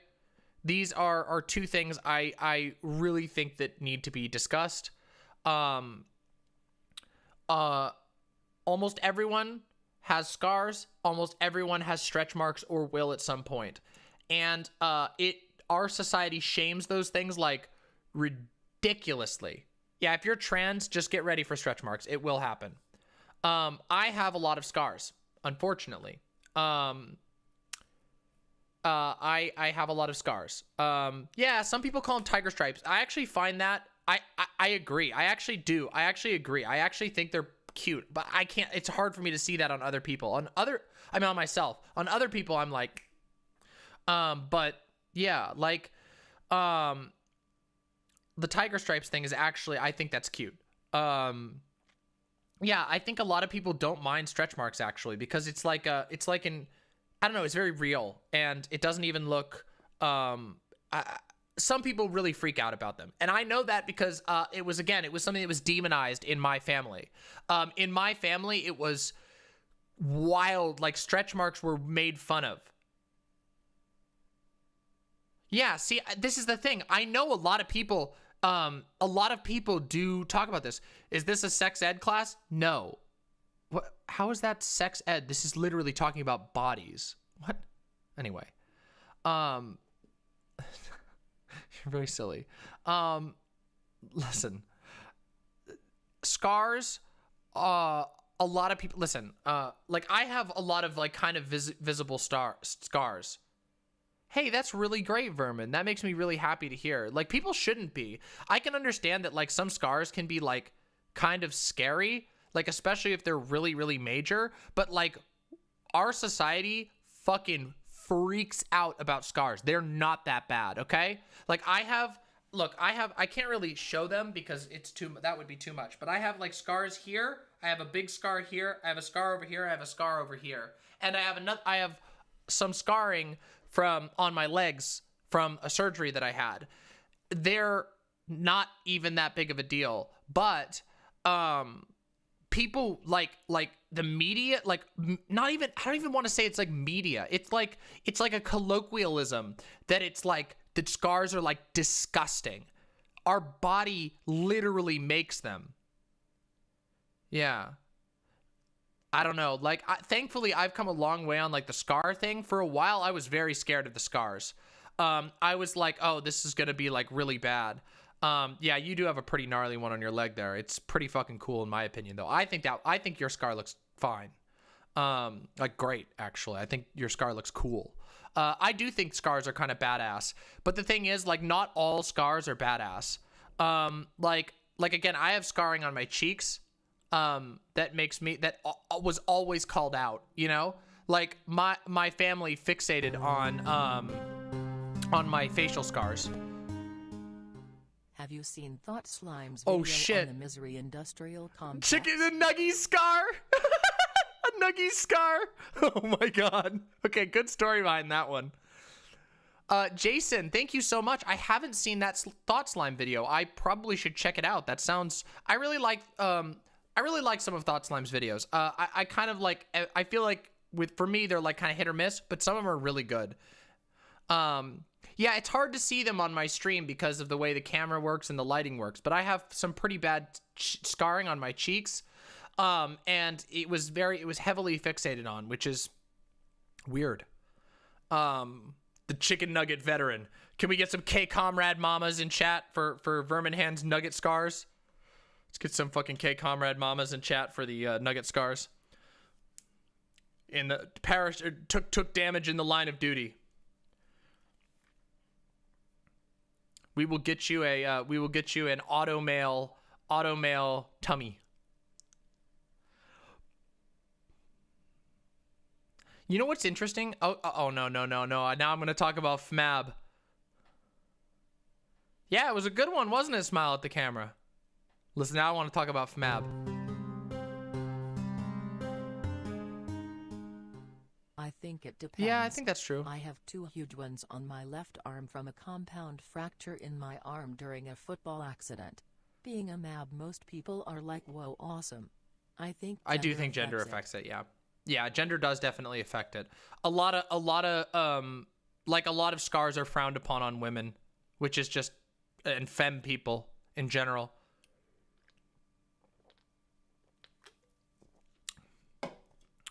But yeah. And some of it comes like I don't even know. It is, beauty standards are weird, but like the thing is it's understandable, right? Like here's the thing. like beauty standards to a certain degree are understandable. You want to have like, of course, like obviously I'm proud and happy of my hair. I think my hair looks great. And I understand there's like different types of hair and there's different types of stuff. And I think it's okay to be like, hey, I want to like care for my skin. I want my skin to be as clear as possible. But in our society, it's like supercharged. It's like fucking supercharged. Like to an unbelievable degree. We obsess over bodies. And it's interesting because if you look at like pop culture, like comedy films, you'll find out that like, you'll discover that like a lot of films just make fun of people based purely on their appearance and nothing else. And it's very weird and eugenicsy and strange. It's really strange. And I don't know, like, do you think Hollywood or pop media has something to do with it? I do, but I don't know where. Oh, Adam Sandler's the worst for that kind of thing. But like, I don't know. Like, I think it's a chicken and egg thing because I imagine that a lot of it got like, I mean, diet culture's been around in America forever, right? It definitely reinforces it. That much is true. Yeah, that's a really good way to put it, Trash Candy. Our culture took body dysmorphia and put a turbo switch on it. Yep. They fucking cranked that shit up. Yeah, it's really weird. It's so strange. And it's so bad. I don't really know. It's so hard to tell. Yeah, it's unfortunate. And just so you know, like, it does, I do think that it's a little bit more vicious towards femme presenting people in our society because it's reinforced by the objectification thing where it's like, oh, like, you know, femme people are supposed to be like visually pleasing, but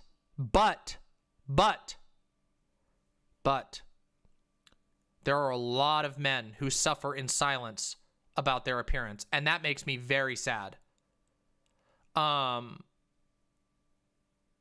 Yeah, so men and mask presenting people should not be forgotten in all this, especially because like skinny, really skinny mask folks are like super hated.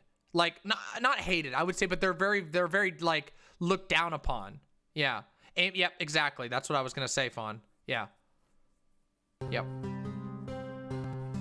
Thank you so much, Phantom Queen May. Thank you so much for the good vibes and body positivity. Holy shit, thank you so much. That's very, very kind.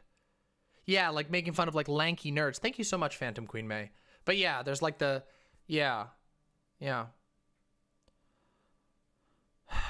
Also, like God, our society has such problems with disordered eating.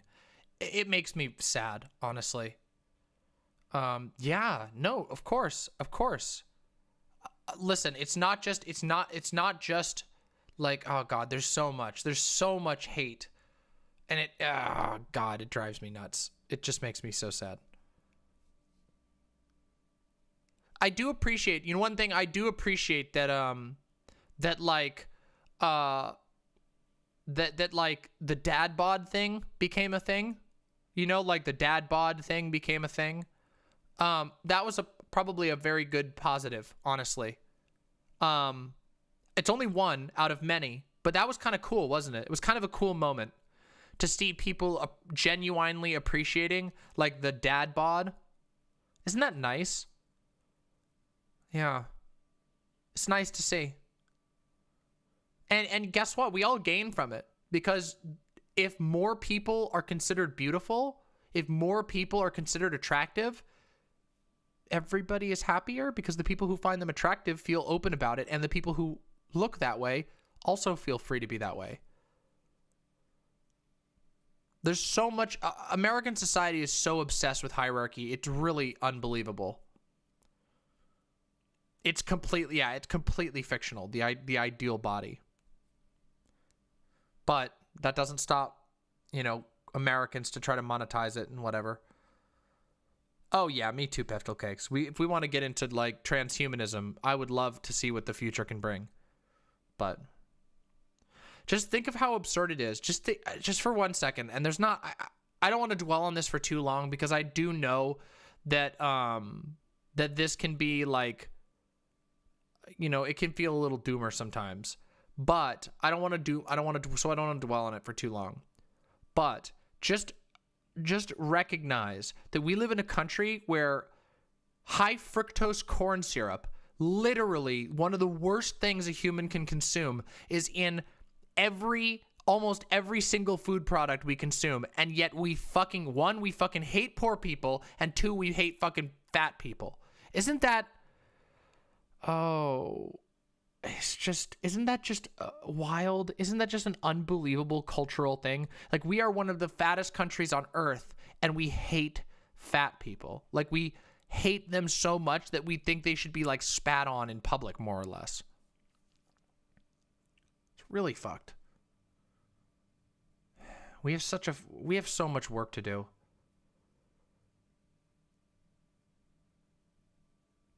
We have so much. Yes, I agree. Sean, or whatever his name is. Sheev, whatever his fucking name is. Sheen? Is that his name? Sheen? Can't remember his name.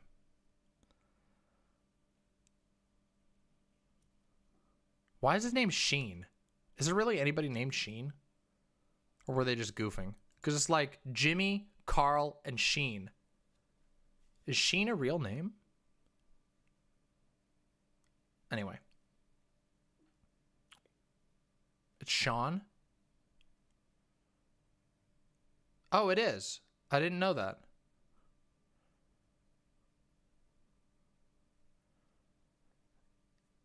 I don't understand that either, Mixed Dizzy. It's very strange. I think it's just because like it's like we're just gonna demand that that's the case.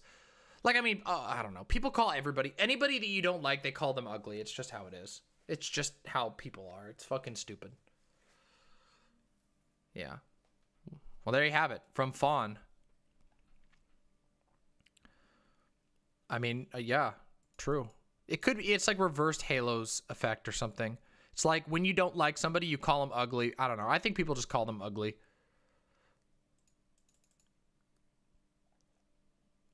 Yeah. It's a bit strange, isn't it?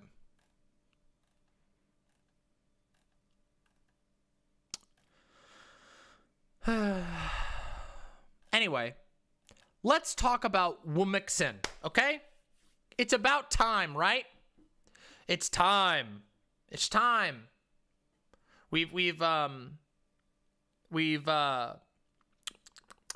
talked about the positive things. We've talked about the other things. Now I gotta drop my takes on WoMxN. And I'm gonna pretend in this segment that Vosh didn't basically nail it, mostly. Because, fuck you. Again, like I said earlier, I want to fucking do mine. I want to do mine. I wanted to talk about it. WoMxN? No, I don't think it is. Spicy take? Spicy take incoming, everybody. Here comes the nuke. Here comes the nuke. Guess what? Here it comes. Oh, shit. WoMxN it's a little fucking cringe, okay? It's a little fucking cringe, but what's the big deal? What? Why are people making such a big deal about one letter? Like, honestly, it's just a little cringe, okay? It's like a little cringe. Like, WoMxN is the kind of thing that happens when you hire a gender consultancy firm that's called Progressive Values Incorporated. You know? It's like you hire yes, we have to cover this, of course. It's like you hire this firm that's called like, hold on, let me come up with a good name for it. It's either like really bland like that, or it's going to be something like, It's going to be something like regulant, or something along those lines, like, or evaluatrix is another one. And they're like the girl boss type firms, and they like come in and they host a conference where everybody gets a girl boss mug that also has their brand name on it. And they tell you the way that you make your company more accepting to trans people is to ignore everything that trans people on your platform have been asking for, and then impose something that nobody wanted. And here's the thing, the like sentiment behind it is not all that bad. You know, I understand kind of where it's coming from. They're like, okay, so woman is like a term that if you kind of think about it for too long, you're kind of like, oh, it's like, whoa, man. Like, oh, okay. So like you're assuming that men are the default, and then you're adding the "w" thing. And you're like, okay, I kind of get it. You know, you're like, okay, I can see where the mentality is, because you want to like say like women don't need to be like an ad, like an add-on to the normal man. But it's also it's also one of those things where nobody cares. Like nobody cares at all. And there's like 10 people who do, and the people who do care are mostly the people who work at the company that you hired to tell you that. And it doesn't really help non-binary people, because non-binary people have a term for themselves already, which is, if you're like me, a non-binary trans woman or a non-binary person. Whoa! And we have other terms that you could use if you wanted to be inclusive, like femme presenting, which is great. And femme presenting, although it's a little bit bulky to type, is super, it's like, it's intuitive. You know what I mean? Like, it makes sense. Like, you're like, oh, okay. Like, you're like, oh, yeah, well, I mean, femme presenting, it makes sense. You present feminine to the world. Okay, bam, easy, bam. Now, there's still some issues with it, but whatever. It's pretty good.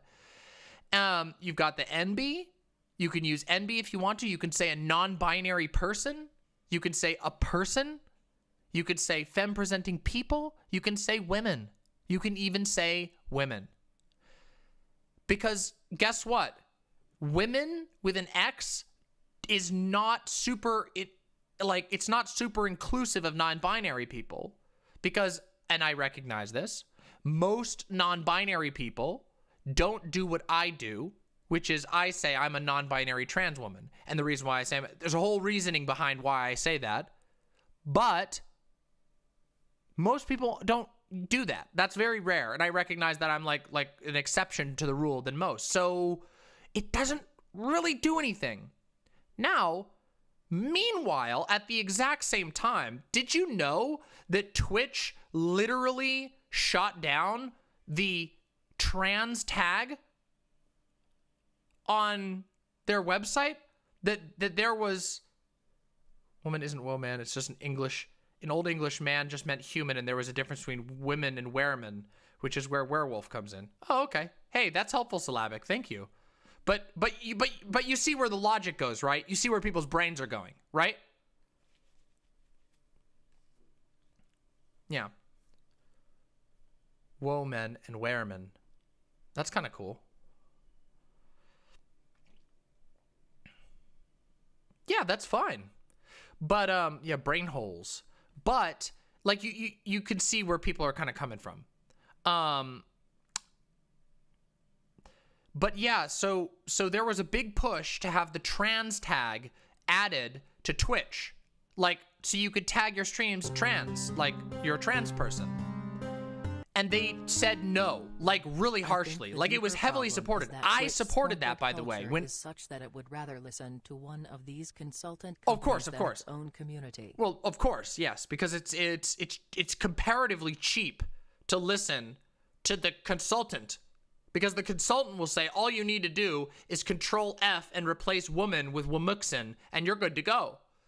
But the no, you're totally good.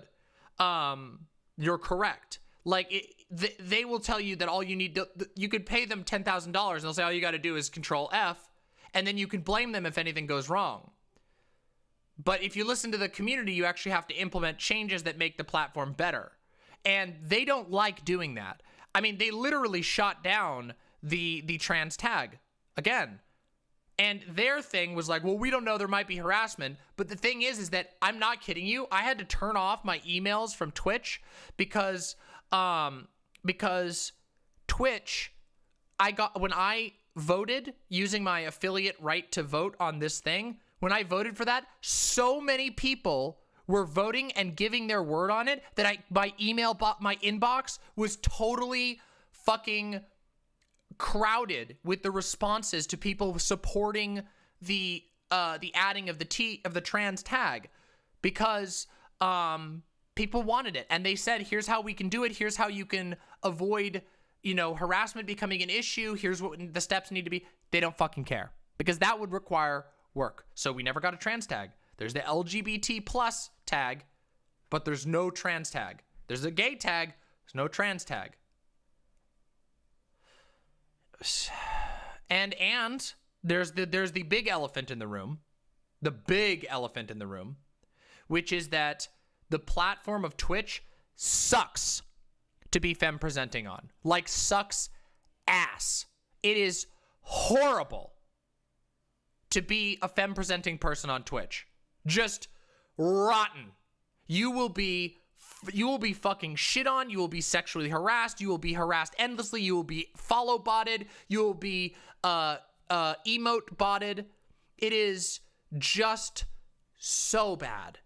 And they don't want to acknowledge that, because if they acknowledge it, that hurts their PR pretty bad. But they had members of their own team harassing women. Did we all forget what happened in 2020 at Twitch? Do we remember when their fucking community, Twitch community employees were out, one of their highest ranking employees was outed for sexually harassing women? It's pretty fucking bad. So you see, you know, so again, it becomes kind of an appealing option for these corporations to pay a consultancy firm to tell them that the best way to improve their brand would be to add the WoMxN tag, a tag that nobody asked for. And again, I say this as a gender abolitionist, non-binary trans woman.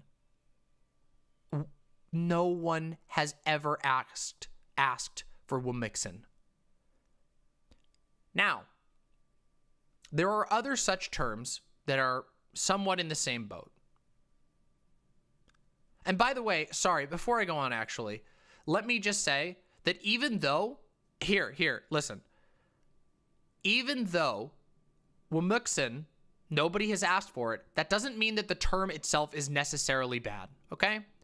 I tend to think WoMxN is kind of dumb because it looks stupid and it doesn't make much sense at all, because they frame it as though it's to be more accepting of people,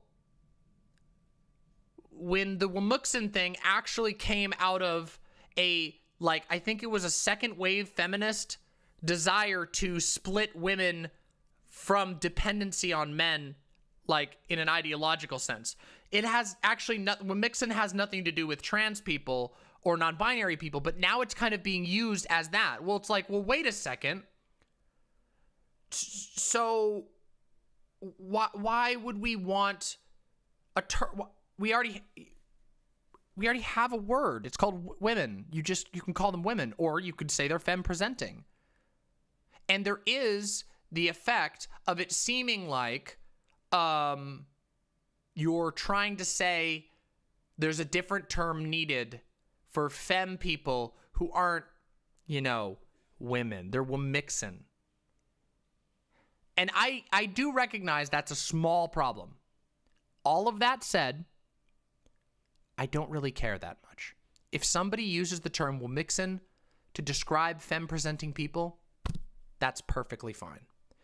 The frustration of all of this comes from the fact that WoMxN is what we got when we asked for making Twitch a better place for femme-presenting people.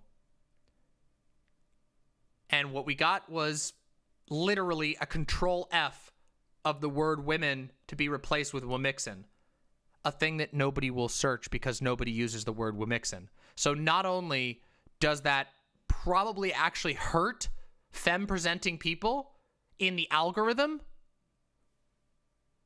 didn't think about that one, did ya? It actually would probably cause some harm in the algorithm. They did less than nothing. Yeah, Vermin, it's sad. It's pathetic. And keep in mind that this has been talked about for a long time on Twitch. And this is where I think I can add something a little that Vosh didn't have, because so far, I will admit, like, my argument's going to sound a lot like Vosh's. Vosh basically nailed it from my position, but I don't care. Again, I'm going to say it again. I don't fucking care. Write me another diss track.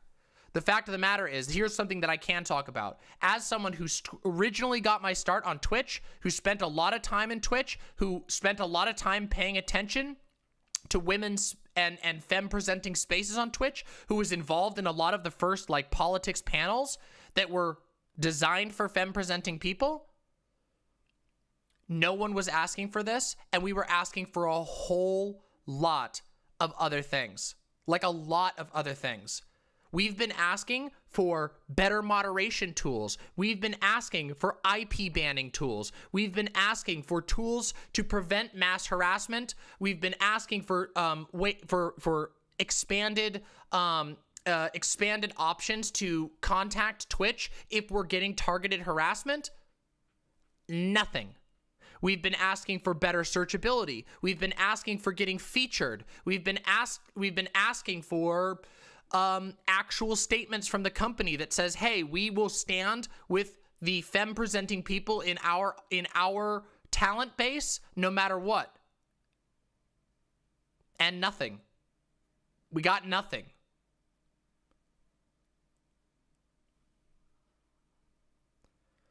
So, well, we did get something. We got WoMxN. We got a control F WoMxN. Very frustrating. It's tiring. And it's tiring even for the people like myself who can understand wanting to move away from traditional language. It is literally a single letter change.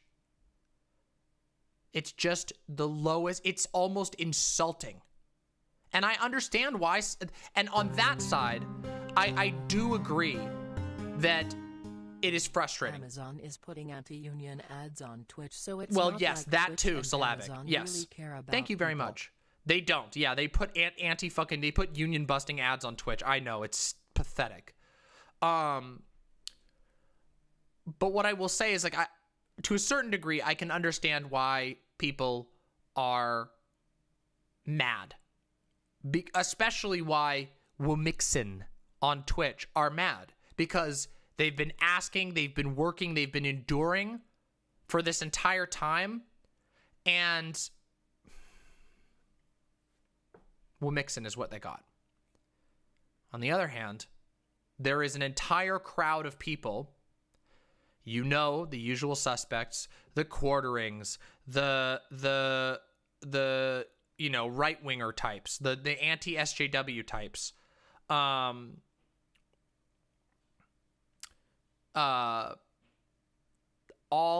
of those people have jumped on this and tried to make a huge stink about the like, go woke, go broke, go woke, go broke, or whatever.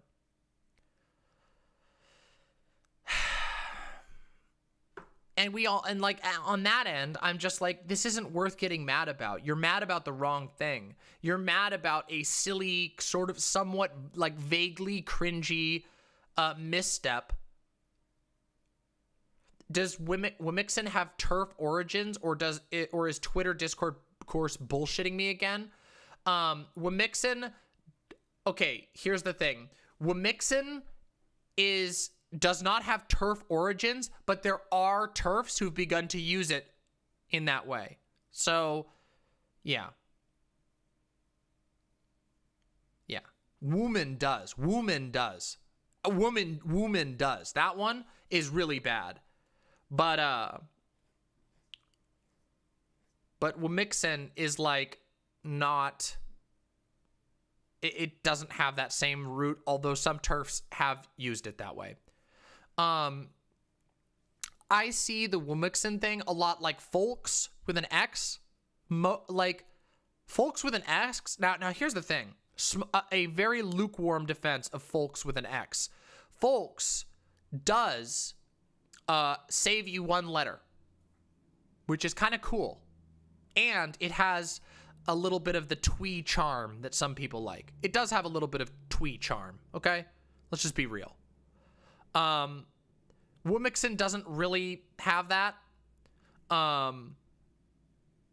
It doesn't really have that. But it's not really all that bad. Like, see, there's nothing really to be all that mad about. What makes people mad in this circumstance is, what makes people mad is that nothing else has been done.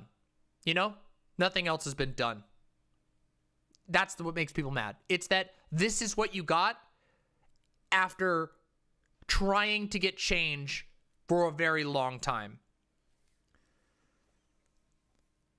Folks sounds like it came from a 90s ad. Yeah, I can see that. See, it has twee charm, okay? It has twee charm. So, whatever. Now, I know people have asked me, and they asked Vosh about the Latinx thing. I don't know. What is twee? Twee is like, it's like, twee is best described as like saccharine charmingness. Here. Twee is like, here, how do I find let me find an image of it.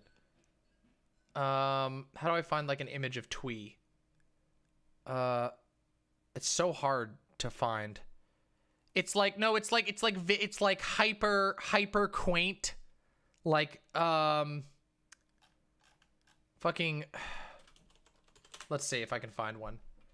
It's like this. Here, hold on, let me see if I can find it. Let me find like an example of like the twee kind of thing. It was really popular for a while. It's got some overlap with hipster. With like hipster stuff. I don't know if I'm going to be able to even find it. It's like, I don't know. It's got like, it's like very... no, this is all like not it. Google is not useful on twee.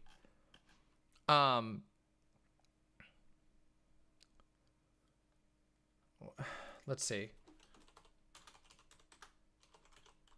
Let me see.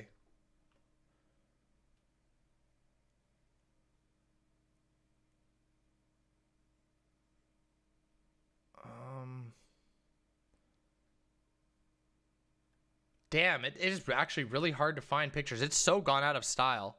It is a little hipstery. It is a little, it's like folks, it's like painfully folksy. Like imagine like, oh, here we go. Twee is best understood as like a, like you're wearing a fedora and a plaid bow tie.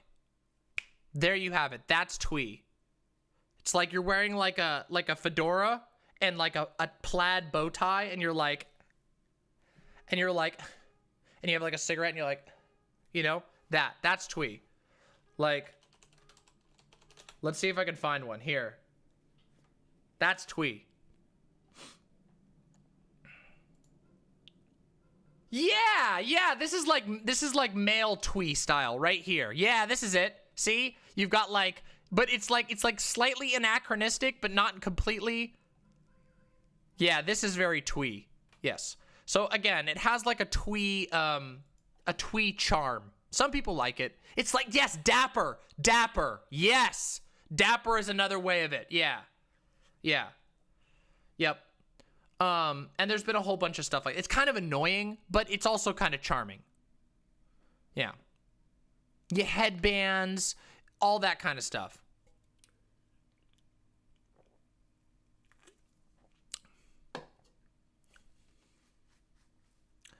All right. So, hey, Mixterius.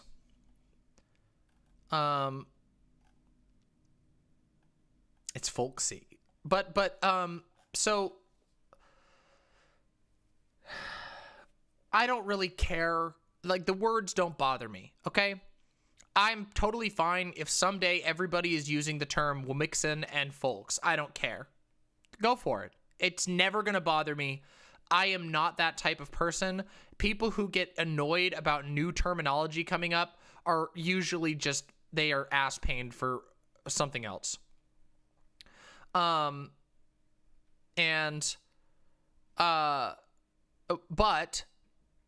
in this particular context,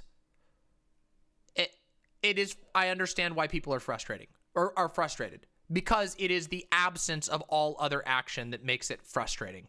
And of course, because it is so massive of an announcement, and Twitch took such pride in it,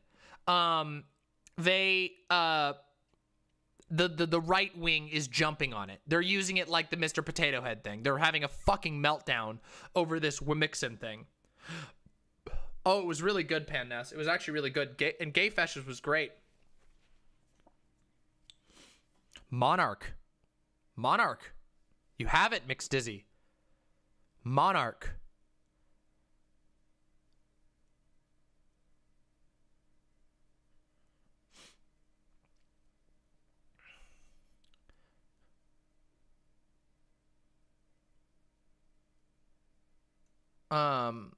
Themperor. Oh my god, that's a good one. Hey, Ellisum, good to see you. Hope you're well. Also, there's another thing. Oh, reactionaries are the biggest babies in the world. Have you fucking seen how much they've lost their shit over motherfucking Mr. Potato Head? Also, by the way, just so you know, Mix is something that I think is super cool. I actually think the Mix thing, like Mix Dizzy or whatever, is actually like one of the best examples of something like that. Unironically, because it's like, it's a gender neutral signifier, actually helpful. Yeah, Mix is great. I actually think it's a good one. And it's a great example because it saves you 3 letters or 2 letters from miss, and it avoids the weird marriage shit. So Mix is actually useful, and it's actually kind of great. Mix is it's like it's a honorific, like Mr. or Miss or Mrs., but it's MX. It's Mix. Like Mix. You say it like that. You say it like Mix. Like Mix Dizzy or Mix Brown. So if you're like, "Hi Mix Brown," it's super simple, and it sounds good, and it solves 2 problems at once. It solves the weird gender shit with Miss and Miss. Yeah, Mixed Demon Mama. There you go. See, it sounds cool too. Mixed Demon Mama sounds awesome. And some people will read MX as like mistress. Some people do that, but that's a little bit different usually. But it solves both the weird marriage shit where there's Miss, Mrs., and Miss, and Mr. There's 4. You smush it down into 1 that works for everybody. It sounds good, and it takes less letters than almost all of the other ones. True. Pretty fucking cool. Yeah, mixed potato head would have been fine. But literally, there was Mark Dice, just this is a small one. Mark Dice literally said that that the Republican states need to secede from the Union over the Mr. Potato Head.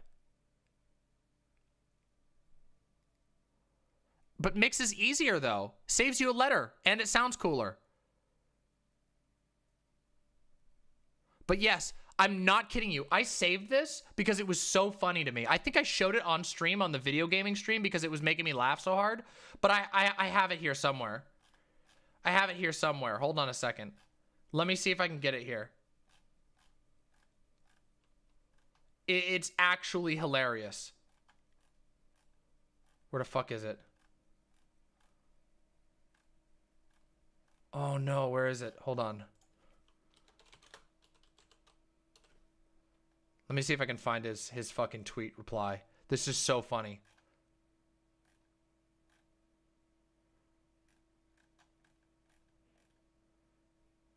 Where's this one? Oh my god. This guy is the most saddest reply guy you could possibly imagine. This guy is so pathetic.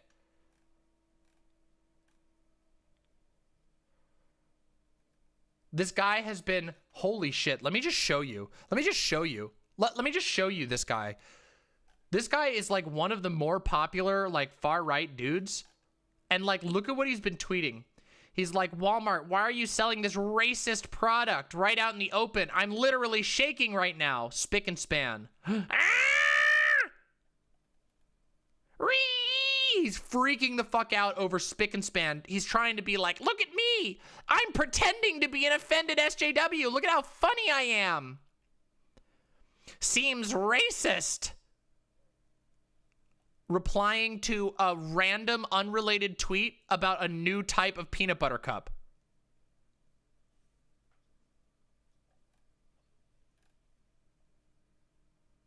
Oh, and here's him shit-talking Black Lives Matter amidst making jokes about spick and span. What? It gets worse, though. It gets worse. Look. Hasbro, why does Operation only feature a white patient? How are little black children supposed to feel included in the medical field when they can't connect the game on a personal level because it basically ignores their entire African heritage and struggles? Ooh! This guy thinks he's the funniest piece of shit in the world. This guy thinks he's so funny. This is the type of guy, he made this tweet. Look at this, by the way. 10 likes. Nothing. Absolutely nothing. You inspired me to make Unfortunately, he is still relevant. Yes. Thank you. I'll take a look at this meme in just a second. White privilege dog whistle encoded into the MLB logo.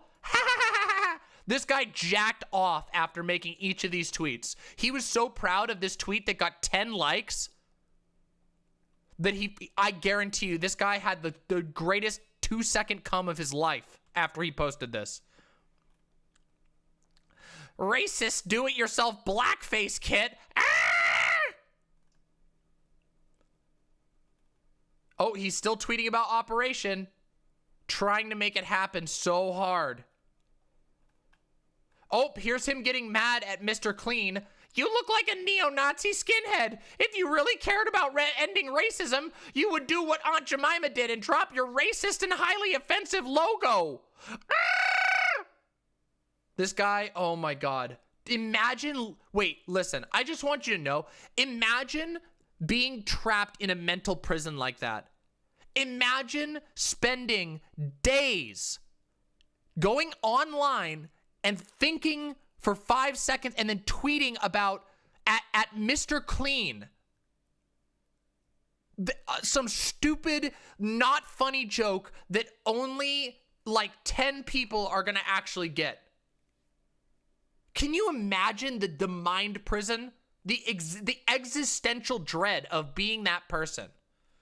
It is actually sad. It's actually pathetic.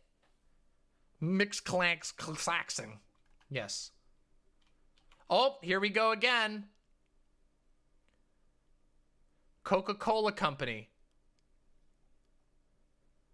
Well, sir is already, well, okay, I guess it isn't.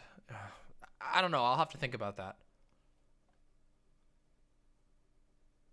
We'll come up with a new one. We aspire to have diverse and equitable representation across our global workforce to mirror the diversity of our consumers and customers. Learn more.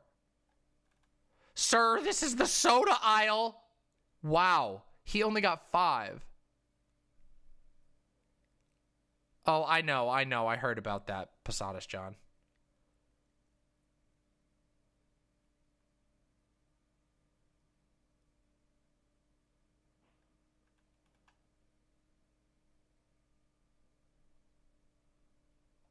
Ha ha ha ha. I really want to find the one. So remember, this guy's entire thing.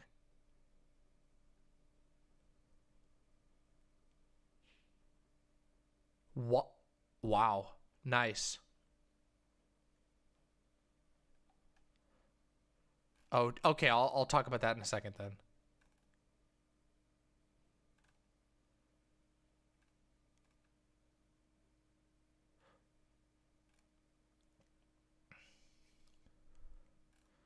Where's the fucking one I wanted?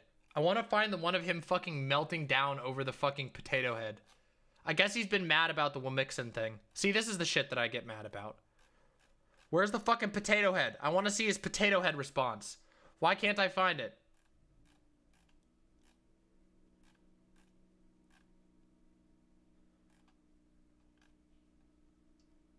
What?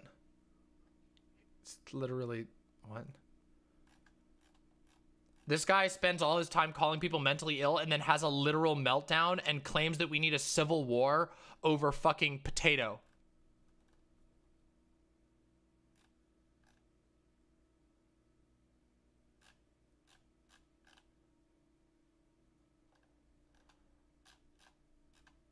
Where's the potato? Yeah, here we go.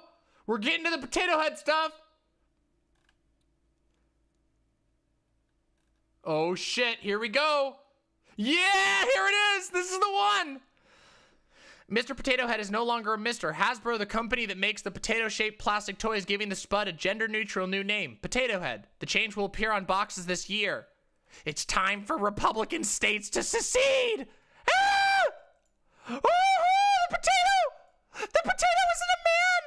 I can't imagine the potato having a dick anymore! Ah! Literally, just... And this guy literally spends his time online talking about how liberals have mental illnesses as he advocates for secession over a company no longer calling it Mr. Potato Head. Like I don't even know how to. This guy has 600,000 followers and is a blue check.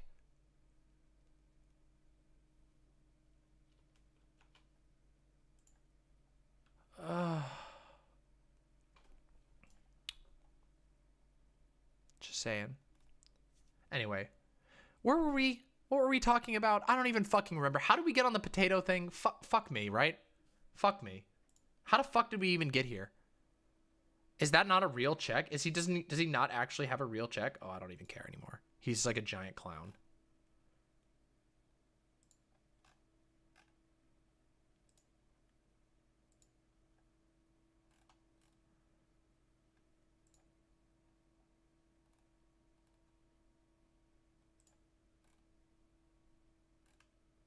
Well, mixed potato head. Oh, your meme. Yes, let me look at the meme. Here we go. We have a meme. Feminine content creators. Can we get online tools to help keep us safe? Twitch. Best I can do is WoMxN. True though. True though. True. I gotta give you a follow. There we go. I can give you a follow. I don't use my Instagram much, but it's true though. Also, let's look at the box. Yeah, by the way, just so you know, Mr. Potato Head isn't actually changing the box. Like, literally, they're just changing the branding. There's still a Mr. Potato Head.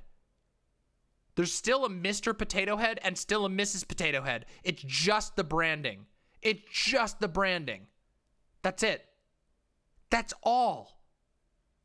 They're just saying the Potato Head brand is, okay, because originally, let me explain this. So originally, Mrs. Potato Head was a variant of Mr. Potato Head. Now, there is Potato Head brand, and there is the Mr. Potato Head doll, the Mrs. Potato Head doll, under the Potato Head brand. Previously, Mr. Potato Head was the brand, and Mr. Potato Head and Mrs. Potato Head were both Mr. Potato Head toys. Now, that's all. That's all that they changed. That's it. And they're losing. And remember, the Republican states should secede! Ah! Sorry, my neighbors are going to kill me.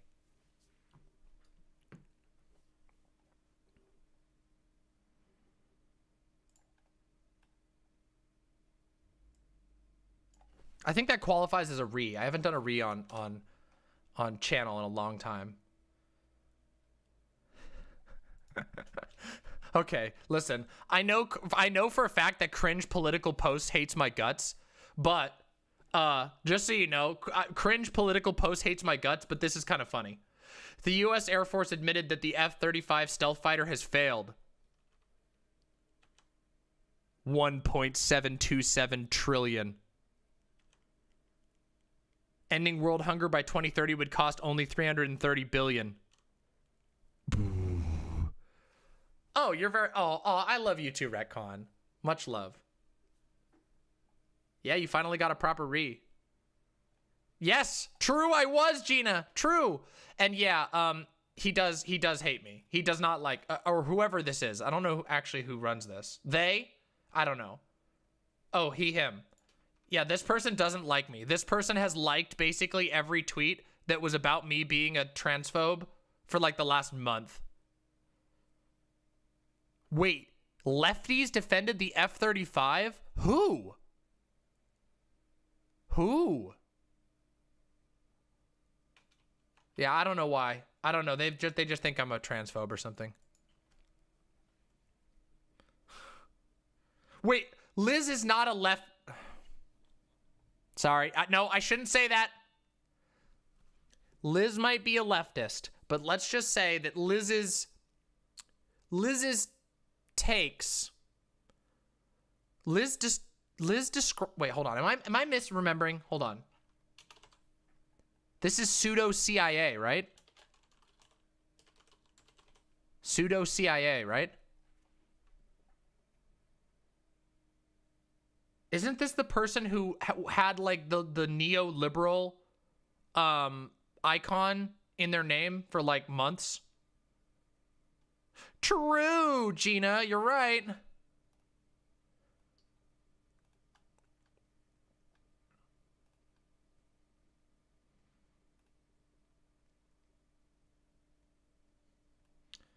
By the way, anybody who would defend, and I'm sorry, I know this might hurt, but anybody who would defend the F-35 is a dumb fuck.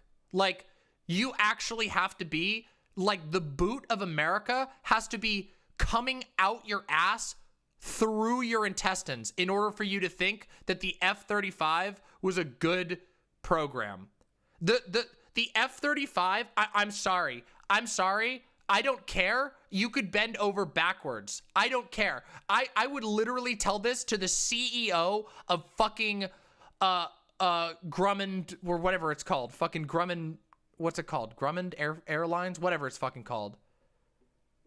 It's the F-35 is a massive Northrop Grumman. Yeah.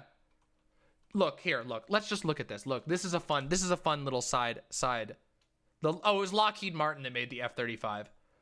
Let's just look at this. Here we go. Let's just go to Wikipedia, okay?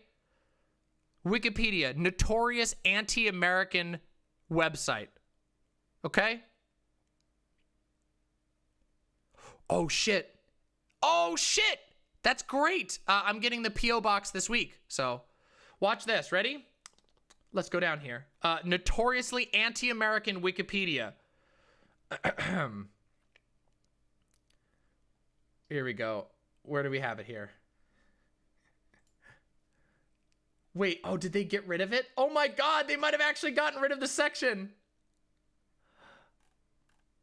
there was a section that was talking just about, there was one that was just talking about the critiques of the F-35 program. They might have gotten rid of it. Aww. Oh, it used to be here. That makes me so sad. Oh yeah, you can click on the history, right? Maybe it wasn't in this article. No, it definitely is. Hold on. I'm pretty sure it's here somewhere. Yes, here we go. Here we go. Uh-oh. Here we go. Testing found several major problems. Early F-35B airframes had premature cracking. The F-35C arrestor hook design was unreliable. Fuel tanks were too vulnerable to lightning strikes. The helmet display had problems, and more. Software was repeatedly delayed due to its unprecedented scope and complexity. In 2009, the DoD Joint Estimate Team estimated the program was 30 months behind the public schedule. In 2011, the program was re-baseline. That is, its cost and schedule goals were changed, pushing the IOC from planned 2010 to July 2015. It's still not out. The decision to simultaneously test, fix defects, and begin production was criticized as inefficient. In 2014, Under Secretary of Defense Frank Kendall called it acquisition malpractice.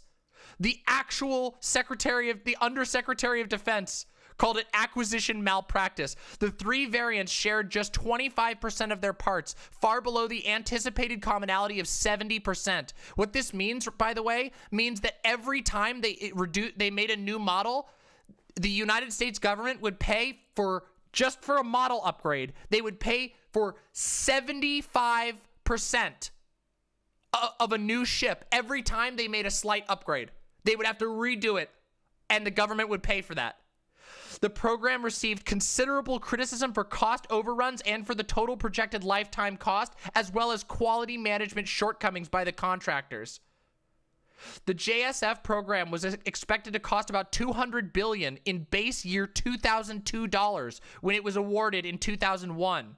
As early as 2005, the Government Accountability Office had identified major program risks in both cost and schedule. The costly delays strained the relationship between the Pentagon and contractors. By 2017, 15 years later, delays and cost overruns had pushed the F-35's program's expected acquisition costs to $406 billion, with a total lifetime cost of $1.5 trillion in then-year dollars, which also includes operations and maintenance. $1.5 trillion 2001 dollars.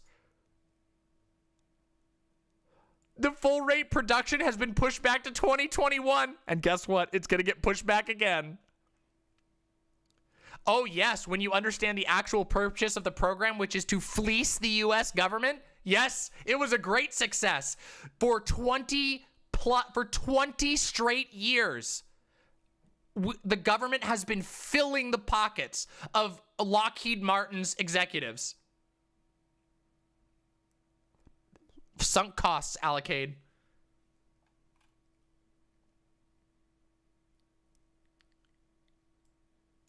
Oh my God. It's so bad.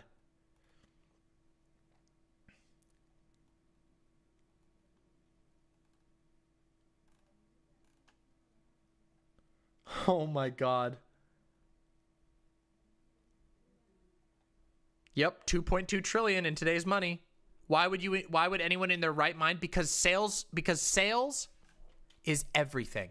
You understand that? Sales, it sucks, but in capitalism, sales is everything. What you do is you have a bunch of fucking sleepy bureaucrats who sign off on where the money goes, and you have these guys come in that look, they'll come in and they look like fucking, they look like, you seen Iron Man? You know, in Iron Man, there's that scene where Tony Stark puts his hands up and it blows up in the background. He's like,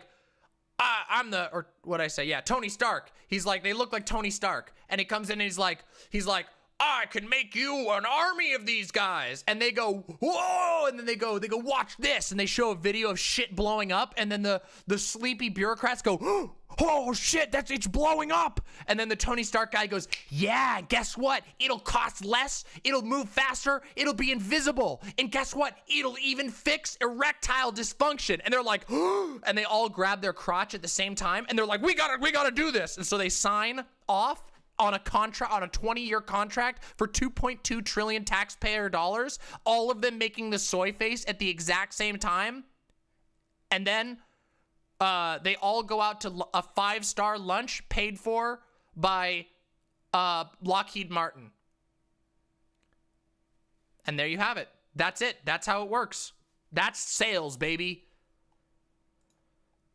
And they were there mostly for the lunch, but then they got showed some cool videos of people blowing up. And they were like, whoa! Soy facing. You would be amazed. Like, you want to know what the difference is between a con and a successful sales transaction? Do you want to know what the difference is? Anybody? There isn't any. Well, okay, there's one difference. There is one difference. The con, you went to prison. You got caught. That's the only difference. You don't get caught. That's all. There is no difference. Sales is just literally bullshit artistry all the time. Yep, the mark doesn't catch on. That's it. And when you have the nonsense contracting system that our country runs on, which is ridiculous because everything has to be done through private industries. We contract out. All it is sales. All it is sales. And if you have the coolest presentation, the government will give you so much money, you won't even know what to do with it. You will shit your pants and celebrate it because the money on the table will buy you 100 new pairs of pants. Look, I used to work in sales, and I was one of the lower bullshit people. But sales is fucking bullshit. Yeah, that was one hell of a grift. Here's your commission. Auga! And their eyeballs pop out, and they go, humana, humana, humana, humana, when you see the check that you get. Yeah, fuck sales. I can't go back to sales. I would never go back to sales. Well, okay, I would if I had no other choice. And I would make it my fucking mission to fucking fleece every fucking rich motherfucker that I found. I mean, I would convince them of a worthy investment of their money. My apologies. Yeah, exactly. Trying to sell a GPS in a day when all cell phones have GPS? No, this is a special GPS. Did you know this GPS, it is updated, it was updated 2 years ago to the latest maps. Sounds exciting, right? Oh, wow, that's convenient.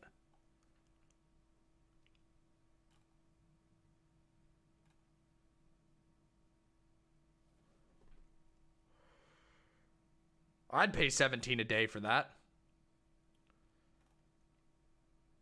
Christ. Yeah, the maps were updated 2 years ago. How amazing.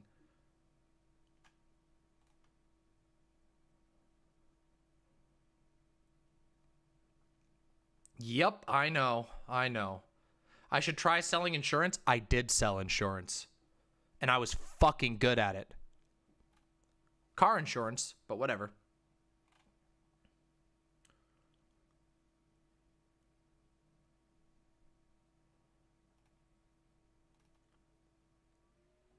I was really good at sales. I told you I was fucking the best in my region. Like, a lot. I have literal trophies in my fucking closet. I fucking hated sales. I fucking hated that shit. But I was good at it. I was really good at it.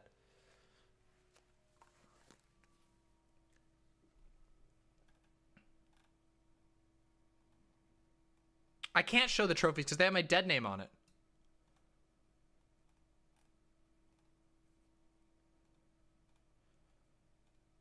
Yeah, I have my dead name on it. Yeah, all my sales accomplishments, well, almost all of them were under my dead name. The company tried to get rid of me when I transitioned. Wham. They tried to push me under the rug, but I stuck on them. Actually, I might have thrown them away now. I can't remember if I kept them or if I threw them away. I might have actually thrown them away during the last move, now that I think of it. But it doesn't matter. Yeah, they did. They tried to get rid of me when I transitioned. Yep. Sucks. People do like to... Yes, they do. Yes, that's actually true, Joycens. Until you learn the secrets. But it sucks. It sucks. Trying to do sales as a woman is way worse than sales from a man. See, here's how you do sales. Oh, God, this is gonna be really fucking weird. You want to know? Okay, here. Let me give you the difference. Ready? I'm gonna gender code switch right in front of you. This is the most non-binary moment that you've ever fucking seen. Okay? Watch this. Okay? Here's how I would sell as a guy. Ready? Hi, how's it going today? It's great to see you. Thanks for coming. Thanks for coming by our stand, whatever we want to say. You can imagine whatever it is. Hey, thanks for coming. Just wanted to make sure. Can I just get your name? Yep. Okay. Thanks, Mr. Whoever. So, is your first time coming to the state? No, really? You've never been here? Oh, I can tell you some great places to eat with your family if you'd like. But let's figure out what we got you in for today, okay? All right. So it looks like what we have your reservation for is set up for this, this, and this. Oh, I do want to let you know we do have some specials running today. Looks like you got a lot of people, a lot of luggage. That's fantastic. Don't worry, we've got some really nice SUVs, and their prices are fantastic today. I mean, we're running specials because it's summer, so you got a couple of options in front of you. You could stick with the economy option that you reserved originally. We've got you set up with a looks like we've got you in a Chevy Sonic, it looks like. So pretty small car, definitely great gas mileage. You won't be hurting the economy, or you won't be hurting the environment with this car, that's for sure.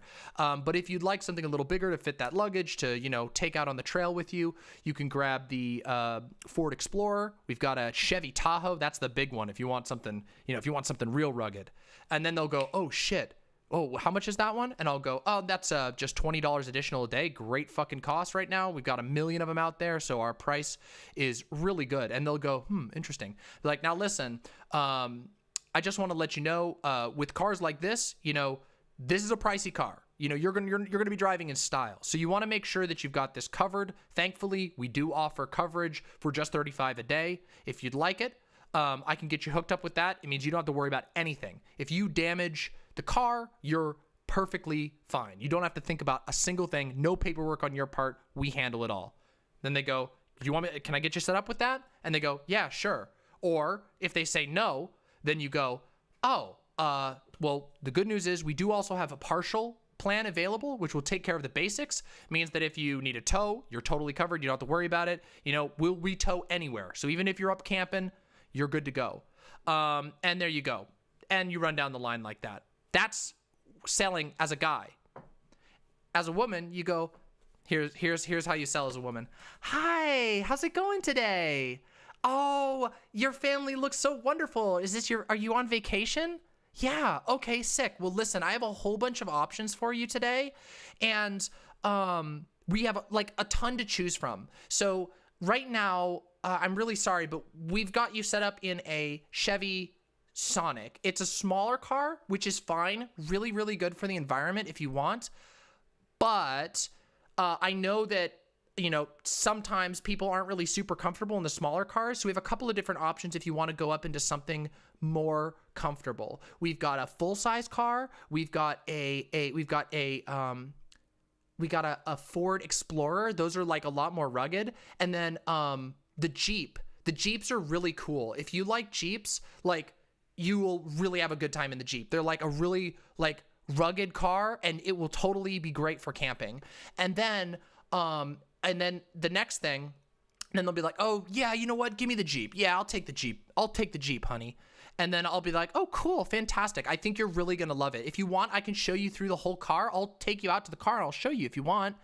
And then the next thing you go into is like the coverage. It's like, well, now listen, I know you hadn't selected any coverage online, and that can actually like really cause some problems. So our coverage, if you choose to elect our coverage, it's significantly better than the coverage you can buy online. It's a little bit pricier, but it'll make sure that you don't have to do anything. If there's an incident with your car, you don't have to stress it at all. You don't have to worry about your kids sitting out in the cold or anything like that. Our agents will come take care of you. They'll get you a new car towed to your location, and you'll be good to go. Can I get you set up with that? Yeah? Awesome. That sounds fantastic. Okay, let's go out and let's take your car. And then you walk them out. You always gotta fucking do that shit. When you're fucking selling as a woman, you wanna spend fucking time with those motherfuckers. It's just true. There you go. Now you have it. That's the difference. Sucks, but it's true.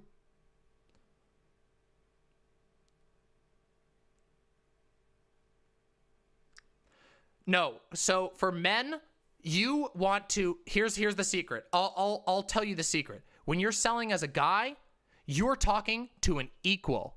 You're talking to a guy who, yeah, you know, you want to buddy up to them. You're a professional and you talk with authority always. And when you're connecting to an equal who you're letting them know you got a good deal.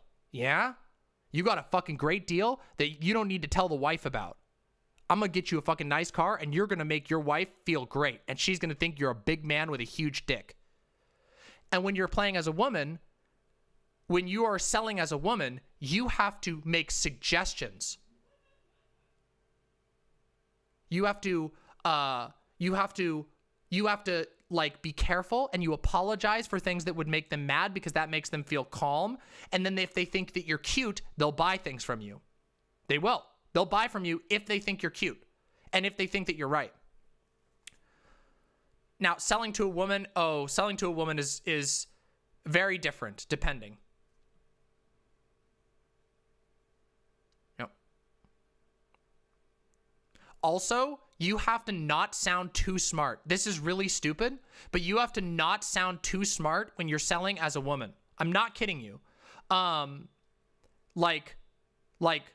You can't sound too smart, because if you sound too smart, they will be suspicious of you. So you have to be like, yeah, so there's a couple of different cars, and I think that you'd really like something like the Explorer, and you know this. So you make one suggestion that's like a dumb suggestion, and then another one that's spot on. And they think you're dumb, and that you just, yeah, it's terrible. Oh, it's terrible. I'm telling you. I told you this fucking shit was soul crushing.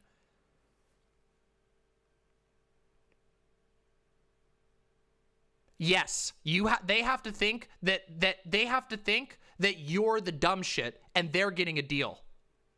Whereas with a guy, you get to you're like, dude, it's the bro code. I'm going to get you set up with a fucking nice ass car.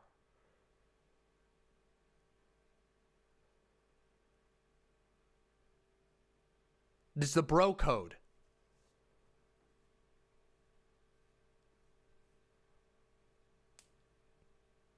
It's true. It's true.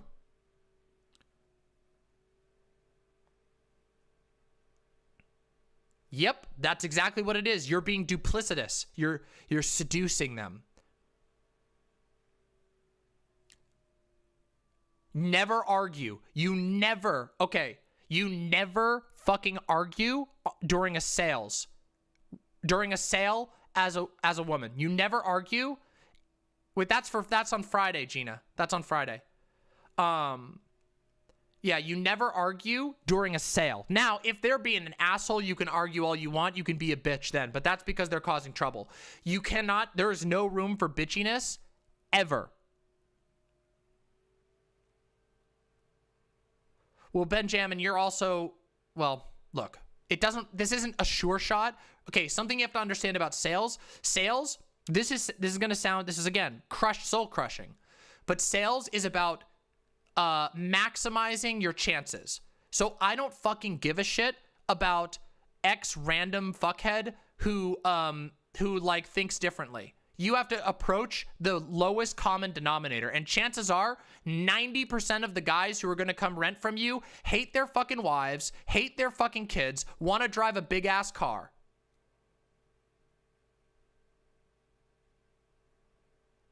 No one will tell you that, by the way. Wall panel, no one will ever tell you that.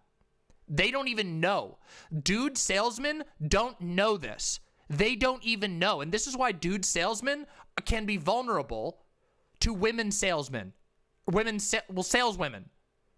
Female, like women salespeople can outsell male salespeople because they don't, male salesmen do not know how women have to sell. They don't even think about it. They don't even fucking think about it. You figure it out yourself through experience, wall panel. That's how you know.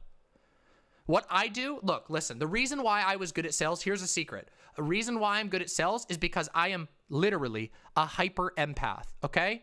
I know that's like a meme, but I can read people's emotions on their face like they're a fucking book, okay?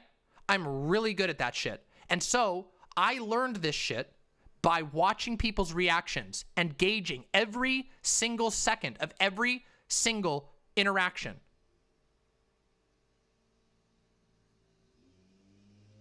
Now, I was very good at sales because I wasn't totally cynical about it.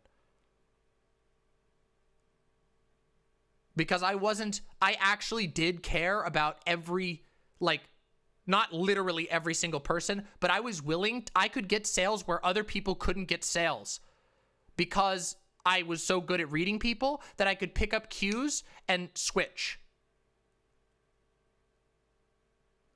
But it was soul crushing, and fuck that shit.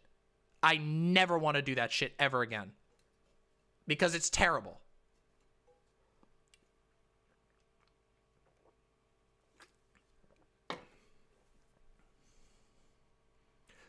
Oh yeah,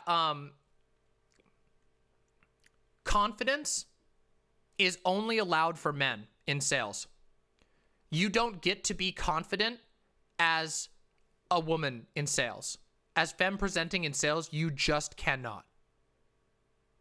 It's not allowed. Like, you have to be very apologetic, and you have to be very, very nice. It's really sad.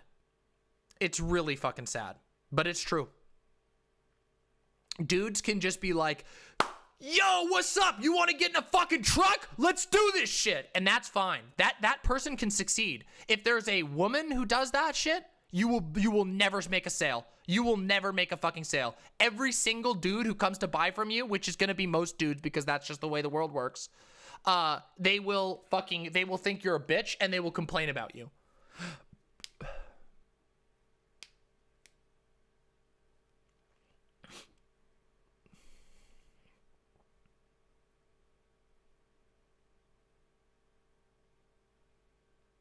Yep, friendly, bubbly, conciliatory. Yep, you fucking got it. Now, it's really funny too, because now there are some strange situations. Let me explain another one. A coworker of mine who was very young, a smaller guy, and brown, most importantly, he was really good at sales. And you know what he did? Do you know how he succeeded at sales? He played into his kidness. Not kidding you. He played into the idea, even though he was way, way smarter than most of the customers that came in. Because he was young, because he was brown, and because he was a smaller guy, he would lean into being like a kid. Like, so he'd be like, he did really good at sales. Yeah, he was Mexican. Yeah, he was Dominican, not Mexican. He would lean into being basically like a student who was still learning, and he would do things like he would like crouch down on the ground and be like overexcited. It was cynical. He knew this shit worked, and it would work because dudes would come in and not be threatened by him because he's just a young kid who's trying to make a living. And it worked.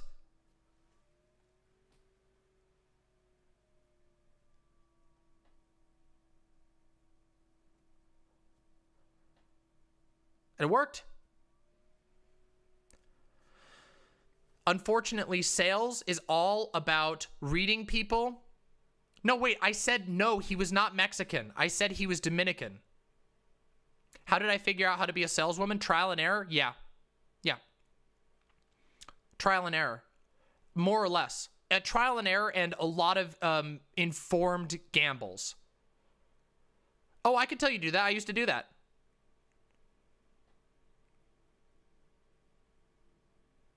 Yeah, you need, okay, to sell warranties on computers, okay, it's actually going to be hard to do it on a $500 computer, but the thing that you need to do is you need to sprinkle in throughout the conversation, you know, stories about like something bad that happened to you. So like, oh shit, like now we offer, here's an example. Now we offer a premium protection plan on here. A couple years ago, I had a computer that I bought a computer here, and because, you know, I get my nice employee, just, yeah, I'm not gonna lie, it's pretty great.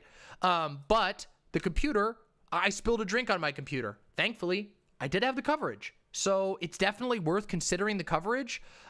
If you have kids, you don't want to, there's nothing worse than having to buy a whole new computer when you could just replace it with the coverage plan. And the cool thing is, we make sure that you have something to work on in the meantime. Sell me this gun? I could sell you a gun. You just need to give me enough time. Knowledge. Well, wall panel, for what it's worth, I have ADHD and I was extremely socially awkward for most of my life. I learned sales because I systematized it. I learned to analyze sales like a problem space, like I was speccing into something. Yep, so you can learn it. Anybody can learn sales. It's just, it's varying levels of difficulty. I'm not a capitalist. I fucking hated sales. I was just good at it. I got good at it because I needed to survive. Literally, just so you know, the reason why I got a job in sales is because I got disowned by my family. I couldn't continue going to school and I needed to pay rent. So I did. So I learned it. That's why. That's why I learned sales. Now, have I been able to use sales well? You motherfucking bet I have. You motherfuckers know I learned sales well. And guess the fuck what? It's very helpful being a Twitch streamer. Because actually, I don't have to do much sales. My sales is just reminding you to hit the like button, reminding you to hit the subscribe button, and if you have the money, to subscribe to my website. That's all I got to do. I don't have to do, I sell you with my art instead of trying to get you to buy insurance or a car upgrade or whatever. But it does mean I know how to do it. See? The segue, right? It came right in naturally. That's because I've been doing this shit for fucking ever. Drink some fucking water, by the way. But sales as a school, or as a skill, sorry, not a school. Sales as a skill is fucking valuable. Sales as an industry is miserable. Fucking miserable, okay? It's fucked.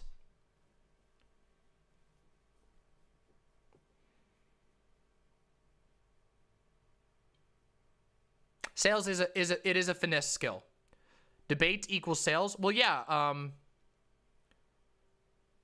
nah, I won't end our friendship, Glooby. I'm basically impossible. I'm basically impossible to offend.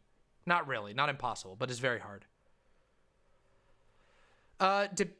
Sales does use rhetoric. It just uses very weird... Okay, there's a lot of things I learned in sales that that are hard to talk about without actually explaining. Oh yeah, the other thing that's really cool about being a Twitch streamer is that I don't have to do that fucking demure bullshit anymore. I can just be me. I don't have to fucking put on... I used to... Listen, let me tell you... Here, let me tell you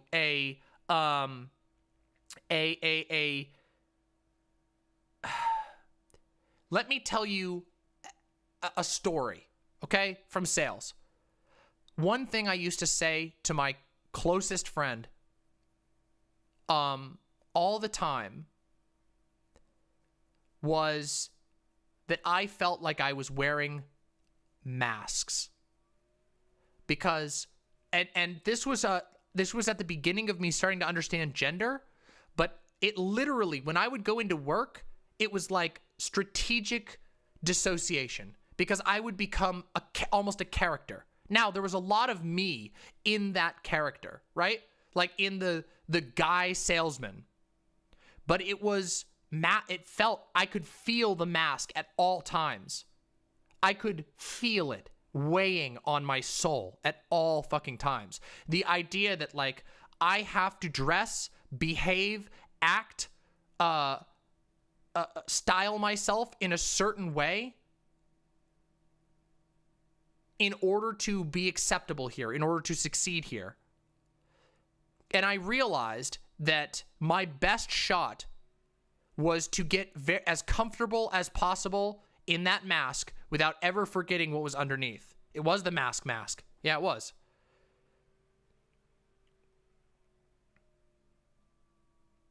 And it's really funny because later on, it's interesting. When I first started, well, the thing is, here's the thing. It wasn't, like, I hate calling it faking it because it wasn't faking it. It was just channeling a certain part of me, right? Like, it's a front, but it's a front that's crafted from who you are. Like, it's a mask you make out of your own flesh. You have to carve a piece of yourself into the making of this mask. So it is a part of you. Like, that mask salesman, the mask as in masculine, the masculine sales element was carved out of my soul somewhere. You know, I wasn't a fake person. I wasn't like, okay, time to go into work. Haha, I'm somebody else now. It was like, yeah, it's more like shape-shifting, but like under duress, because I had to do it. It was a little bit coercive. I needed to go to work. I needed to make money. But I also wanted to succeed at it. And I did have to pull from myself in order to do that. It's very complicated and it is hard. Is it like acting? Yeah, I would say it's like acting to a degree, but acting gives it the idea of it being fake. Good actors get into their role. You know? You get into a role. For me, putting on the tie, putting on the vest, fucking clocking into work was like, okay, I am stepping into my role now. It's a persona.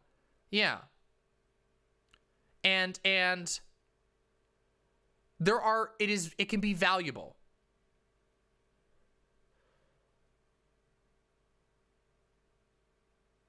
Yeah, you find it's like, maybe a mask is the wrong way to put it. Well, okay, a mask is a right way to put it, right? Look, I put this on. If I take my glasses off and I put on the eye patch instead, you all still know it's me, right? But suddenly I've changed, right? But it's still me. I'm just different. Yeah? A little bit. Likewise with sales. You're selectively channeling portions of who you are for a certain end. And in this end, it is an exploitative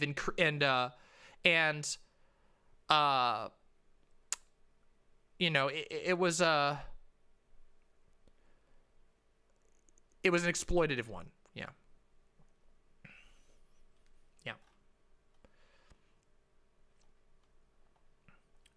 Yeah, I would really dress up nice for my job, especially during the summer. Yeah, a personality suppression. Yeah, certain portions were suppressed. Absolutely. And others are exaggerated.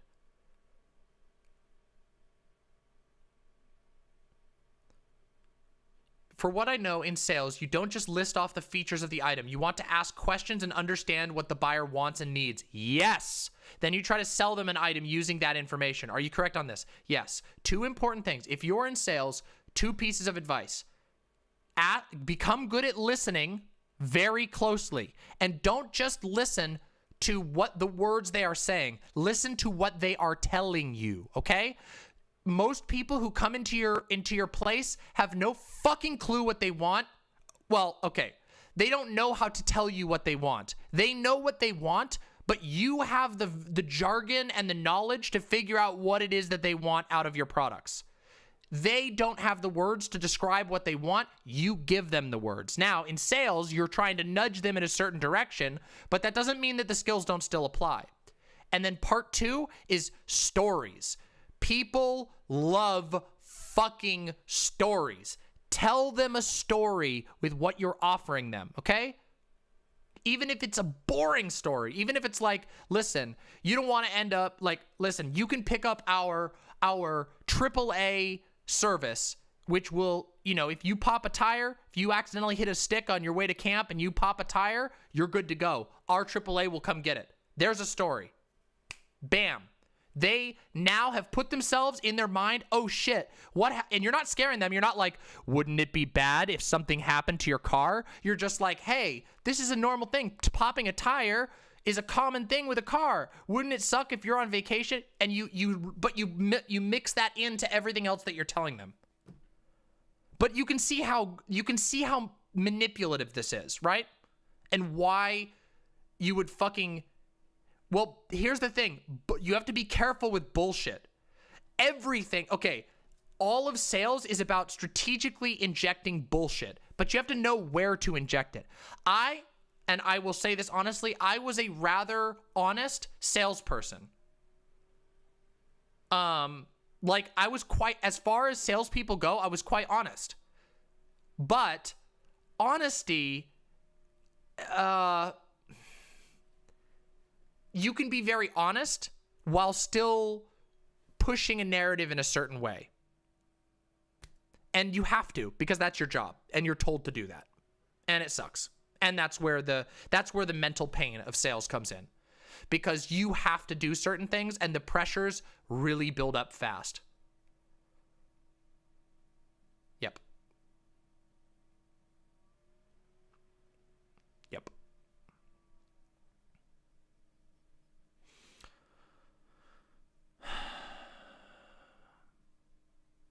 So yeah, sales kind of fucking sucks.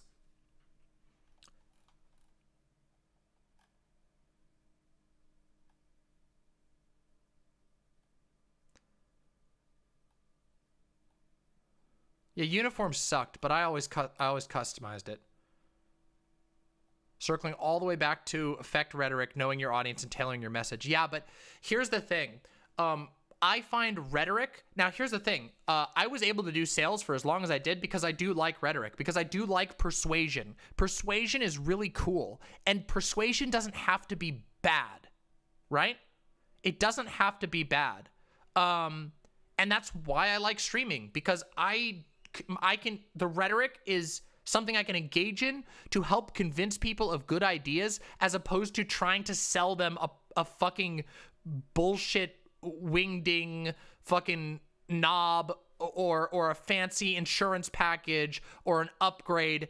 I don't fucking give a shit about any of that. And you'll notice I don't even I don't like upsell people into my different tiers. They're just there because I don't have to think about that at all. It is so much better.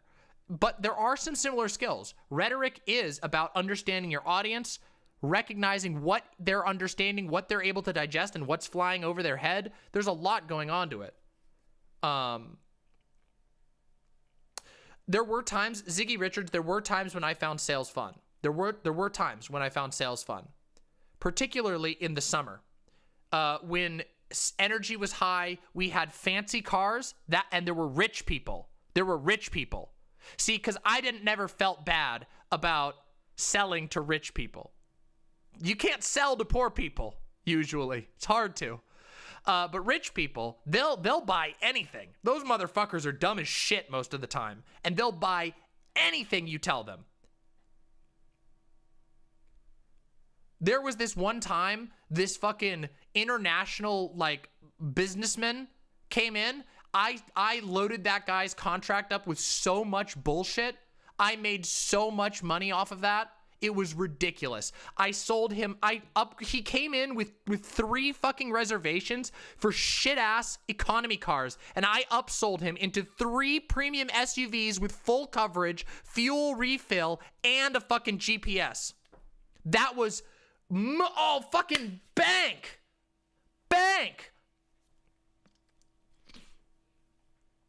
That was so much money, and I was like, totally pushing my boundaries. I'm like, well, I'll get you a great deal. Yeah, it's fucking great.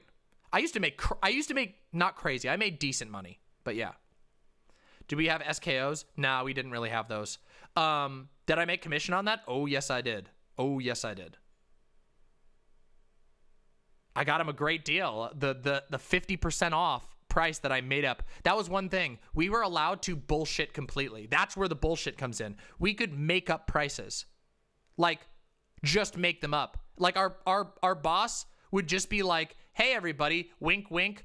Make sure you set your prices well today. And so you could literally say, I'm going to give you 50% off. And it's true, because maybe you'll just pretend that at the beginning of the day, you set the price at $12 and you're giving them 50% off. It's total bullshit. And your manager says it's okay. Your manager goes, I trust you. Do whatever the fuck you want. Just get the cars out.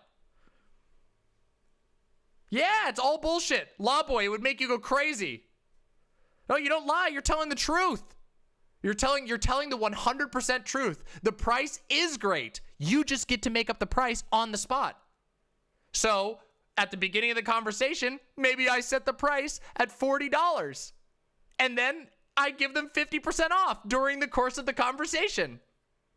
I have that right as given to me by the manager. No, you can't lie. You are not allowed to lie. It is not allowed. You are never allowed to lie.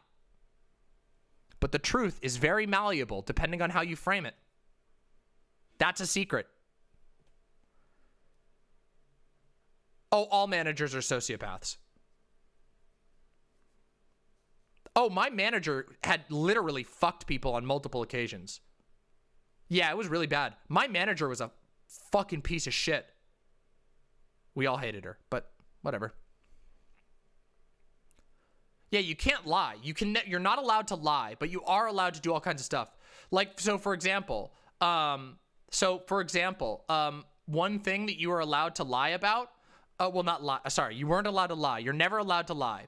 But you could, there was a thing that you could do where you could say, give me just a second. I'm going to go out back. You were told, the managers would tell you, hey, if you need to like get a deal and you need to make a sale, come out back and call me. And what they meant is you go into the back room, you sit at the desk for 3 minutes, and you pick up the phone, you hang the phone back up, and then you go out front, you'd be like, okay, I just talked to my manager. I was able to get you $15 off of this deal.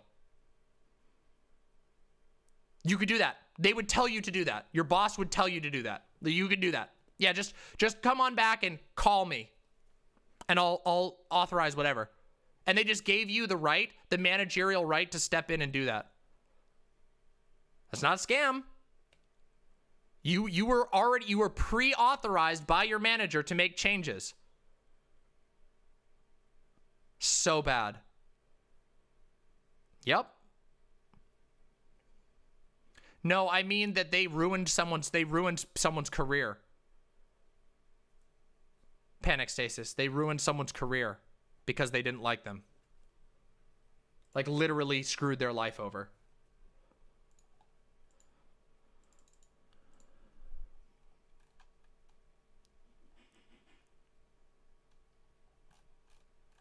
But now this makes all salespeople out to sound like supervillains. So maybe I should stop ranting about just the negative stuff. Because, oh yeah, it's normal. Space Pirate Captain. Yes, that is normal.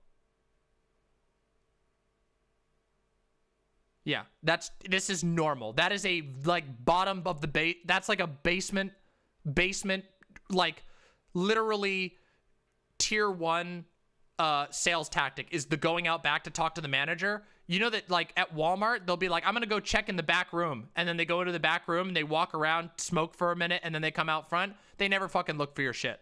That's fucking normal. That's like baby's first sales tactic. So here's the other thing though. Let me tell you some other things, because I don't want to make it seem like all salespeople are evil, because at the end of the day, salespeople are literally under, just remember this, listen, just remember this. Salespeople are under an unfathomable amount of duress at all times. Most of their money, they are usually paid shit. Some of them don't even get minimum wage.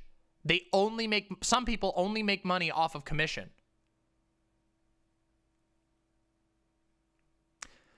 So remember that salespeople are under a crazy amount of duress, and they fucking hate their bosses as much as you do. And if you can actually connect to salespeople on a human level, they have a much harder time selling to you. A much, much harder time selling to you. And sometimes, if you really connect with a salesperson, they will actually get you a good deal. There were numerous occasions where I liked a customer and I gave them a manager approval and just gave them a luxury car for free. I like you as a customer, take it. Not gonna make any money off you anyway, so might as well give you something fucking nice. I did that all the time. There was multiple, and this is where you're gonna hear the good part, where I stopped making myself sound like a villain. Multiple occasions was I able to get like crazy good deals for people. Because they were like, I saw an opportunity. There were multiple regular customers who like I connected to on like a personal level and got to know them, and I would set aside a fucking convertible for them if they wanted it. If they asked for it, I would set aside a free convertible. Like, no problem. If it was a customer I liked, if it was a customer who was kind to the workers, we'd get them a fucking luxury car if they wanted. They would be setting out in a fucking Mercedes if we had one. And yeah, maybe I could have made $50, but I'd rather give it to somebody I like. No, I was paid a wage. But there are lots of people who are paid on commission pools.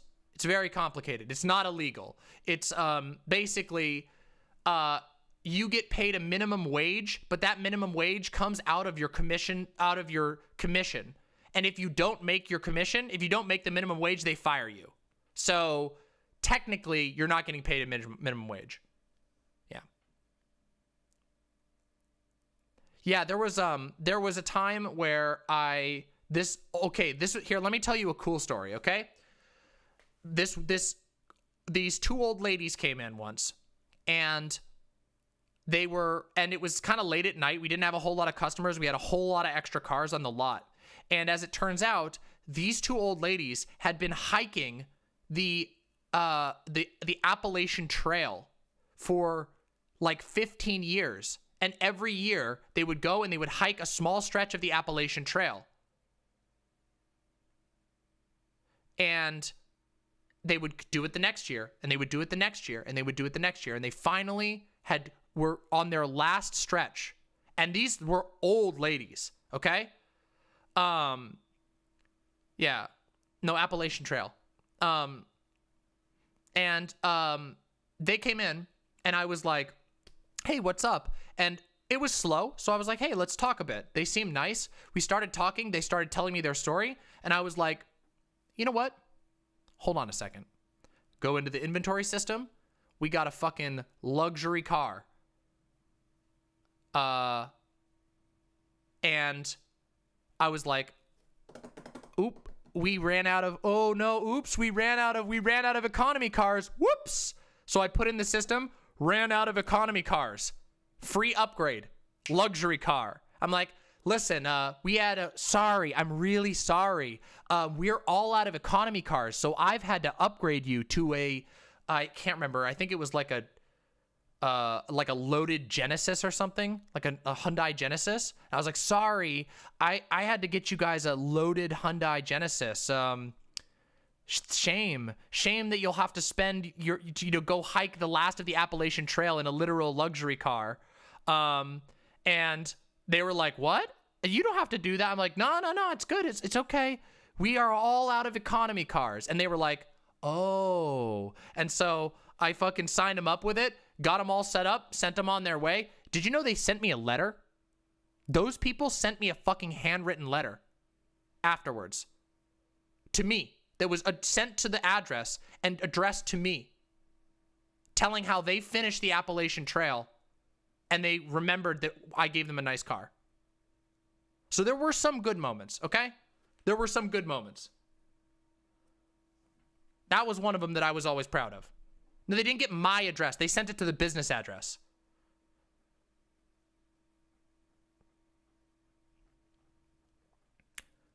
Yeah, also, one thing, here's another little hint. Here's a hint from the ex-salesperson to the people who probably have to deal with salespeople. If you like a salesperson, leave a comment or a note or a letter or send an email to their manager if you ask for their manager's business card.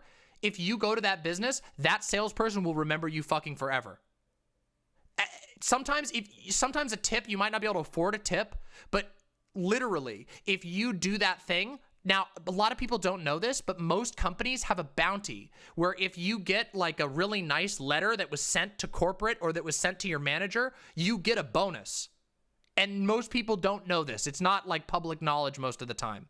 But if you do that, it will literally, help that person, even if you can't tip them. And they will remember it. So if you go back there again, if you're a regular, they will treat you nicely. And if you keep leaving them reviews, it can literally boost their career. And they will treat you like a fucking monarch. You will be treated like a monarch if you do that. And it will break down the sales barrier. You'll see past the mask. I'm serious. That's a secret. There's a secret thing. It is like the unspoken code of sales is that if a customer treats you well and takes care of you, you always take care of those customers because those customers can make your life. Here's another story. Ready? I'm like fucking story mama tonight. When I was really fucking poor at one point, there was a 7-Eleven near where I lived. And this 7-Eleven, they knew we were poor as shit. Yeah? They knew we were poor as fuck. And so when we would go in at night to get some stuff while I was working late, they would give us the leftover donuts from the day. They would just be like, hey, you want a dozen donuts? And we would be like, oh, thank you so much. And this is me and my partners. And so they would give us the donuts. So what we started to do was we got the app, the 7-Eleven app, and every single time we went to the store and checked out with something, we would leave a review because it asks you when you check out, it's like, do you want to leave a review for the store? We would leave a review and we would put the name of all of the employees that helped us into the app. It took like 5 seconds and we would just be like, I can't even remember their names now. It's been so long. It's been so many years. We would put their names into the app. And once we did that, they literally fed us. Like, we would go in the morning and they would be like, hey, we have to throw away the breakfast sandwiches. Do you want to take them? And we would be like, yes, please. And they would bag up. Instead of throwing away the sandwiches, they would bag them up. And then we would have a whole bag of fucking sandwiches that we could take home that they would have thrown away otherwise. And it is technically against the rules for them to do that, but they would do it for us. And it was because we took care of them, they took care of us, and there you have it. So we live in a capitalist hell, but being kind to one another actually does help sometimes. And sometimes you might be surprised how far it can get you just by taking a few seconds to do something kind. And that is a hack, by the way. A corporate hack, if you put an employee's name into a comment box, into an email, or into a corporate review app, they will almost always, that will look very, very good. And it costs you almost nothing to do that. And if you do that, they will know about it, and they will usually get something for it. They might get just an accolade, like a pat on the back from the manager, which is the minor thing, but it still feels nice. They usually will get like a gift card or some cash, depending on the business. Yeah, it pokes holes in the matrix. Yeah. Yep.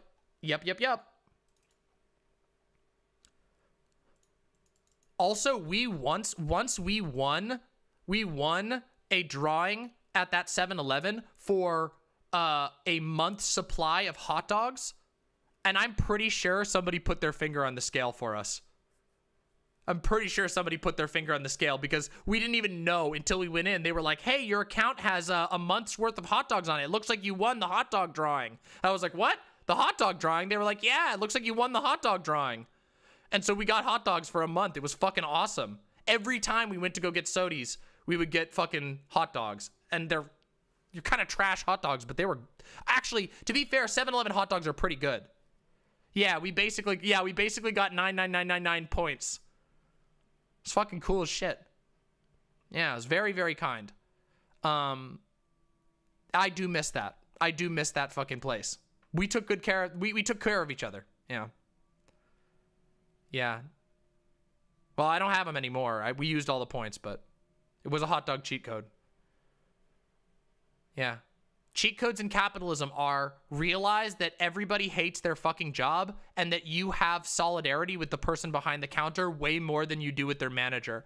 The reason why everybody hates fucking Karens so much is because Karens are utilizing the power structure against the fucking people who are hurt. Who are hurting. Jesus, what the fuck? How did I get into this story mama segment? I've just been fucking Abe Simpsoning over here. Do you all actually like this shit? You all like this shit, don't you? You like this fucking story shit.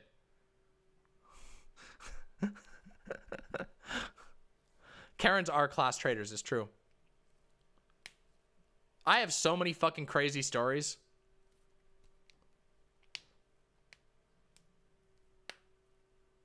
Yeah, people do love stories. Well, here's the thing. Do you want to know? Here's another secret. Ready? Do you want to know one of the things that made me good at sales? The fact that I wanted to be a writer. I'm not kidding you. Learning to write made me learn how to communicate, which taught me how to actually tell people stuff in a meaningful way. I do have a very strange life. I do have a very weird life, and I have so many more stories you won't even believe it. It's actually ridiculous because I've done, you know that old song that's like, I've been everywhere, man. I've been everywhere, man. Da, da, da, da, da, da. That's me. I've done fucking every job you can think of. Yeah, very strange. I have a sometimes interesting, sometimes depressing, but yeah.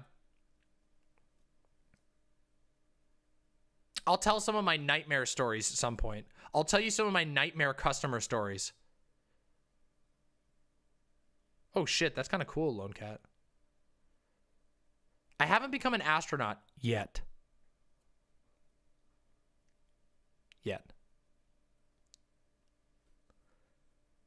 All right. Yeah, I have some nightmare customer stories. Holy shit, I have some really funny ones. Luggage fort. The luggage fort. Luggage fort's a great one. Luggage fort.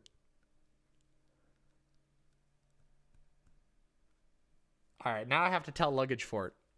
All right. This was the same sales job, right? Okay. So I was working luggage fort. This is a great one. Okay, listen. Okay, so it's summer, right? It's very, very busy, and we have a lot of people in line. And I'm working on one side of the desk, and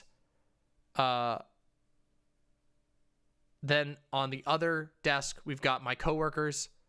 One of whom is like this older lady who was like, you know, Stanley from The Office. Just imagine Stanley, but a woman.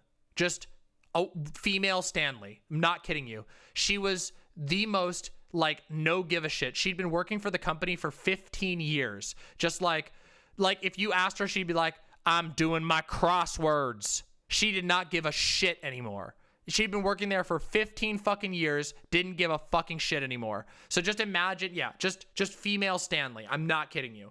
And so I was like going through my, customers, dealing with the customers, and I hear like a bit of a ruckus. And I'm like, the fuck's going on over there? And I look and I see this really big guy wearing a Hawaiian shirt. So obvious, like, if this had been 4 years later, it would have been MAGA country. He would have been a MAGA guy. Like just the MAGA, the pre-MAGA guy. So big chunky guy, fucking gammon-faced, red in the face, bald as shit, you know, wearing a giant, you know, yeah. And so, yeah, Big Chungus. Yeah, Big Chungus. He looks like Big Chungus, yes. Actually, the build of Big Chungus. So, he's got his headphones, like, looped around his ear, right? And, like, you know, like he pulled them out, but they're kind of, like, looped around his ear. And he's, like, really mad about something. Apparently, we didn't have the exact car that he wanted or something along those lines. He was very, very angry. So I can hear him starting to get irritated with my coworker, and she's not having it. She's like, you know, she has like 2 inches of patience, and she's run out. She's like, I don't care. You're getting the car. Like, I don't care. Like, this is what we have. You can either take it or don't or whatever. And the guy's getting really fucking mad, right? He's getting really mad. He's like, and he's starting to lean over the counter like this. He's like, and all this shit. He's like, I want my car. I fucking paid for it. And blah, blah, blah, blah, blah. You know, stupid bullshit. Like, stupid customer bullshit. And then he's like, well, I'm not moving. And oh, I know what it was. He came a bit early, and we didn't have his car ready. So we had to wait for his car to be cleaned, and he didn't want to wait. He didn't want to wait. And so he was like, I'm not moving from this spot, because she asked him to go sit down for a minute, and we'll bring it back over. And he was like, I'm not moving from this spot until you give me my car. And she was like, well, we need to help other customers. Your car will be on the way. There are other people in line who we'd like to help. I understand you're frustrated, blah, blah. And then she's starting to get really impatient because he won't move. He's like, I'm not moving. I won't fucking move. And so he puts his headphones in, and he's standing like this going,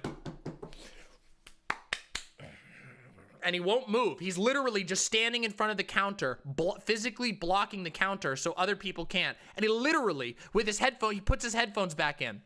And he's getting angrier and angrier. And at one point, like, she's like, I'm going to need to ask you to fucking step back. Like, she's like, I'm going to need to ask you to step away from the counter so we can get other people in here. Like, we have to help other customers. Please step away from the counter. And he gets really mad. And at this point, like, the Stanley level, like, trips over. And so my coworker is like, Can you please stop reaching into your pocket? And the guy's like, what do you mean? What do you mean? Are you trying to accuse me of something? And she's like, yeah, I don't feel safe. I don't feel safe anymore. And he's like, oh, that's rich. Oh, that's fucking rich. I don't care. And he puts his headphones back in. And so she picks up the phone, and she's like, she comes over to me. She's like, could you please call security? Because this guy won't step away from the counter, and he's been reaching into his pocket as if he's gonna pull something on me. And I'm like, oh shit. So I'm like, yeah, sure, we'll call security. And he's like, did I hear you say you're gonna call security? Well, I'm not going anywhere. It's my right as a customer. I'm not going anywhere. And now this is where the details come in, because now I'm like really paying attention to the situation. I've been asked to call security. You know, I'm like, hey, security, we need some help over here. Airport security, blah, blah, blah. And then I hang up, and I'm looking, and I see his family over in the little chairs, like little airport chairs next to where we are. His family's sitting there, and his wife is sitting there like this. And she's like got like a look on her face like, I am going to kill this man. I am going to kill him. I hate my husband. And her kids and his kids are like hanging their heads in shame over sitting in the chairs, like trying not to make eye contact with any of the customers. And at this time, he's got his headphones in, and he has taken the family's luggage, and he has he's building a wall with his luggage around the desk, so that nobody can get in line around him.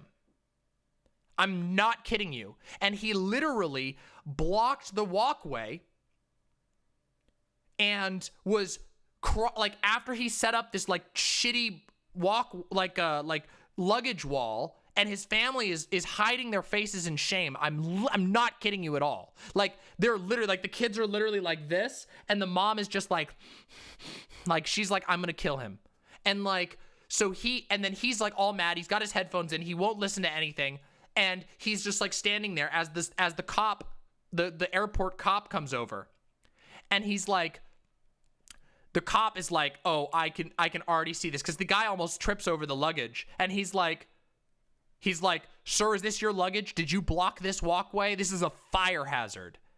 And he's like, I'm sorry, what? Are you talking to me? And the cop is like, now listen, I already know what's going on over here. So I don't think I should. So I'm going to ask you one time to clear out this walkway and leave the lady alone. And if I have to ask you again, I will be asking you with my body. And the guy goes instantly, like, and he's like, well, I mean, I guess I could, listen, this is unfair.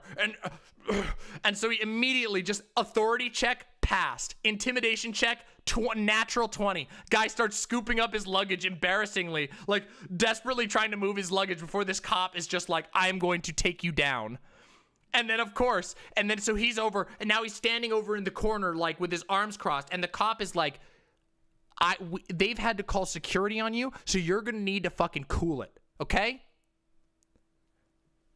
And it was just like, oh, Jesus Christ. And he gave him a fucking lecture in front of his family. And the wife is just like fuming. And the kids are just like, as he like disassembles his fucking wall of luggage that he's built with his kids' own luggage.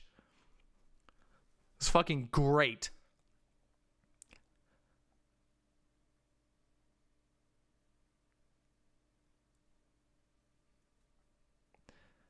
Yeah, okay, one thing you should understand about the airport cops is they didn't do anything ever. They just sat around in their office all the time, like, not to like do propaganda, but I was rooting for the cop in this particular situation, okay? Listen, no propaganda. You're never gonna hear that from me any other time, but they're just an airport cop, okay? He's just fucking trying to do his day in the summer. Stay cool.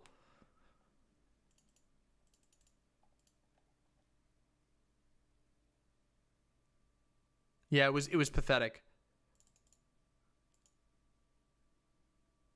Oh, it was, well, I mean, to be fair, it wasn't me who had to be screamed at. Now, there have been times where I've been screamed at by customers. Also, I've told this story before.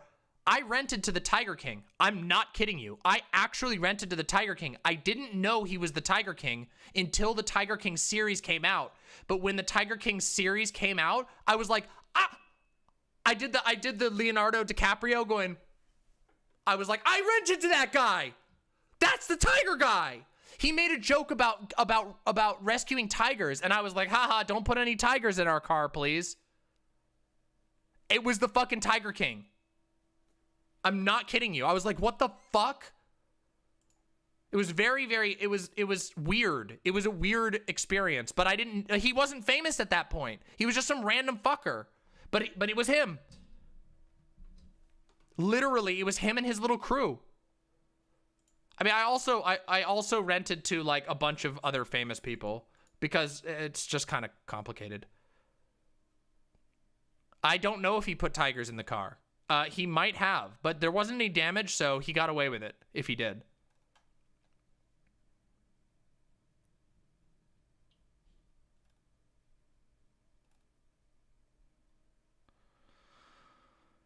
Yeah, it was fucking wild.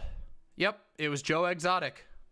What was my first thought? Like, okay, look, this is what this guy looks like. So when I first saw him, I was just like, oh boy. Like, I was literally just like, this is gonna be a character, because you get a sense for when you're gonna deal with a weird customer. Okay, okay. For the reference, after you've worked in like an airport in sales for a while, you get the feel for weirdo customers. I had a guy come up who had BDSM like tattooed on his fingers. It said BDSM. I'm not kidding you. And like, no shame, Marino, but that's pretty loud. Okay, that's pretty loud. And he was a very strange customer. You just kind of get the You just kind of get the vibe for customers that are like that. Another time, here's another one. Here's another example of a customer that you're just like, I once asked a customer, so are you coming up to Maine for business or for pleasure? You coming on vacation? And they were like, well, mostly for business. And then they look at each other and go, but also a lot of pleasure too. And I'm just like, that's not what I meant, but thank you. And it was just like these fucking horny boomers. That kind of shit happened all the time. Yeah, it was one of those. Also, once when I was like, I had already started HRT, and I was like, I always wore like a tie and a vest. I got like mad hit on by these two old gay guys who were super, super nice, but they were mad hitting on me. Honestly, that was one of the more pleasant, like conversations, but it was like, they were nice. They were just mad hitting on me. I'm like, well, I'm not going to complain, I guess. It's very nice. But yeah.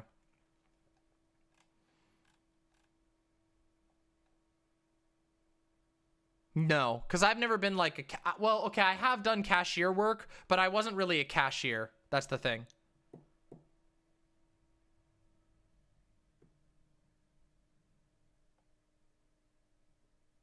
Well, Lone Cat, I would start by researching what colleges might be able to facilitate your needs. There are lots of colleges that will do that. Yeah, fellow Englander. Oh, I could probably... Oh, I intend to do tie and vest again in the future, by the way. Just not mask style. Or not hard mask. I'm going to do Futch. I have plans for that. I have plans for that. You'll see. I'm going to look fucking fancy. You'll see.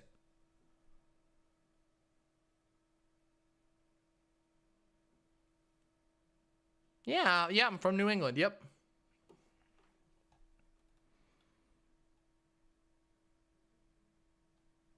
Actually, you know, I might have a picture. Hold on. I might have a picture. Hold on. Let's see. Let's see if I got a picture. Let's see. Let's see. Maybe I do. Maybe I do. Let's find out. I don't know. These might be too old. Let's see. Oh, shit. I have to go through and sort my pictures. I don't actually have these things in, like, good order anymore. They exist somewhere. But I just don't remember where.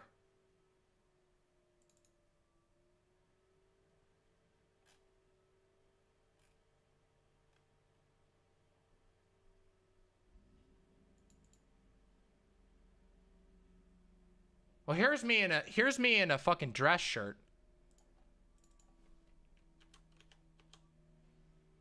But that's not all that fancy. Nah, this is kind of lame. Kind of tacky, honestly. TBH. TBH.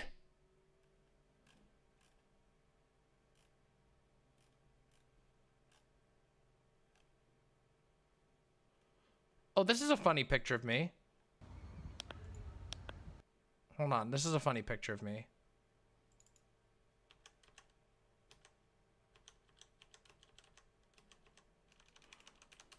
Here we go.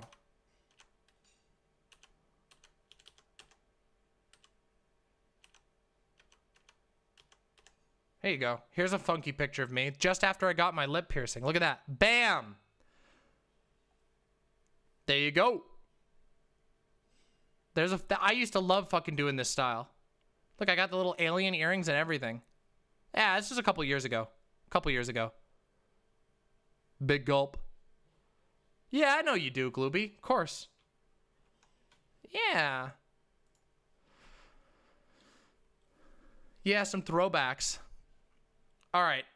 We got another response apparently from the Gloobster.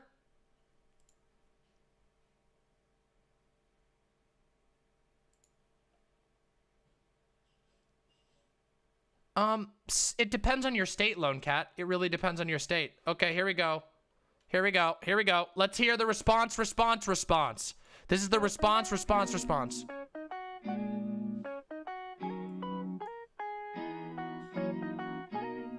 It's so quiet.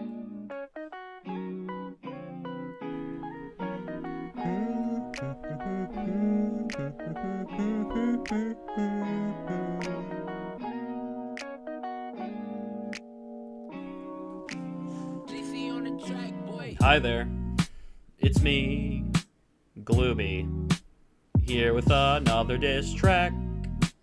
I know, it's whack, but yeah. So, I'm off key, but that's okay, cause I got people to shit talk here. So, here we go.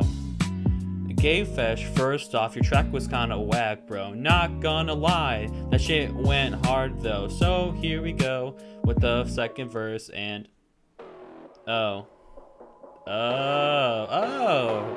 You thought it was gonna be one of those kind of responses. Nah, I ain't doing that. You don't get fucking that lucky.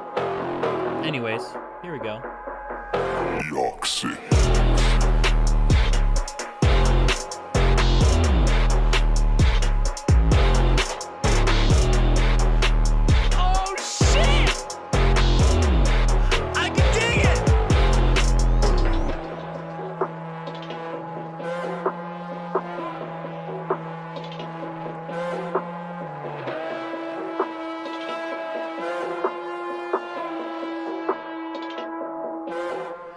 Watching your streams makes my brain die straight catatonic. Would rather watch Destiny, that shit is mad ironic. RDR got nothing on you, this shit's mad iconic. Ultrama got nothing on this one, this shit's mad exotic.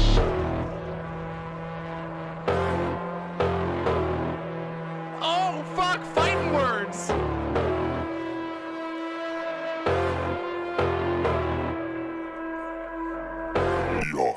Hated you since we had that Twitter beef, that's the truth. Should've stuck to soundtracks with your dog shit voice, get out the booth. Fuck all of your music, this shit's booming, that's fucking facts. Fuck all of your shit and fuck your stupid cat. You call me a kid and that shit is fucking whack. You look like you belong on illicit, that's a fucking fact.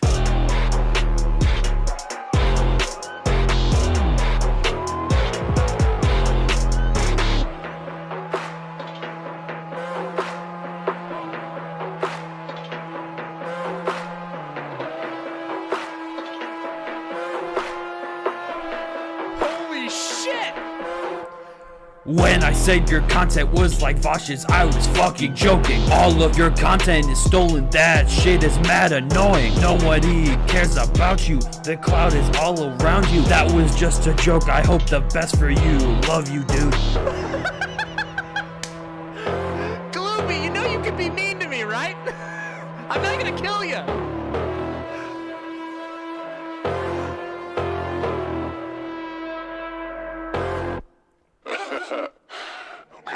When I started this drama, I thought it'd be over quick. Gayfish dropped the track, now I gotta fucking end this shit. Hell is freezing over, I'd move over unless you wanna die. I'd be blasting shooters with the Buddhas in your fucking eye.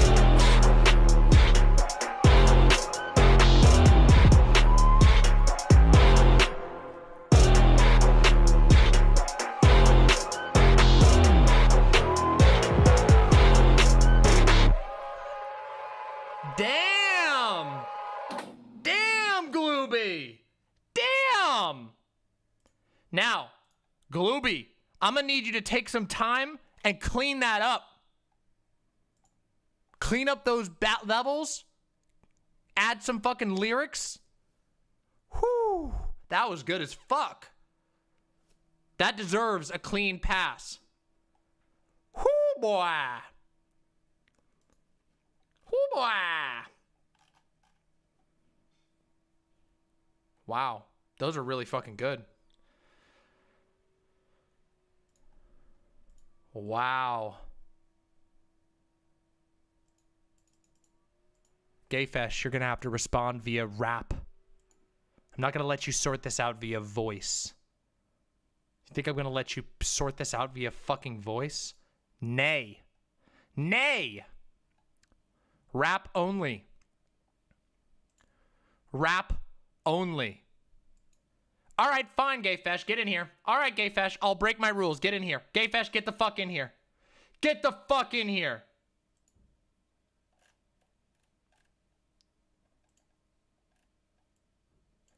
Hello, Gayfesh. Okay, real fucking quick, Glooby. I got a response for you. It's coming. Friday. Next stream, which, by the way, happens to be Bandcamp Friday. Whoa! So all y'all better fucking buy my track when it drops on Bandcamp and on Demon Mama stream. Friday! Let's go! Gayfish out! Yeah! Oh, fucking hype! That's gonna be motherfucking hype! We got a debate and a Bandcamp Friday? Holy shit! Now that's what I call fucking content. You all know! What did I tell you? You come to my streams and I give you motherfucking content. Original. Brought to you by members of this amazing community. See? Gloopy, oh my fucking god. I am debating Ask Yourself and Avi on fucking philosophy shit. It'll be fun. Hello. Hello. You're so quiet. What the fuck? Hold on, sorry. I had to turn down my fucking gain. Hello? Hello. Alright, Pog. I have something already in the works for Friday as a forward response. Fesh, I'm sorry about the cat thing, but I just had to say something mean to piss you off. Just fuck your cat. Yeah. Fuck your stupid cat. I'm looking forward to this fucking oh, well, he jumped out of the call, or they jumped out of the call, sorry. Well, all right. Well, I'm looking forward to this. Yeah, Phantom Queen May, that's what I aim to build. I aim to build a fucking awesome... I know, we haven't been talking politics in a while, but what am I supposed to say now? I got all the politics out in the beginning. Also, I might have to fucking jump on emergency stream tomorrow. Because if there's fucking shit that happens, then...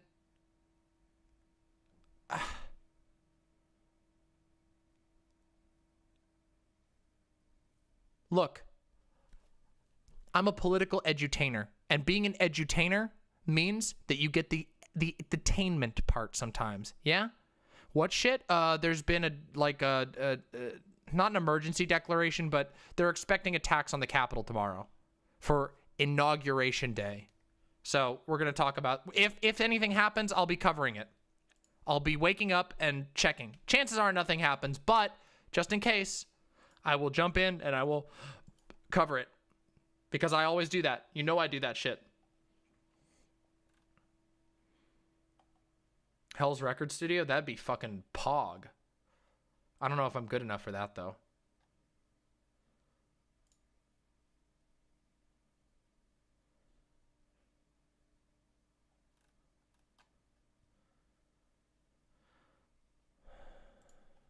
Yeah, the right is crazier and crazier. Yeah, that's what we were talking about. Did you see fucking CPAC? They lost their shit at CPAC. They were fucking losing it. Oh my god. Yes, Pan, get in. Get in. Oh my god. Y'all are hijacking it. Pan, get in the fucking call. Come on, get in the call already. Let's get this over with. Come on, Pan. Get the fuck in here. Y'all fucking hijacking my shit. Come on. Come on. Come on, I'm letting you in. Come on. Hello. Okay, how's my audio? Fine. Okay. Is it good? Yeah, it's fine. Okay, so I just want to... Gloopy. I told you not to put me in. Okay, I'm gonna have to go... Okay, this is just a quick roast I just made, so it's kind of crappy, but at the same time, I tried. Gloopy. Makes a 0 viewers on average. I saw you try to roast me, but your roast was just as milquetoast as your live streams. Stop trying to be cool, because the only thing on ice is your cold bars. Real quick, I want to move on to a YouTube chat. Now, I wouldn't roast you because I love y'all, but another reason why is how can I roast something that isn't even on stream? Oh. Now, to get back to Glooby, my friend, you claim that I am but a simp, yet I just think you're just mad that I got promoted to Vizier faster than you. Oh! Before I finish this short roast, I want to tell you something. Don't call me out again, because if you do, that call-out post will be the end of your short, clout-sharking, wannabe Eminem joke of your so-called career. Thank you, and all of you have a good night and a good stream. Mic drop. Damn! What the fuck? This has become a war. I have facilitated a war zone. Oh shit, Glooby's gonna hit both of them. Oh fuck. Oh fuck. Murder on stream. Friday is gonna be fucking Pog. Friday is gonna be motherfucking Pog. Holy shit. Yes. It will be all Snuggies after the war. Cyborg Jin? Yes, Cyborg Jin should descend into the fray. Yes. Yes. I want a bloodbath. Yes! Fight! Fight!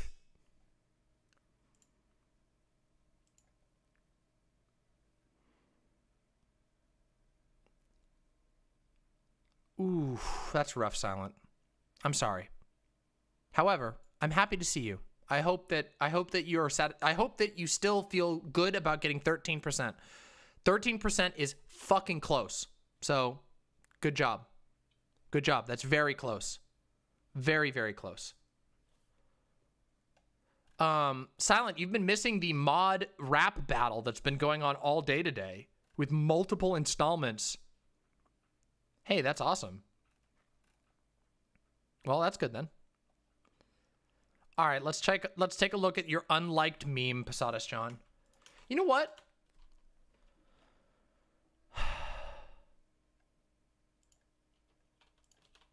Yes! Yes!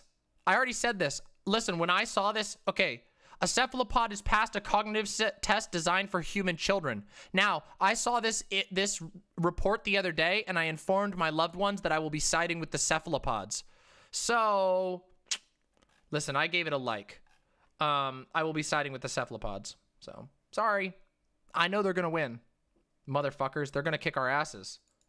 Are you kidding me? Betraying my own race? So you think. So you think. Yes, Cuttlefish passed the marshmallow test. Cuttlefish passed the marshmallow test. Aw, no worries, Soggy Water. That's what I'm here for. That's my job. Do they kick? They slap, I guess. Yes. True cephalopods are all demons. Yes, yes, yes. Me too, errata. You know, what should I do? I want to do one more thing before I end stream today.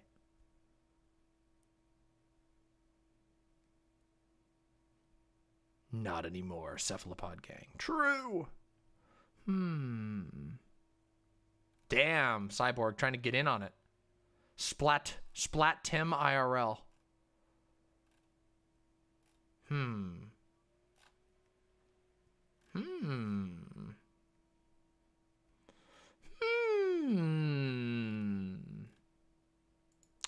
Oh, I had some stuff that I wanted to watch on stream. Let me see. Let's take a look. Let's see. What do I have on here? I had some stuff to watch on stream. Oh yeah, do you want to watch the K's cooking Q&A that we couldn't make because it wasn't like fully figured out? Yeah, you want to do the K cooking Q&A? K's cooking Q&A? Yeah? Yeah? Yeah? No? Yes? Yes. All right, we're doing it. Let's do it. We couldn't catch this. We wanted to catch this live, but as it turns out, it was not a live Q&A. It appears that K simply took questions from the comments. So we missed it, but we're going to catch it now. Let's hear what Kay has to say. Right, and it's the 28th of February, which I promised I would do a Q&A. Just before I get going with the questions, I need a quick drink. Me too, Kay. Me too.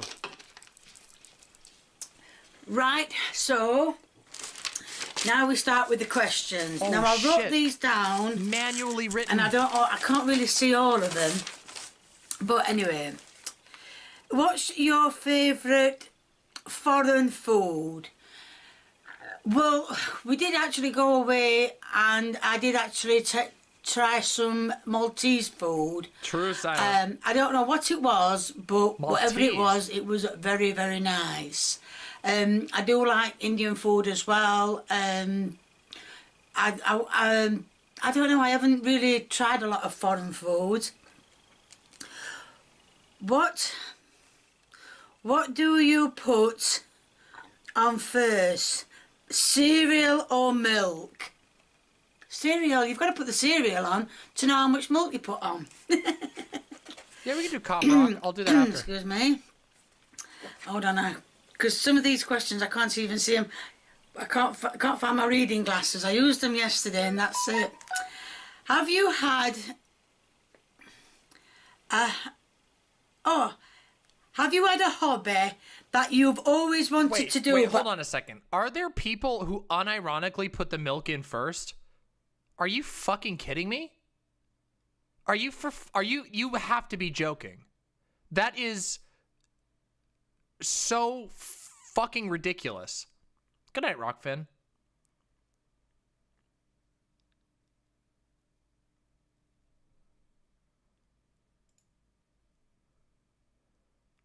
It is something a child would do. Like, literally, the ratio is going to be all wrong. It doesn't even make sense.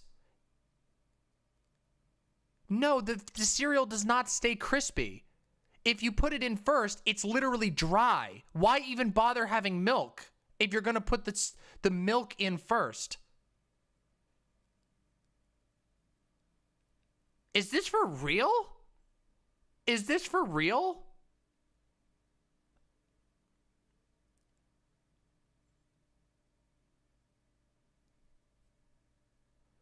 Are you okay? So here's what I imagine. I imagine that the people who put the cereal in first, who put the milk in first, people who put the milk in first and then eat through the layers of cereal to try and scoop like a small few drips of milk. Like, I feel like those are the types of people who put the water in first to like the tang or like iced tea mix, and then they just drop the iced tea mix on top and then immediately sip like a pile of powder with the water. Is that what you people do? Because that's like the same fucking logic. Haven't tried it.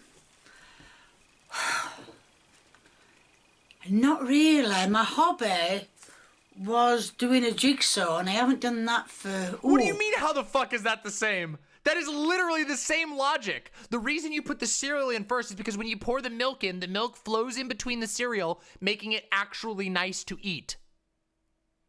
Cereal is about the contrast? What?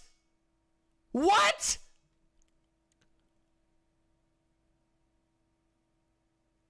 What type of cereal do you buy? If your cereal turns to mush the moment that it touches milk, what are you buying? If you put the powder in first, it gets stuck to the bottom. No, it doesn't if you stir it. If you actually use tools like the fucking advanced simians we are. Jesus Christ.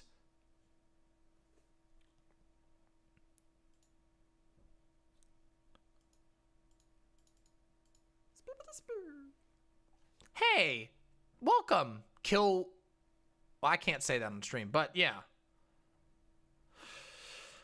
Couple of months now, but no, I can't really recall having another hobby that I haven't done. Phone again.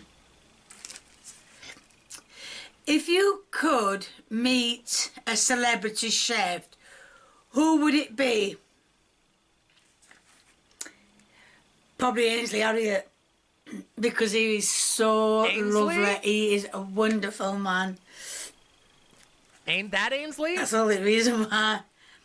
Have you ever used the slow cooker? Yes, I've got one. I have got one.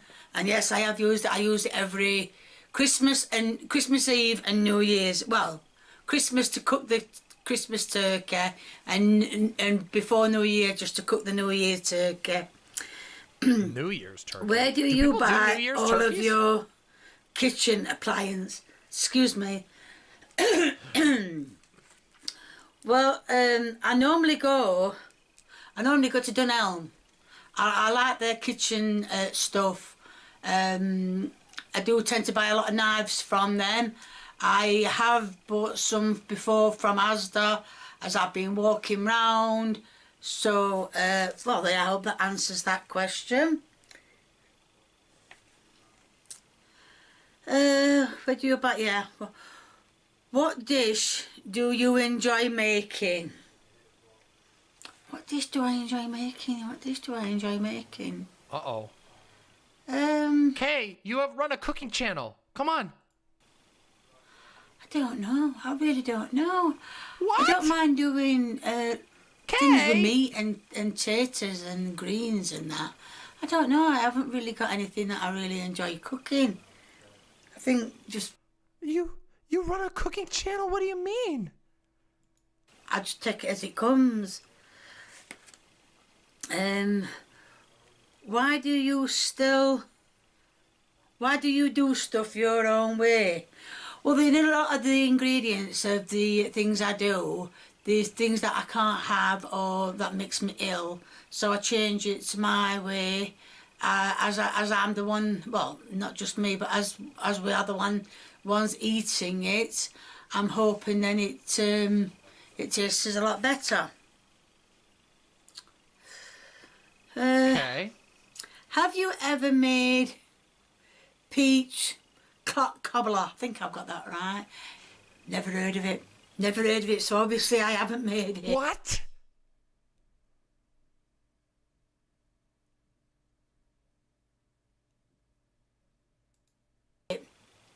What kind of Seconda watch are you wearing? It's not a Seconda watch. Seconda watches do not range up to £500, and that is what this, well, 529 actually. But no, this is not a Seconda watch. Hold on, my torch on again. Right. What is your favourite savoury food? Wait, but cobbler is like, but peach, you've never heard of a peach cobbler?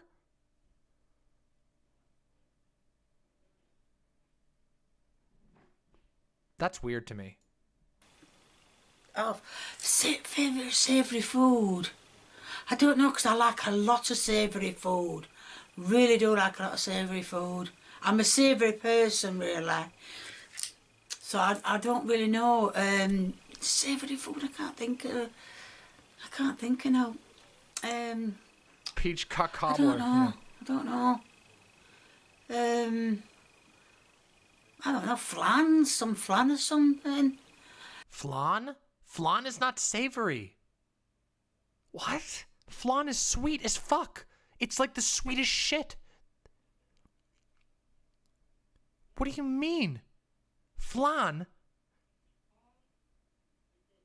Wait, you don't know what flan is? This. It's this. This is flan. This is flan. It's custard with caramel on it. It's not just Mexican, by the way, but it's a Latin dessert. Also, peach cobbler. Here we go. This is what a peach cobbler looks like right here. Look. Peach cobbler is so fucking good. Look at that. That's what a peach cobbler looks like. Look at that shit. It's so delicious. Yeah, peach cobbler's amazing. It's like so good. Anyway, let's continue. A flan? What is your favorite? Flan? Wait, is flan different in Britain? Come on, I know we have some British folks in chat. Is flan a different thing in Britain? Because I don't categorize it as fucking savory. Sweet food. That would have to be... Let me get this right, because I always make a mistake. It might be. It's mint choc chip ice cream. I think I've got it right. Mint chocolate chip is great. Knowing me. Right, where are we? What's your favourite sweet food?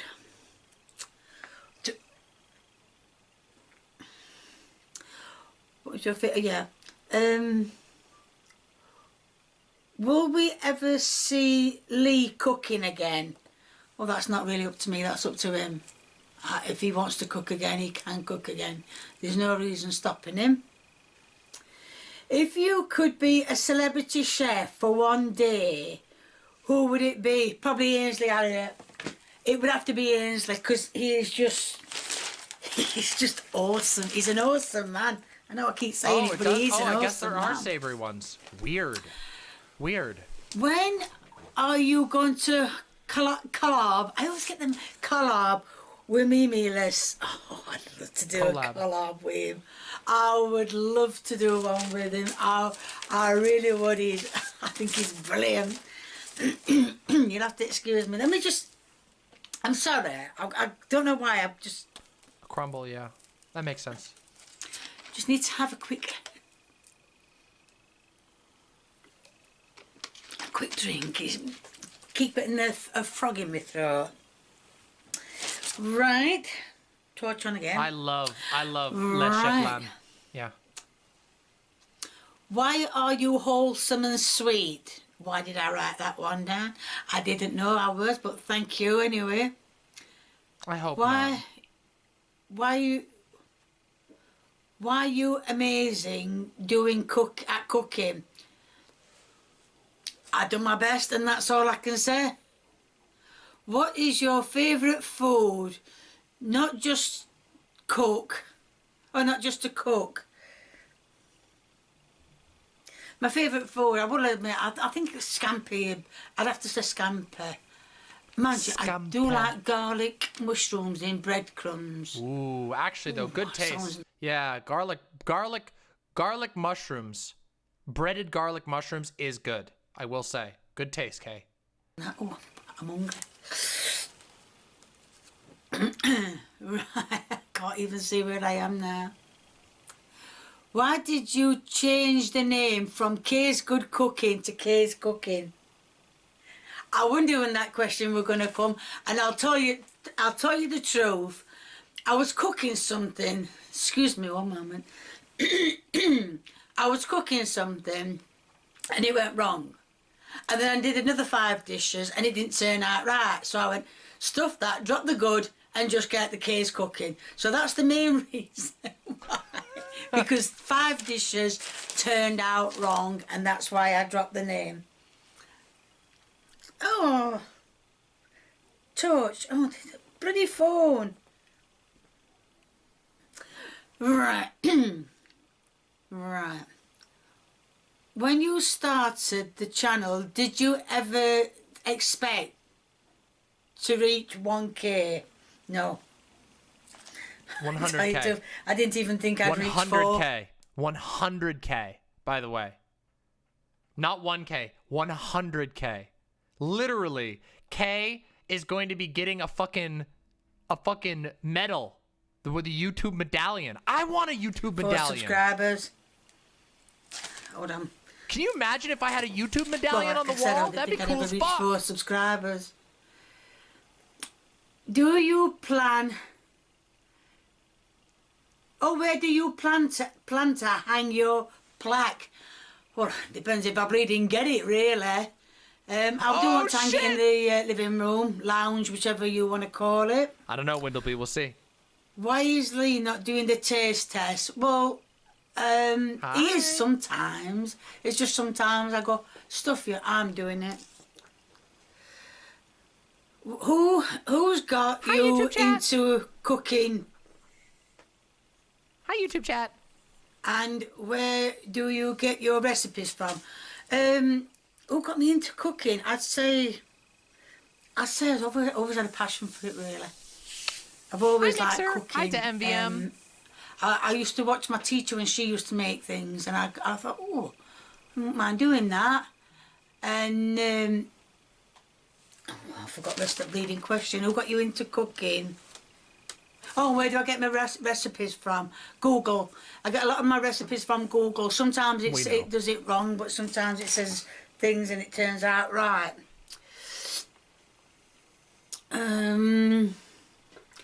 Have you ever watched Formula 1? Ooh, Judgment. Not for Damn, me. Judgment. Who is your favourite driver? Oh, who's your favourite driver? I don't know because I've never watched it. Never watched Formula One. No zooming. No zooming. No vrooming. Are we going to see your plaque as soon as it comes? If it ever does, yeah. No, I What's haven't. your favourite meal? Well, I think I've already answered that once. Scampies. What is your favourite song? Oh, really? I don't think... There's nothing of this day and age. It's nothing of this era's music. It's shit. Okay. Oh, shit. Fucking dissing on the Zoomer music. It's shit. Oh, Judgment. I don't know, because there's a lot of bands I like. As you know, I like David Bowie, I like Meatloaf, I like Fleetwood Mac. I couldn't pick a song. Def Leppard, I even like them. I can't pick a song. I really can't pick a song because I like... There's lots, you know, Mamas and Papas. I know you've probably never heard of half of these people. But yes, I have. I can't really Kay. pick a Yes, song. Can't really pick one. Sorry. Favourite song. What is your least favourite cook? I'm not keen on cooking things with pastry. I don't like pastry. Hate pastry. Never liked it even as a child. So that's my least favourite thing. But I will do pies if I have to. If I it's wonder why she hates pastry so much. That's so interesting. I wonder what it is. on my list, but I'm not keen on cooking pastry at all. I don't like pastry. No, it was in the cat. The cat was in the video. Have you had a good day? Not bad. Been all right. Okay, all right. If you had a cooking show, what would you call it? Probably Kay's cooking show, or cook with Kay, or Kay shows you how it's done. I have no idea. I don't think it will ever happen. Hey, you already have one Not right now, now, Kay. anyway. Kay, you have one already. You've got one What already, do you Kay. think? Or what do you think helped your channel grow? We did, imps. We did. Oh, what? By the way, imps, I'm gonna drop this in here. I want you all to go and put a fucking like on this video. Go, you fucking put a like on this video. Do you think helped your channel grow? Do you think it was on the TV or Meme-less? Well, when I was on TV, it was Kay's good. Meme list? Did she say Meme list? Oh, Kay. Meme list. Cooking that threw me 1,000 more viewers. But this channel, which is Kay's Cooking, is it was Meme-less, yeah. There's one question I don't think I've got it wrote down, but somebody said, "What is K short for?" Well, K is short for K, K-A-Y. I can't see how you can get a different name from that. I mean, if it was Catherine, I'd be called Cat or Kath or something. But K is short for K. So, hope we've cleared that little mystery up. It's like somebody saying, "What's John short for?" Oh, no, not John. What's Tom short for? You know, it's... Thomas, Kay. Tom is short for Thomas.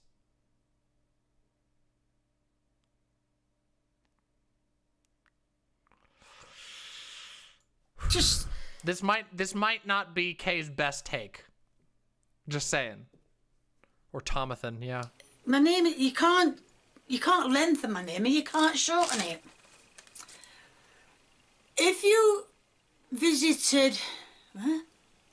If I visited you from Australia for one day, could I come over for tea? No. Oh! No. I am, as you all know, I've not made a secret of it. I am scared to death of corona, and I would not want anyone coming over, bringing corona over to me. So, no, I wouldn't invite you for tea. Oh, shit! Damn! Good reasoning, Kay. Cold, but good reasoning. So, I will answer your question. What's your favourite... what's your favourite current song? Well, I haven't got a current song because I don't like this. What is your favourite animal? Lion. Oh, good call. Who's your celebrity crush? I'd have to say Christopher Lambert and Ben Shepherd. Wait, I don't know these people. Hold on, Christopher Lambert. Okay, and what was the other one? Matthew Shepard. Matthew Shepard? Was that it? Matthew Shepard? No, that's the guy who died. Ben Shepherd? Did she say Ben Shepherd? Okay, Ben Shepherd. Oh, from Soundgarden. Oh. Okay. Ah, okay. All right, I get it. All right, I'm not going to judge too hard. Do you like to dance? No, but I have done in the past. Do you ever get... would you ever get Instagram? No, because I don't know what you do on it. Do you like... Oh, God, that Apila Grande, Arena Grande, I can't even say her name. Ariana Grande? I don't even know who she is. Pina Grande. Why do you boil your mincemeat? It's just what I've been shown over the years, that mincemeat gets boiled and, well, that's it. That's why. Wait, isn't mincemeat... Wait, mincemeat... Mincemeat is the fucking fruit shit, right? Isn't that the, like, fig shit or whatever? No. No, it's not. Wait, it's not ground beef. Wait, hold on. Or is it mince? Hold on a second. Hold on. No, it fucking isn't. Hold on a second. Mincemeat is a mixture of chopped dried fruit. Yeah, I was right. This is mincemeat. Mincemeat. It's a mixture of currants, raisins, sugar, apples, candied citrus peel, spices, and suet, typically baked into a pie. Look, it's like this. It's pemmican. It's pemmican, basically. It's basically pemmican.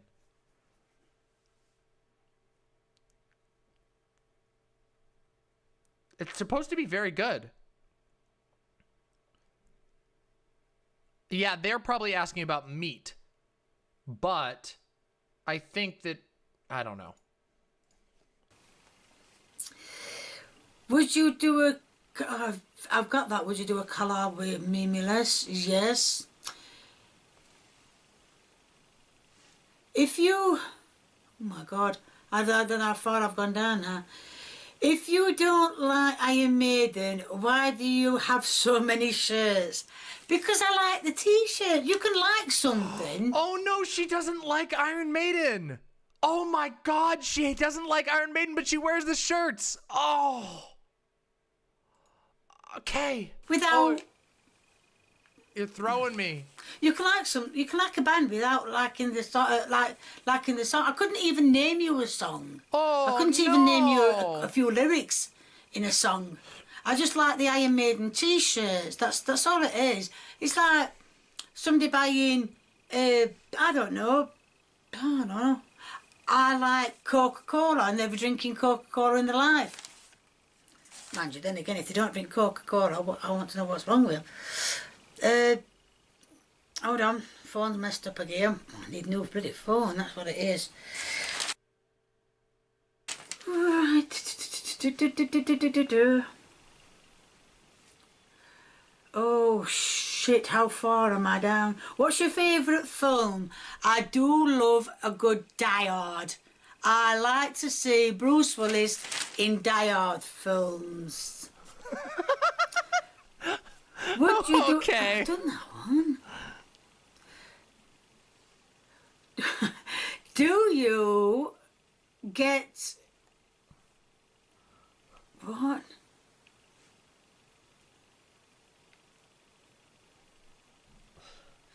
I can't, I'm sorry. Do you get...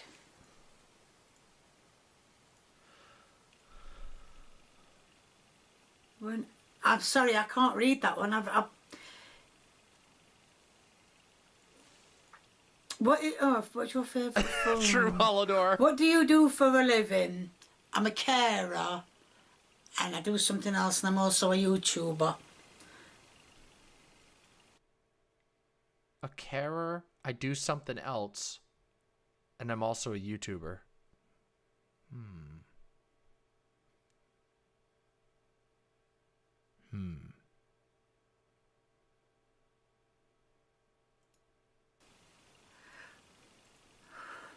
How do you feel about these channels that react to your videos? Do you watch them? No, I don't watch them unless it's Memeless. Anybody else apart from Memeless who reacts to my channel to take the piss out of me. Obviously, they can't make it on their own, so they have to pick somebody. Oh, excuse me. They have to pick somebody who's more famous than them to take piss out of them because they can't make it on their own. K. Excuse me, we shower K with love. We shower K with love here, but I don't know after that take.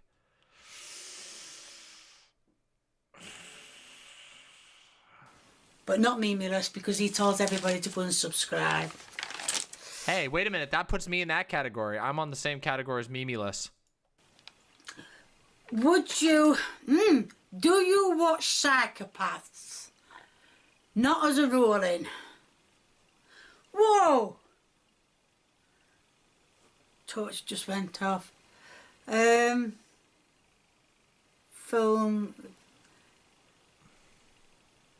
If you had to own a dog, if you could have any dog, not a greyhound, other than a... Do you think that... I can't tell with K anymore. I don't know. I don't know anymore. I don't know if she knows.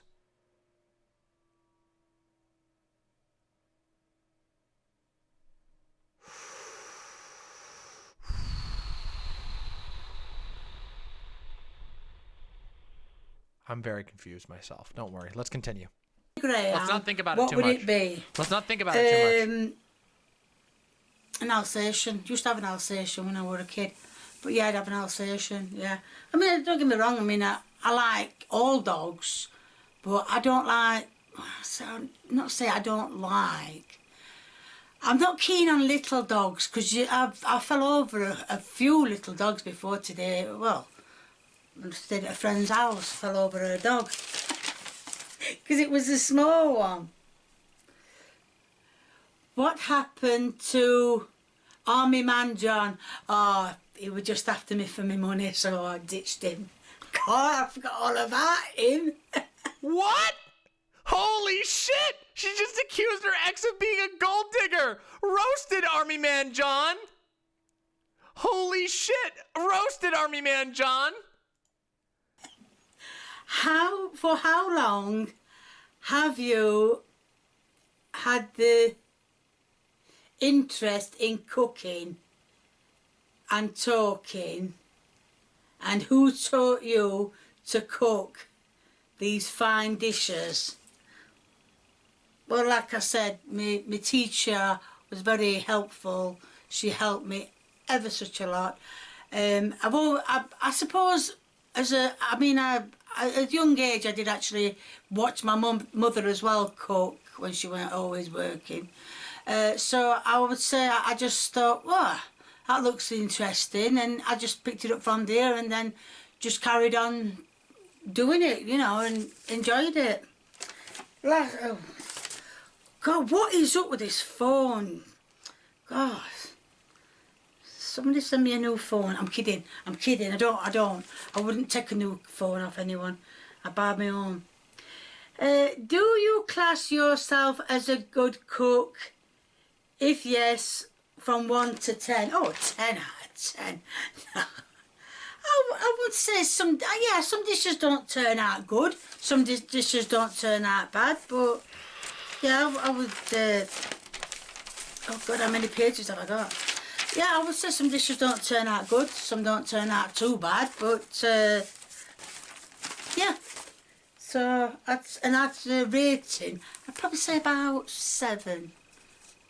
When things turn out good, 10. When they don't turn out good, probably about 5. Most embarrassing moment. Most embarrassing moment. Oh shit, I don't think I've got one. Most embarrassing moment. You all better vote one. I really, really, really cannot think of one. Most embarrassing moment. Phone not working right. Right. Would you ever consider cooking traditional Finnish food? No. What? What do you mean no? What do you mean no? Why would you not consider it? What? Where you put in your plaque. Like I said, I'm sure I wrote half of these down before. What's your favourite thing you made? See, it's the same thing but different way. Word. Most embarrassing moment, getting my words wrong. Good God. What is your favourite thing you ever made? Favourite thing? Not saying the favourite thing, but one of the things I did make that I was very surprised with, when that rainbow cake turned out awesome. Oh, that was nice. Only thing I missed is putting the jam. You know the layers. I should have put jam in, but I didn't. I just plonked it on top of each other. But yeah, I would say that was very good. That turned out very nice. Would you update your home? I am. We are. Sorry, we are. Oh we no! Are updating Wait for it. real, Windleby. Wait for real. Oh, come on. Do you think?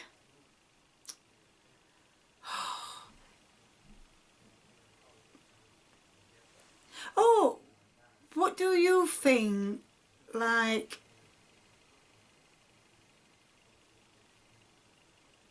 Oh, do you think?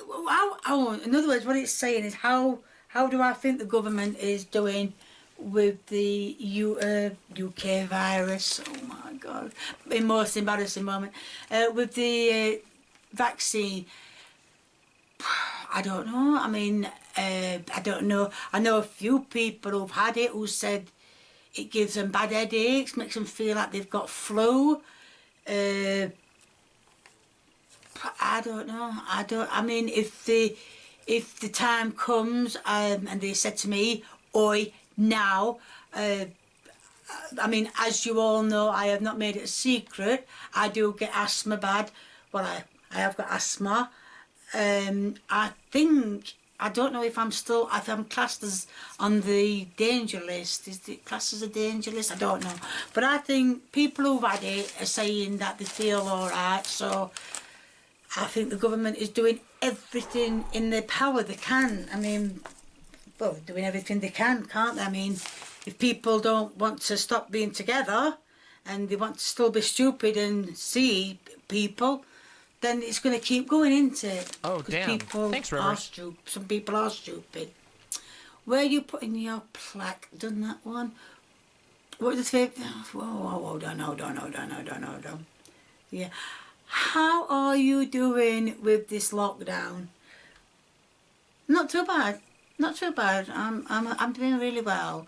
I know a lot of people have got anxiety. Oh no, Windleby. Windleby, you got to report on it. What's going on? And that, but I've got a way out of it. I walk my dog, and plus I go to work as well. Oh my God. When did you start adding variety to your cooking, trying something new? I didn't know I did. I really didn't know I did. All it is I get these A4 papers and I just, people write a comment, right, can you cook this, can you cook that, and I just write them down and I just do them. So that's, well, that's it. Variety to your cooking. Do you think Duran is still hungry like the wolf? It's been 40 years. It's been 40 years since that you think they would have got a sandwich. Yeah. Yeah. Well, I would have for 40 bleeding years. Yeah. Good song though, isn't it? Oh, I like that one as well, you see. Surely, oh, sorry. Where did you learn to cook at school? Excuse me one moment. All these questions, it's just... She went to cooking school?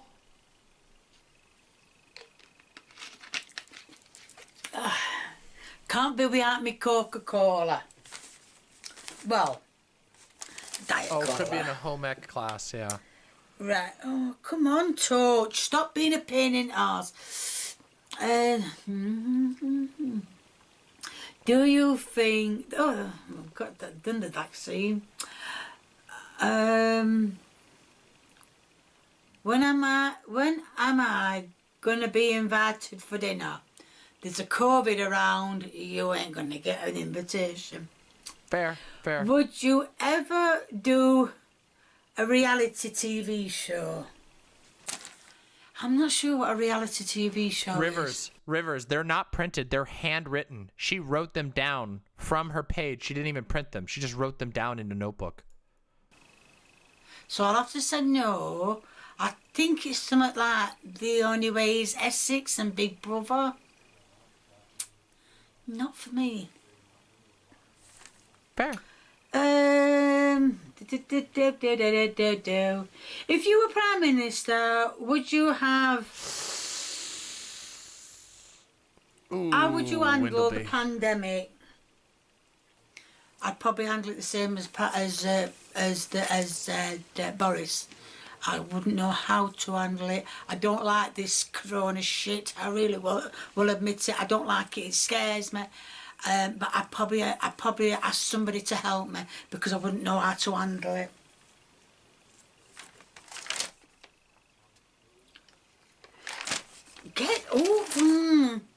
How much longer do you think you can keep going on YouTube? As long as I can?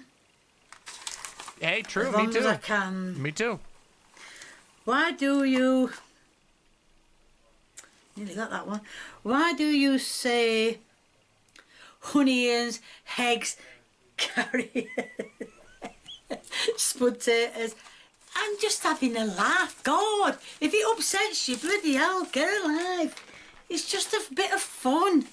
God. Onions, eggs. I know it does upset a lot of people, but get a pair, bloody hell, it's a bit of fun. True though. True. Would you do a meet and greet after COVID? Oh, of course, yeah. Who inspired you to cook? I said my teacher and my mother. Would you let Gordon Ramsay do your taste test? And what do you think he would say? Yes, I would let him do my taste test, and I can't say on camera what I think he would say. Do you know... Excuse me? Oh, the E-boys. I'm not sure. Do you mean, do I know them personally, or do I know them for the messing about that they've done? If you mean, do I know about the messing about that they've done? Yes. Do I know them personally? Unfortunately, no. Who are they? Would you collab with another okay. YouTuber?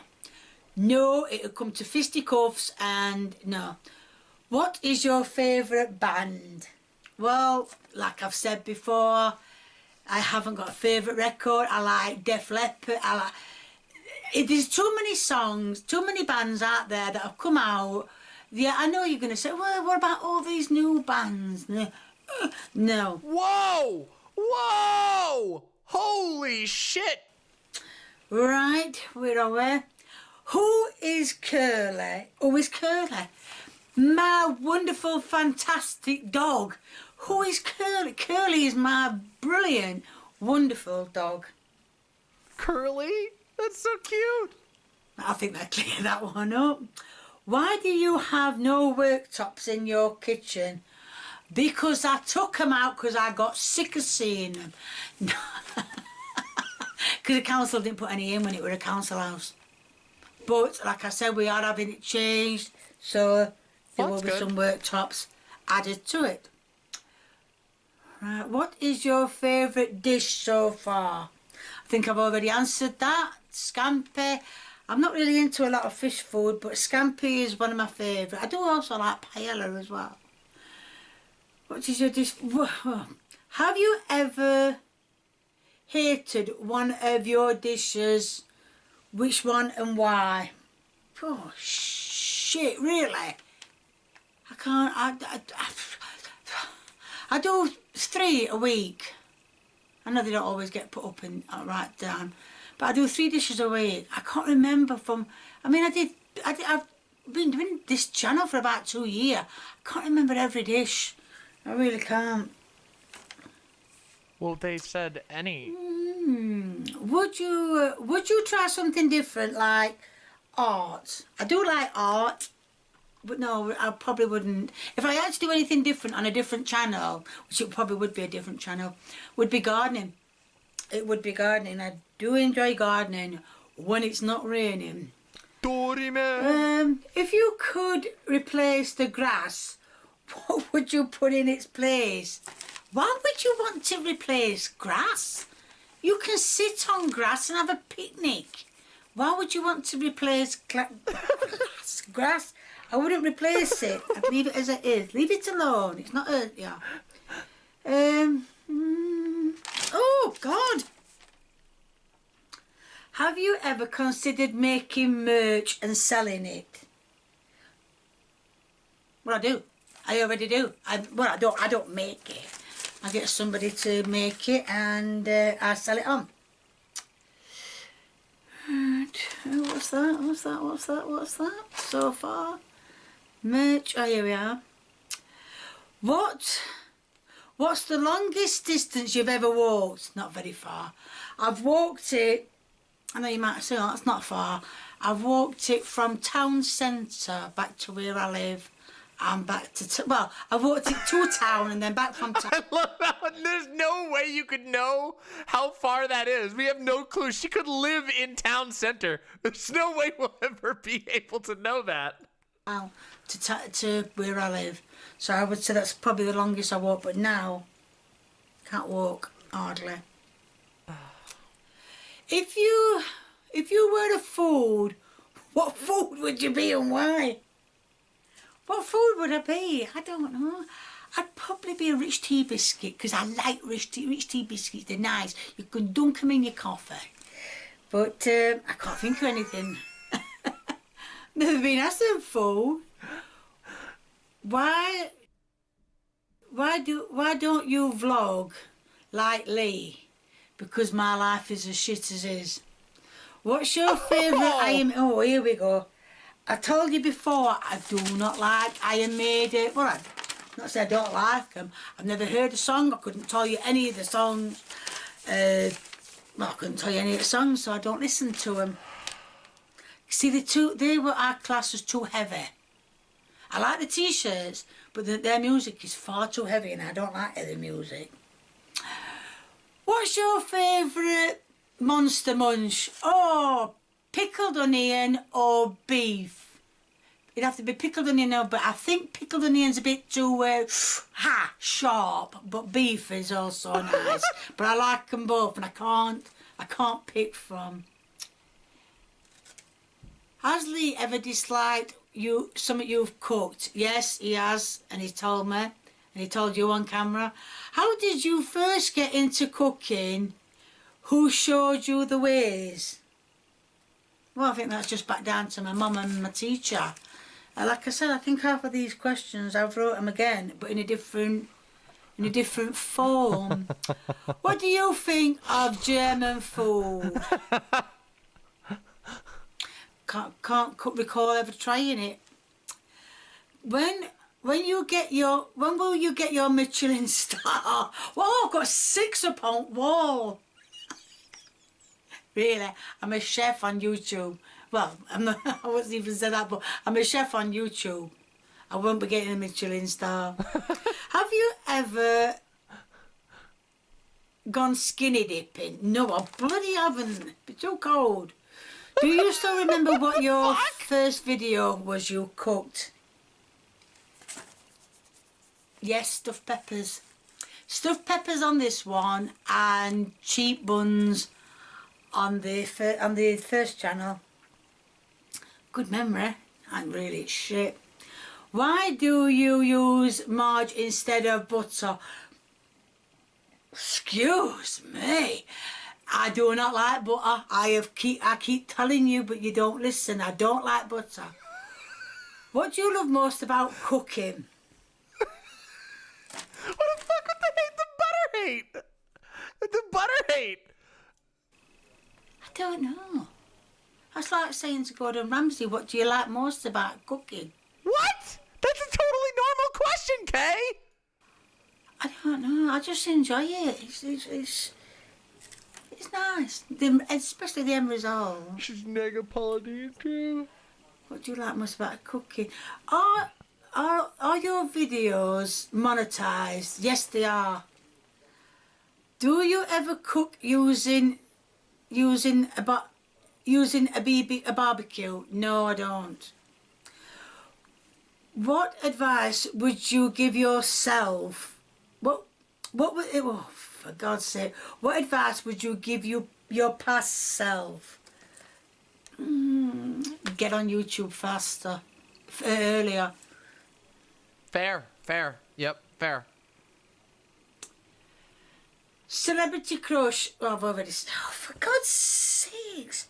Well, I've already said that. Ben Shepherd and I couldn't think of his name. Christopher Lambert. I couldn't think of his name then.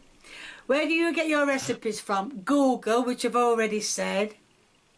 I love how she's getting annoyed at I love how she's getting annoyed at the people who ask the questions, and not the fact that she wrote down the same question like 4 times. Have you ever seen a ghost? Oh my God, yes I have. Do you think they are real? Yes they are, because I've seen one. K on tour. Never gonna happen. Do you think they are real? Yes they are, because I've seen one. K on tour. Never gonna happen. K on what? See one. K on tour. Never gonna happen. Oh, K on tour. Okay. Do you roll your pastry on a coffee table? Nobody rolls the pastry on a coffee table. Well, I'm thinking nobody does. Can you show your table? I think a numpty does? What? In full. No. Big table. Holy shit, why is she such a hater in this video? Normally Kay's so nice. Why is she such a hater in this video? Are you and Lee the same age? Do I look 25? Really, do I look 25? That is a stupid question. I don't even know why I wrote it down. Are you a vegan? I couldn't be a vegan, but no, I like vegan stuff, I will admit. Where do you get your recipe? Oh, I've done that one. What's your favourite Bowie song? Oh, shit. Oh. I do like early Bowie songs. A lot of people like Let's Dance. I don't like the video. I don't reckon much to the video. I can't see how a woman would put a pair of shoes on and start dancing. That'd be the last thing I think of. I'd say the first record I ever bought, had bought, was Golden Years by David Bowie. So I would probably have to say Golden Years. Or The Laughing Gnome. What's your favourite about... How did you become so good at cooking? I just did my best. If you had to pick your last meal, 3-course, what would it be? A 3-course would probably be tomato and basil. Wait, 1 minute. Sorry.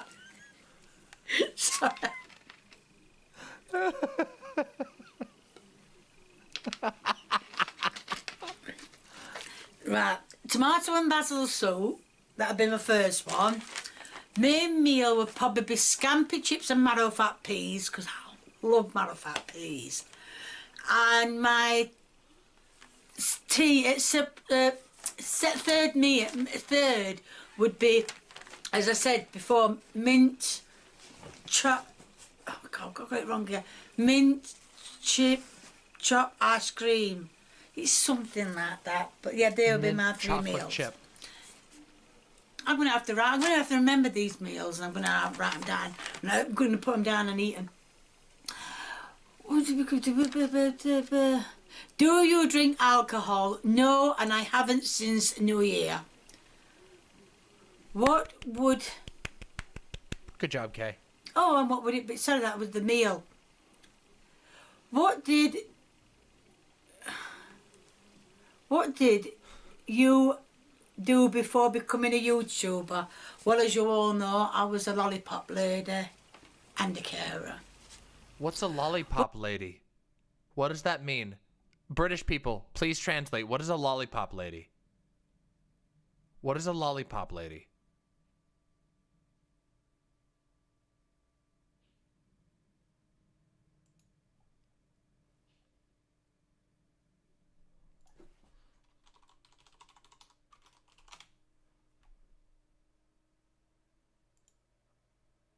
A woman who helps children cross the road near a school by standing in the middle of the road and holding up a stick with a round sign on it that means the traffic must stop.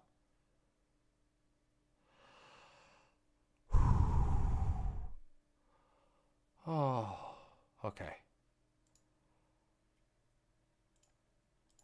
What do you think of Nigella Lawson's cooking? Sorry to say, I don't even watch her. Bad, aren't I? Are you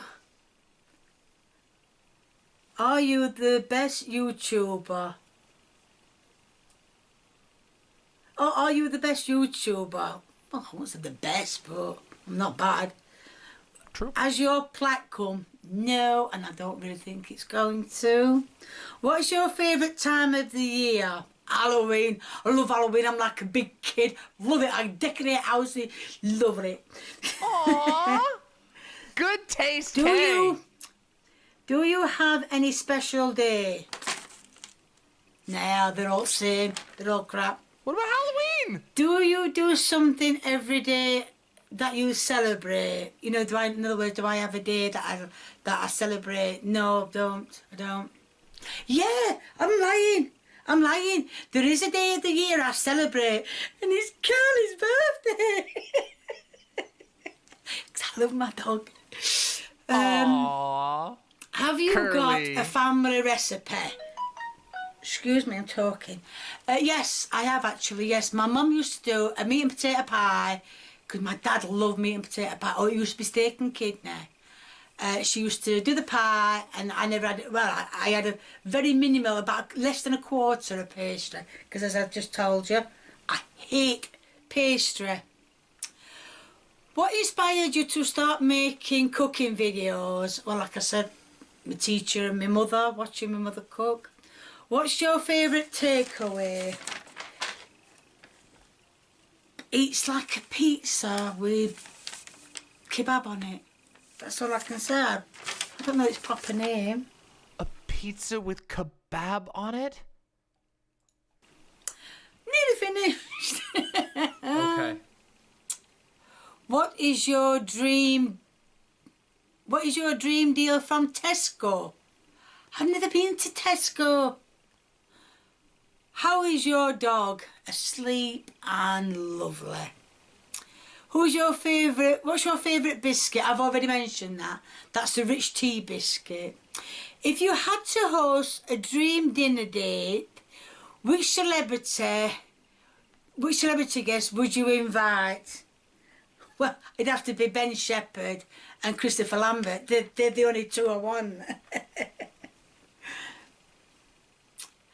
Would you consider bringing out a cookbook? Well, a friend of mine said he's doing it, but he's having a bit of trouble. I don't know how.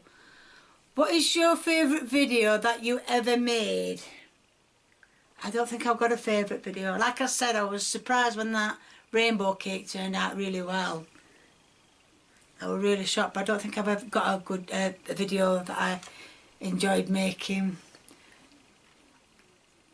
Have you ever been so angry with Lee that you slipped some cheese in his meal? Not that I recall. No, they gave her an idea. Why can't Lee have cheese? Is he intolerant? No, he's not intolerant. Why do you think of what? So then, what do you think of Curly? What do you think of Curly? I love Curly. Oh, can he speak Spanish? English and Spanish. He can speak English, Spanish, German, French. Really? Some of these questions. Where was the... Oh. No. Oh, where was the weirdest beating? And now that's got to be wrong. Oh, where was the weirdest location? Oh, where was the weirdest location? I don't think I've ever been to anywhere like that. Anywhere that's been weird. I've never actually said, oh, it's weird here. No. What the fuck? But I might do soon.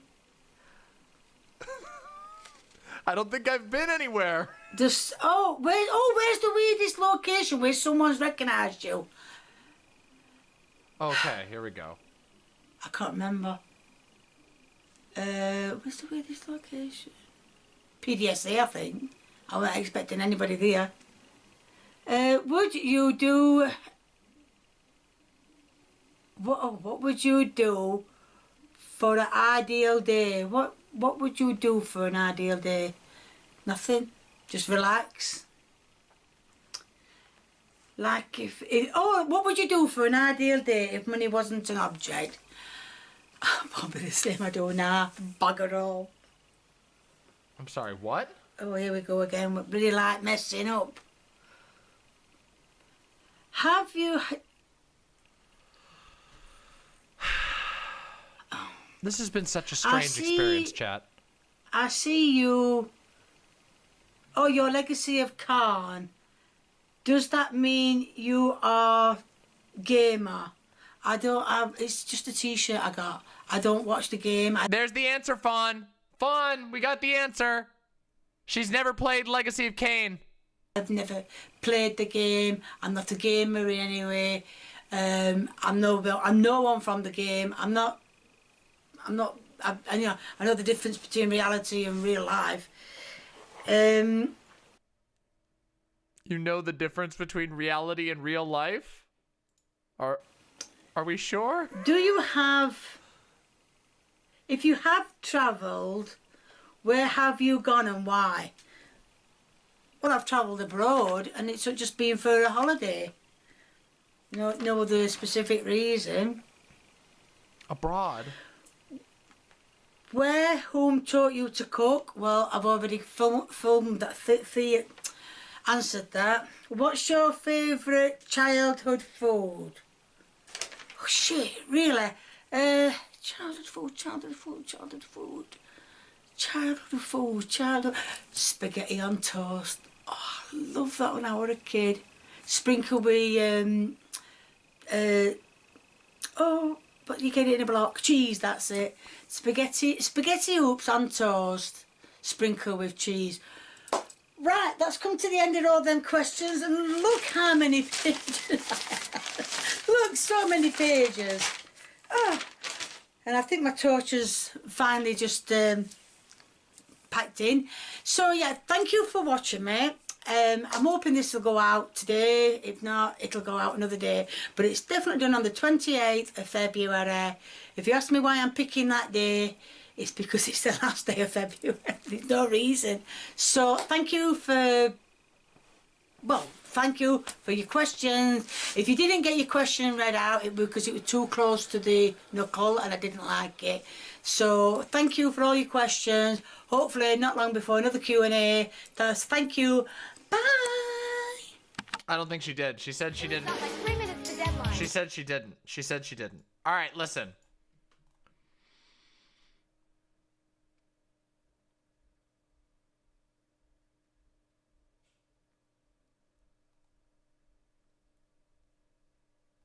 Well, it looks like people are filling this with love.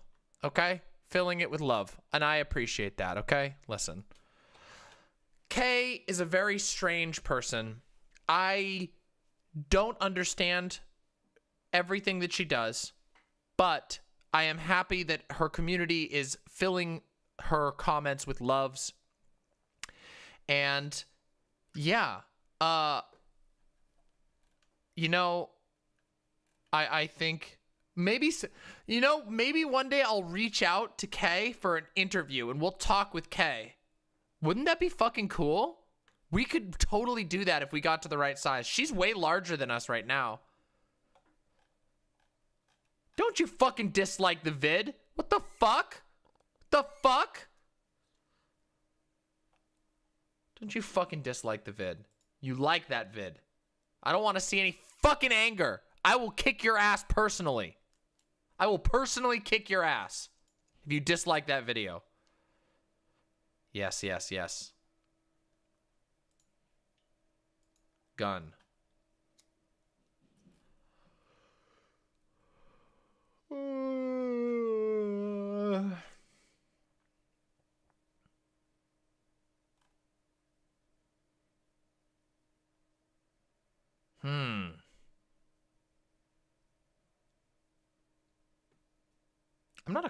I didn't get called out as a clout shark. She said the haters. I'm not a hater. I always give love.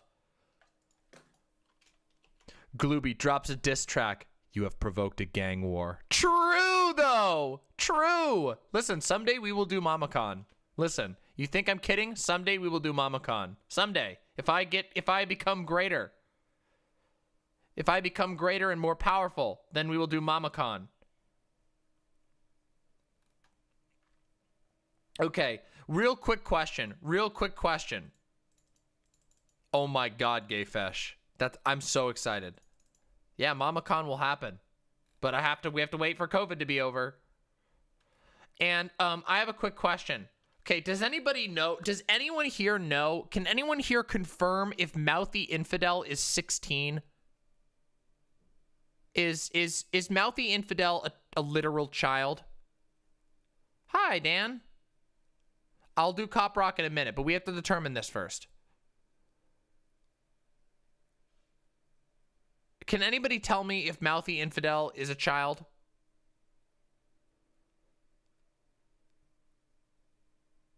Hello? Anybody? I know some of you are like in the know on this stuff. Probably Windleby knows. Nah? You don't know. Okay, so nobody knows. Okay, I'm guessing that they are a child because I saw them in a video and they looked and sounded like a child and their tweets remind me of a child and I want to roast their tweets, but I don't want to roast their tweets if they're a literal child. I simply do not.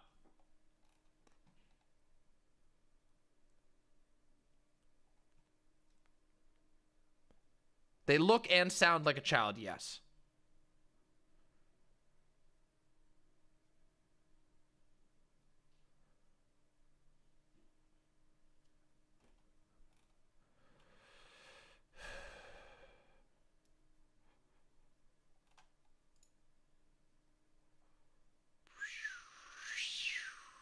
Wait, am I on this?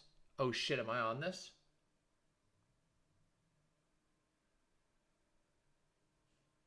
Nope. Boring. I'm not. Why? I don't like things that I'm not on. I want people to put me on images. What is this nonsense? What is this fucking nonsense? Why am I not on this image? Jesus Christ. Boring. I want me to be on images. I want people to put me on images for clout.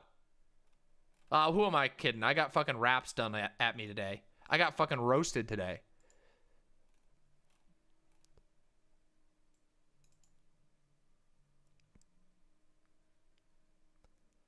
I know Tech Debt, but you have a little bit of a darker approach. I don't like owning children. It's not satisfying. It's too easy.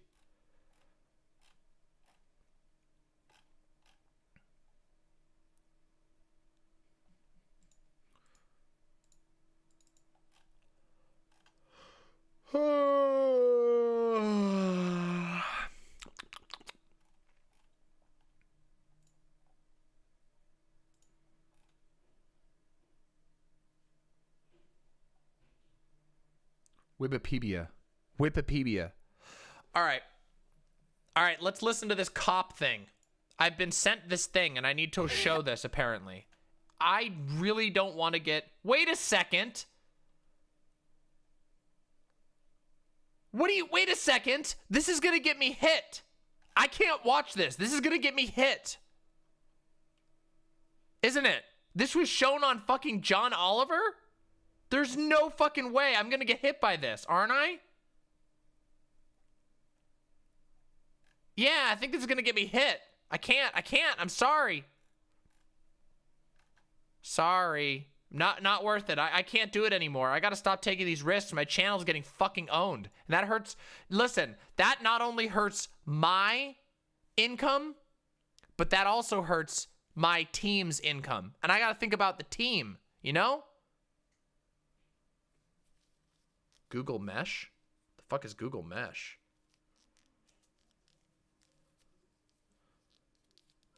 I could watch it off stream. That's a good idea. Whoa, what the fuck is going on here? Dude, YouTube is exploding today. What the fuck? YouTube is just fucking exploding today. Jesus fucking Christ.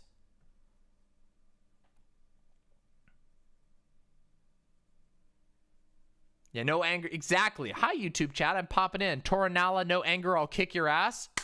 Much love to you as well. My eyebrows say so much. I respectfully observed. It's true. My eyebrows are very expressive. I've always been that way. I don't really know why. You heard bad things about that K's cooking lady? Oof. Like what? Hi, we're in hell? Well, it's not hell right now, is it? We missed the Q&A, Coco. Well, I think Coco was probably here. Oh, maybe. It's possible. It's possible, Coco. I don't know. Maybe.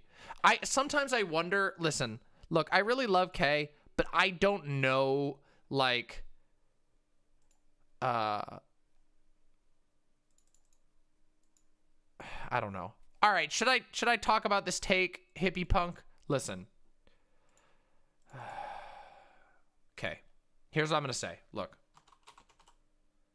Mouthy Infidel really doesn't like me, so who cares? All right, let's do this. I'm going to do a little thing. I'm going to do a thing. Look, Mouthy Infidel, I don't know if you're a literal child. I really, really don't know. The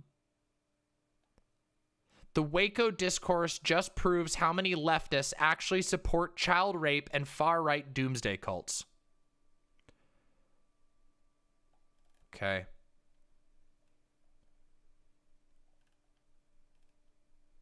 Here's him making lots of tweets at Mike from PA.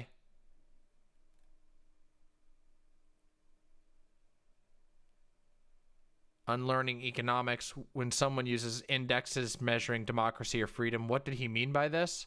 Wait, everyone knows what this means. It means it's bullshit. Banned a lot of rape apologists in chat today. Hey, thank you, Hallador.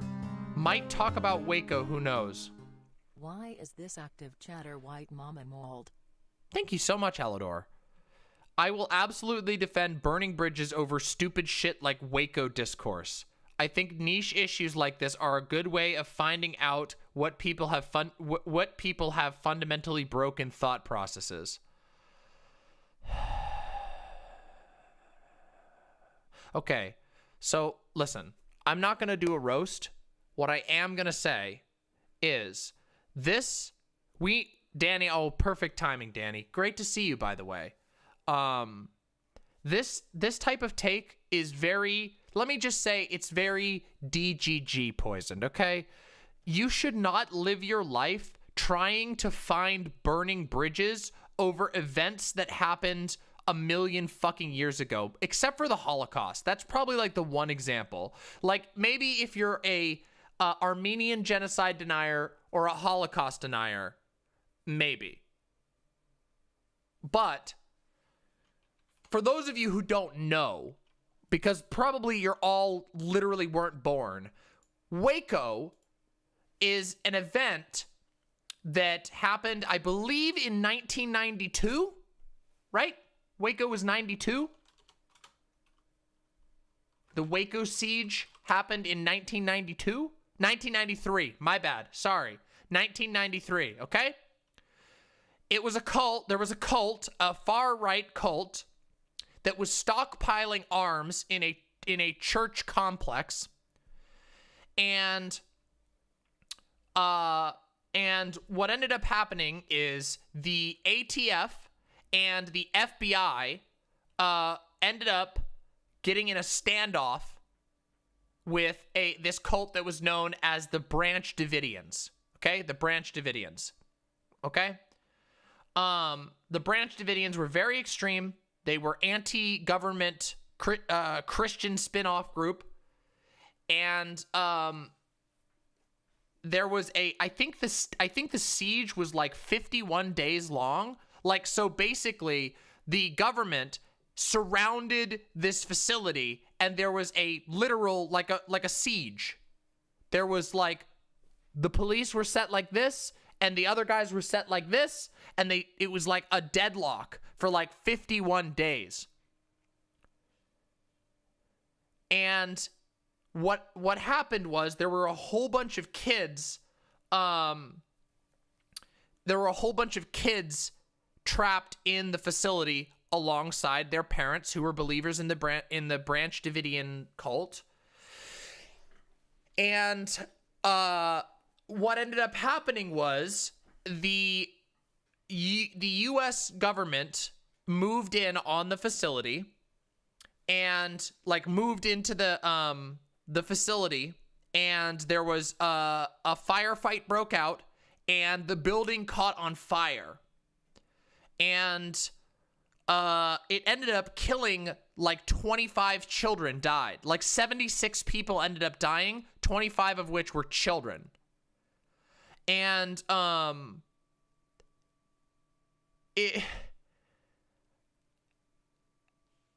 there is a lot of evidence that it may have been the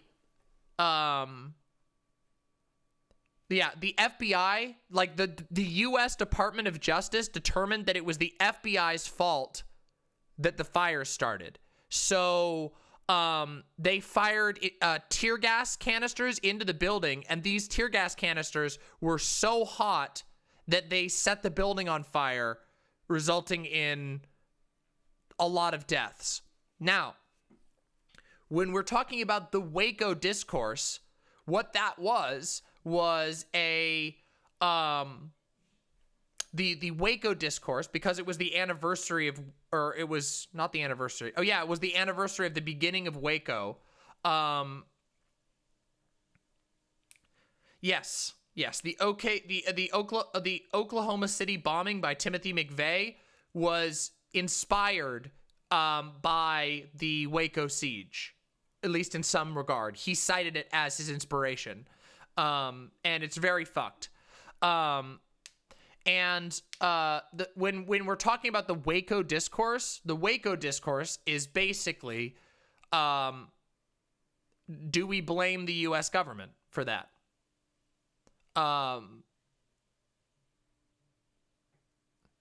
Yeah.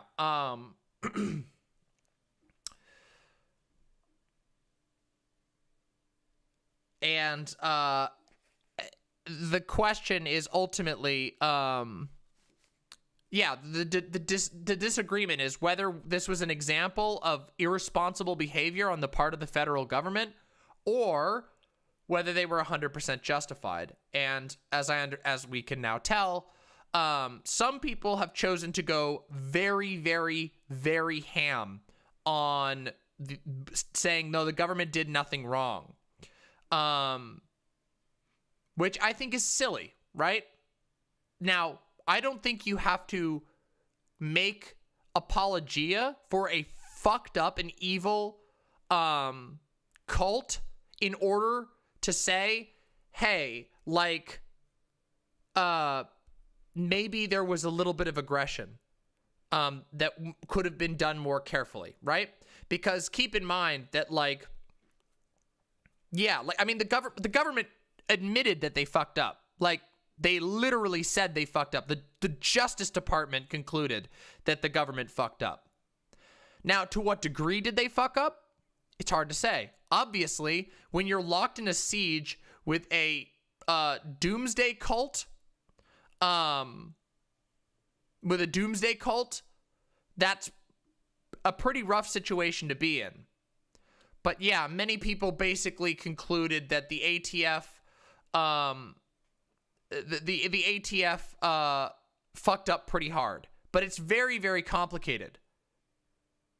And now, I don't think that you have to have like a centrist approach necessarily to be able to conclude that, hey, maybe this didn't unfold as well.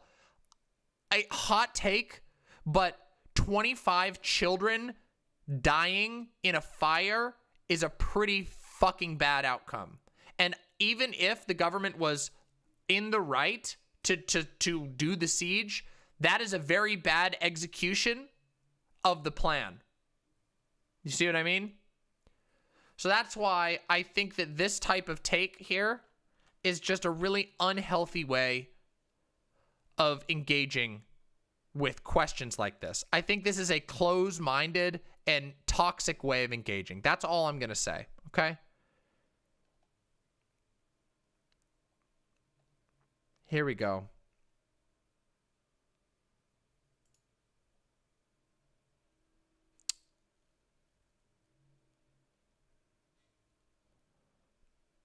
But as you can see, this is a pretty complicated topic.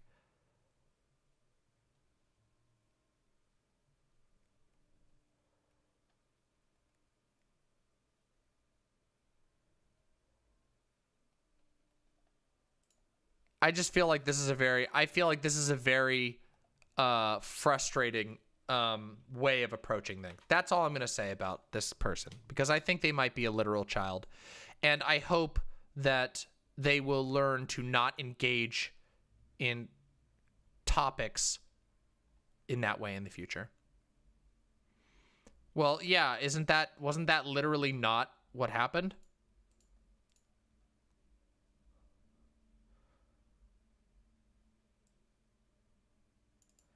Here we go. A particular controversy ensued over the origin of the fire. An internal Justice Department investigation concluded in 2000 that incendiary tear gas canisters were used by the FBI, but maintained that sect members had started the fire.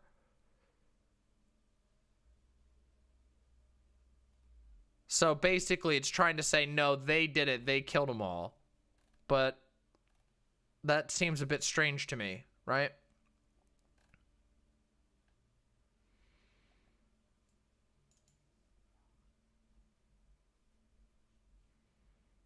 Yeah, basically, yeah. And I don't think that you have to defend a literal.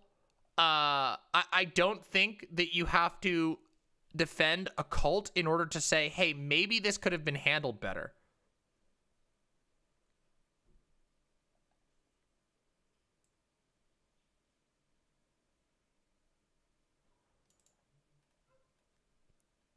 No, it doesn't have any pertinence. It's just random. It's just a random thing that you think is worth that apparently this person thinks is like worthy to fight over.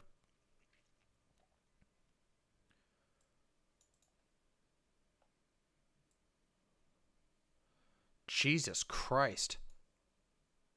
Wait, there's a commune on oh boy. The TikTok commune or something? Yeah, even within the FBI it was complicated.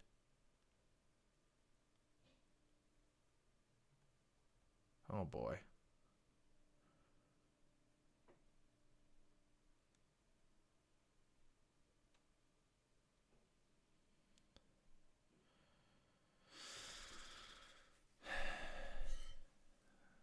Oh yeah, that happens all the time, Dire Fox. That's very normal. What happened with Mel? Wait, do you have a link, Busy Bee? Do you have a link, Busy Bee? I know Mel was engaging in discourse on it, but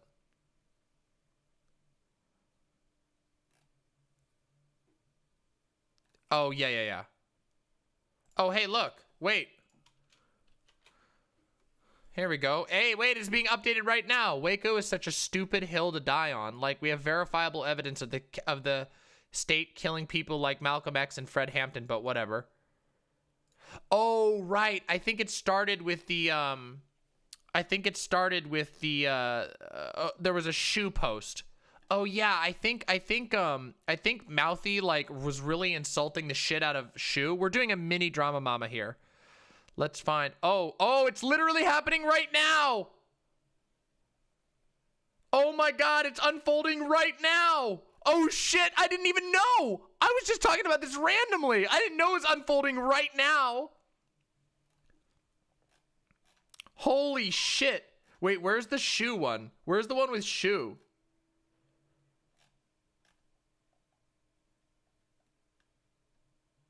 Here we go.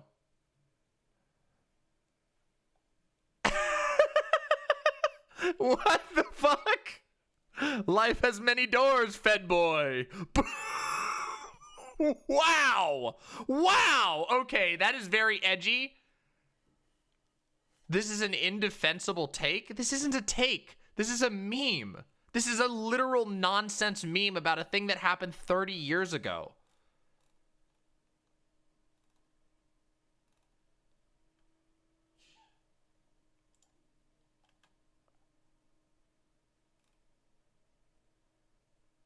You don't have to defend the Branch Davidians to say the Fed's involvement was wrong. Yeah, you kind of do. Why would you say child-raping doomsday cults are bad, but we shouldn't be preventing them from operating and stockpiling illegal weapons? I don't think that this is what that means.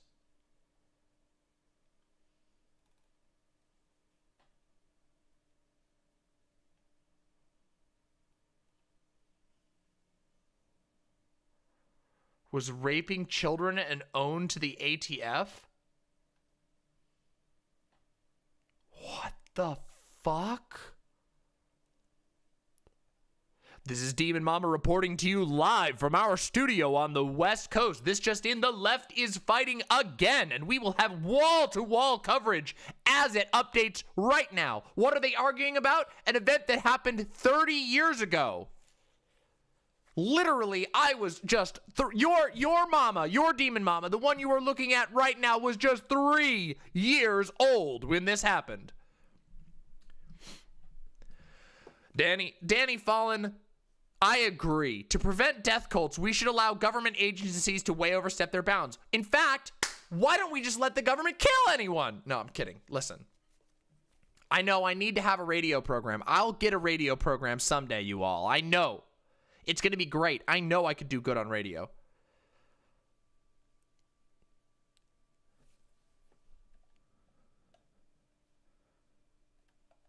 Shoo.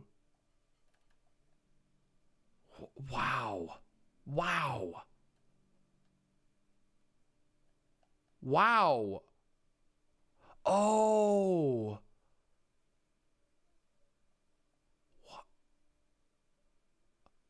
Uh-oh.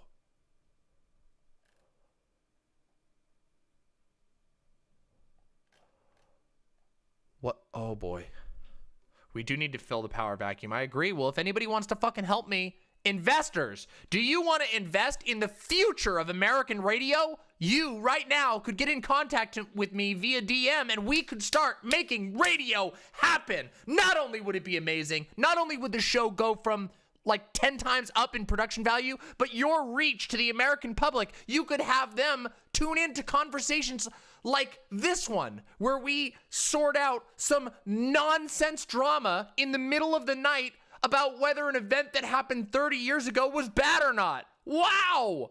Invest in Demon Mama now. Honestly, think about this. Listen, all the sales pitch aside, think of how much better my show would be than the trash that's on there right now.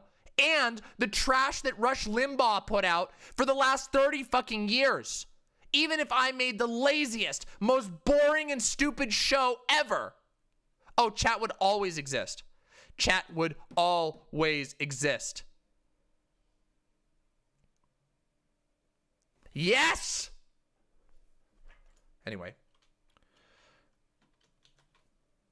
Let's continue. Voshcord was not happy with this tweet. I'm right. Stay mad. Yes. This is always the way to prove that you've made it.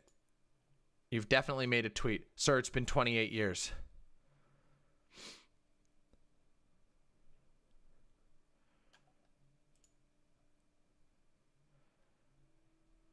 Uh-oh, he's fighting with the he's fighting with the amazing atheist. Oh shit, the amazing atheist is wow. I mean, that's true, Law Boy. Yes. Okay, listen. You know what we need more of? You know what we need more of? No, actually, I can't do this. I can't do it live. I can't. I balked. I balked. I balked. Just kidding. No, I didn't. Here's what we need. We need more 9/11 jokes. That's what we need. Listen, it's been a bajillion years since that shit happened. And guess what? We don't ever stop making fun of people dying in horrible ways after it's been a long time from that event. Okay? That was a joke. This is a joke. For fuck's sake, it's a fucking joke. But seriously, you motherfuckers will make entire television shows. Hold on. No. Oh, clipped. Oh, clipped. Oh, clipped. Have you ever heard, motherfuckers, have you ever heard of a show called Blackadder? That show, it made fun of shit in World War I. It was a comedy show about war.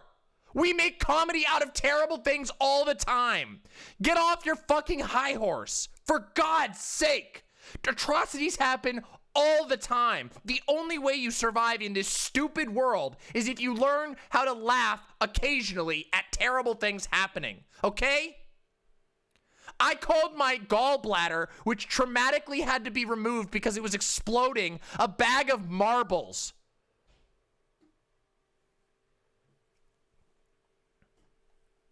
It's been 30 motherfucking years. Nobody who was involved in this is even fucking standing around. Shu does not think 9/11 was an inside job. That is ridiculous.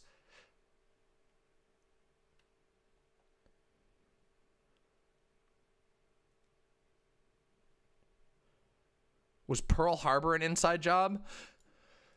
No. But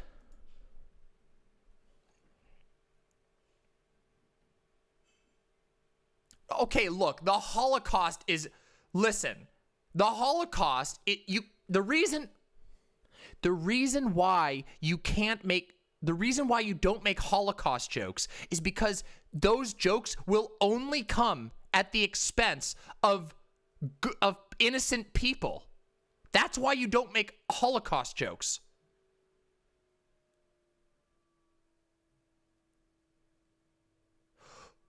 Do you think there's something wrong with making fun of feds or making fun of a death cult?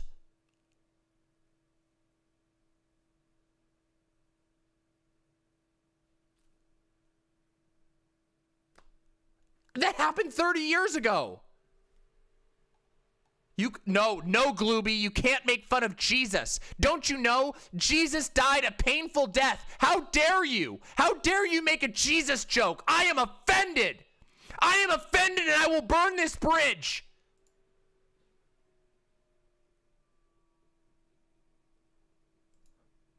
Tech debt, I'm oh my God, I will not handle this. Nope, this is a Christian chat. Tech debt, you've been muted. Don't you fucking do that sacrilege in my chat. You little muffin. You fucking muffin.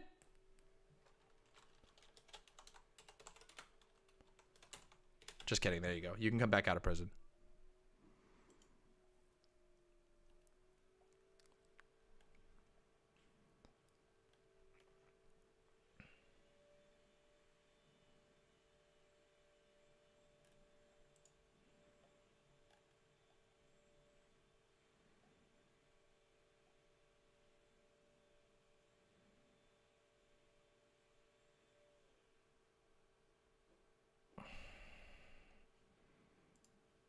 Why couldn't Jesus hold the M&Ms? Because he had... Excuse me, are you mocking Jesus's hands?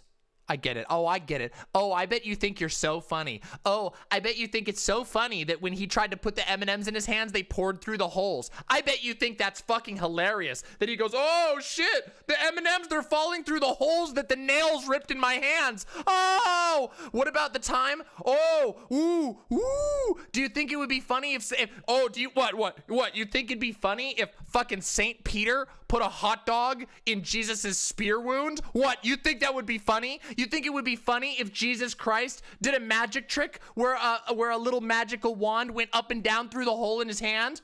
You think that would be funny? You think that's funny? What's wrong with you? Are you laughing? You're laughing at dark things?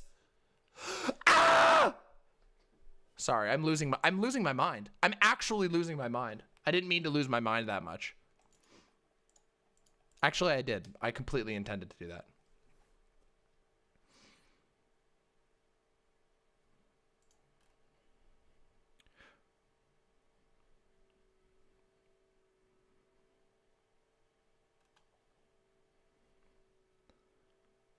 True.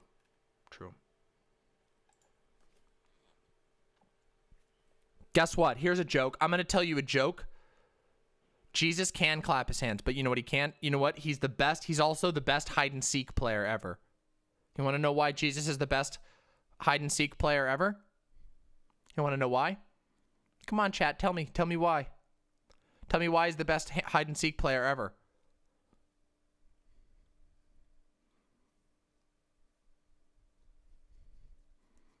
Wrong, pessimist! You fucking piece of shit! You fucking piece of shit! It's because he's the son of God, so he knows where you're hiding! It's because he's the son of God! It has nothing to do with his injuries! It has nothing to do with his injuries, you clowns! You animals!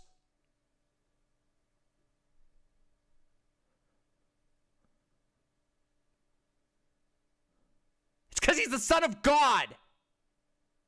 He can tell where you are! Duh! What is wrong with you people? Have you no shame? Have you no shame? Do you think that you come to my show to laugh at injuries, to laugh at people who have died? You know what happened when Rush Limbaugh died? Did we laugh? Actually, we did laugh. We laughed quite hard. What can I say? We really did laugh. Wow, we actually laughed a lot. Yeah. Okay, on that one, all right, you got me on that one. You got me on that one. And we're gonna laugh again. We're gonna laugh again in the future, for sure. When Donald Trump dies, we're gonna laugh when Dick Cheney dies. We're probably gonna laugh when the Bushes die, really, really hard. We're gonna laugh a lot when Kissinger dies. Yeah, we're gonna laugh really hard when Kissinger dies. That's gonna be fucking hilarious. I'm like I'm counting down the days. When Giuliani fucking shits his pants and rolls down the stairs, we're gonna laugh. Is stream getting dark?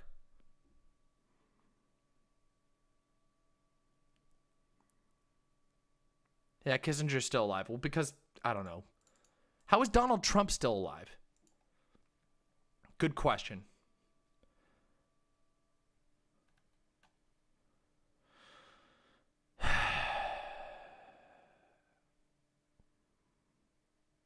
It's the Diet Coke, yes.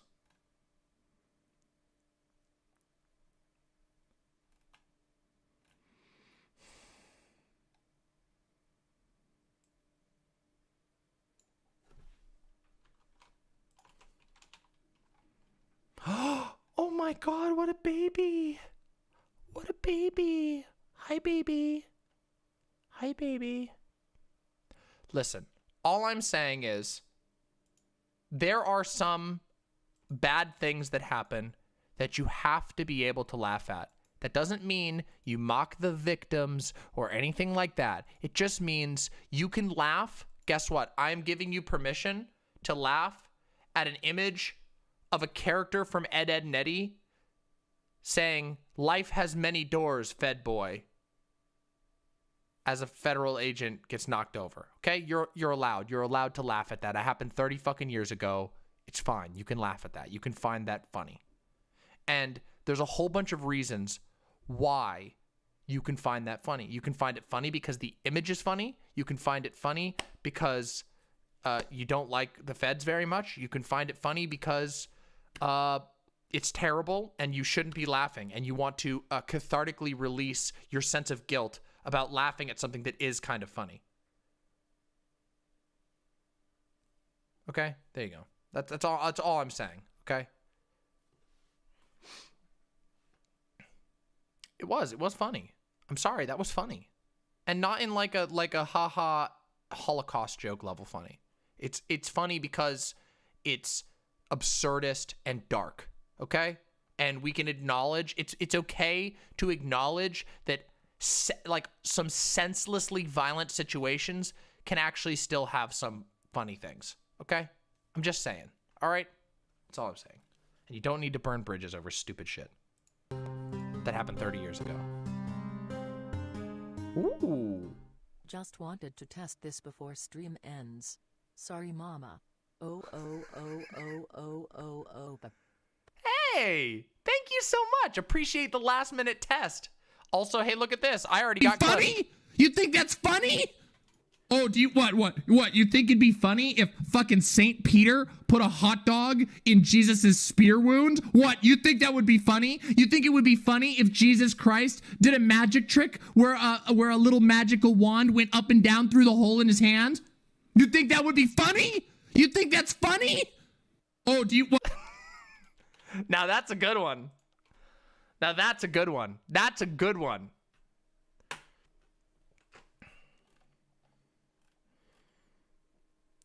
Listen, I've been bringing out the best for y'all lately. Okay? I've been feeling the energy on stream lately, all right? Listen, this has been fun, okay? What else can I ruin today? Let's see. Religious zealot arc. Oh, I already had that one, all right? Listen, I already had the religious zealot arc, okay? I don't want to go back to that. I don't. We're going to talk about that. I told you all. Remember this? Look. Did I show you all this? Look at this. Look. Watched almost every minute of Rhett and Link's spiritual deconstruction and year in review. Unfathomably moving, inspiring, and meaningful to me. A trans person grew up in fundamental evangelicalism. I've been inspired to do my own too. Something coming soon. Mama's spiritual deconstruction. So I'm going to do this. It's going to be Pog. So you get to learn about it. You get to learn more stories about me. Yeah. People make funny jokes about the Mongol invasions, and they were some of the bloodiest and horrific historical events in history. Yeah, do you remember when oh, thank you. I appreciate that. It's just hard to keep it in a side part when I'm on stream and shouting all day. In fact, usually when I start stream, my hair is like this. And then throughout the day, it slowly falls apart. As you can see, haha, apart, get it? Ha ha ha. See? That's how my hair usually starts. Oh, look at how fucking vest up. Any dating advice? I can't. I mean, what do you mean? You gotta ask me something more specific. Oh, are we gonna have an imp karaoke competition? That sounds fun. I'd be down for that at some point.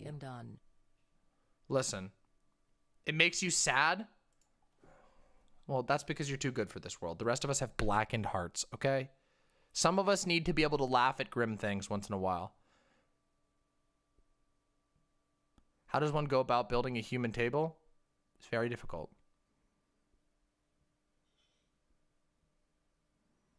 It's very difficult. That was wonderful. Thank you so much. Thank you all for your generosity.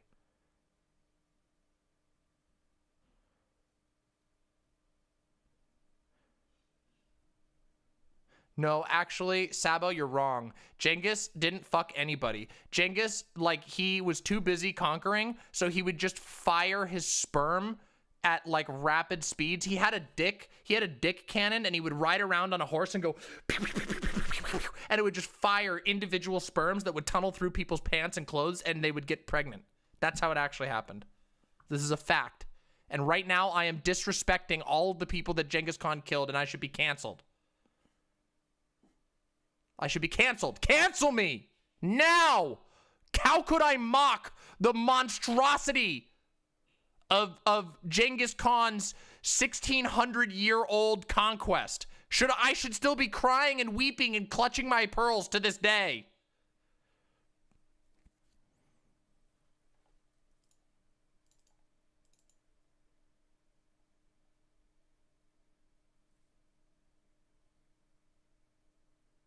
Thank you. Thank you.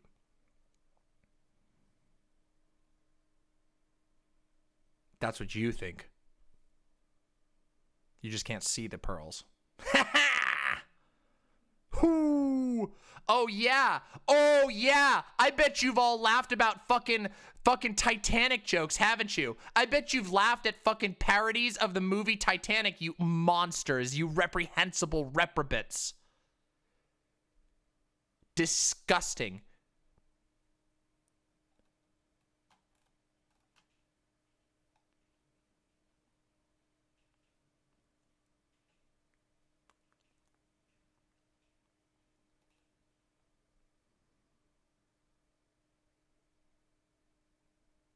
Oh, you think it's funny? Oh, you think that's funny? Do you know that children died? Do you know that children died in the Titanic? Did you know that children died in the Titanic?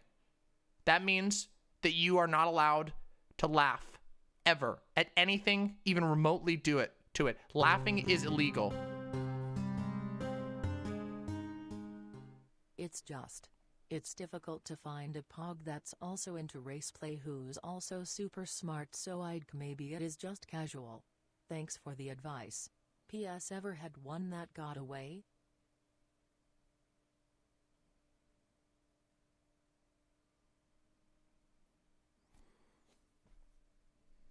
I'm not going to kink shame you. I'm not going to kink shame you. Have I ever had one that got away? Not really, actually. Well, no, not really. No kink shame. But I do find it odd that you would, No, I'll be coming out soon. Just give me a minute here.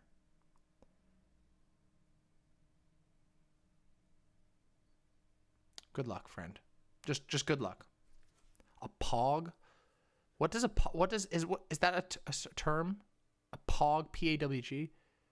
A pog ass white girl? Is that what it means? Fat ass white girl. Coming out. Fat ass white girl. Oh, okay, yeah. Well, I think you're not, I don't think it will be that hard for you, okay? Don't give up, all right? I promise you. You will find your fat ass white girl who will indulge your admittedly very problematic kinks in an ethical manner, okay? I know you can do this. I believe in you. Don't give up on yourself. Remember, there are literally billions of humans on the planet, and I promise you, you're going to be okay. There's a lot of pogs out there. Yep, it's true. Fat-ass white boys. Good question. They do exist, but it sounds like this person is looking for the girls. So they're not looking for the pobs. Don't make it all about you. Don't make it all about you. This isn't about you. This is about the donor who gave way, way too much information about their sexual life via donation that seems to be associated with their real name. Thank you for the donation. You're very brave. Okay? You're very brave. Don't make this about you. You fucking queers, you'll make it all about you. You will make it all about you. You fucking narcissistic queers will sit there and make it all about you all night long. Oh, what about the fat ass white boys? Ooh. We're trying to help a Straggit here. Don't you have any sense of shame? We need to help this poor fucking Straggit. Jesus Christ, chat. Fuck.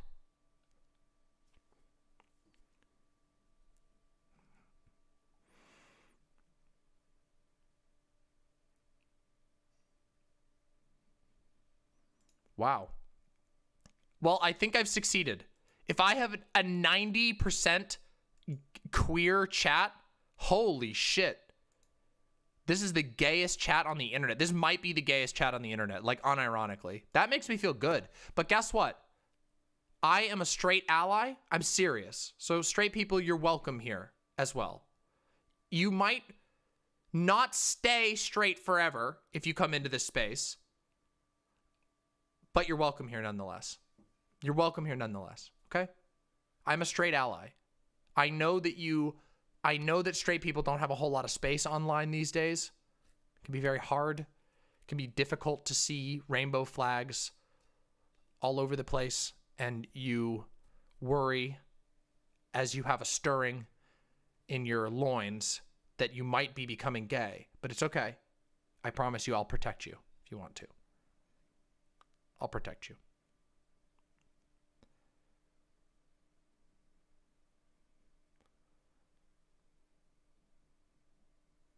Hey, Sixamoski. See, there you go. That's what we're talking about.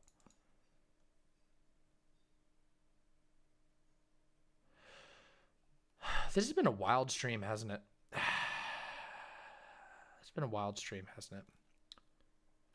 I think this is one of the most likely to be cancelable streams. People could turn so much of this into garbage, and I could be ruined. Just kidding.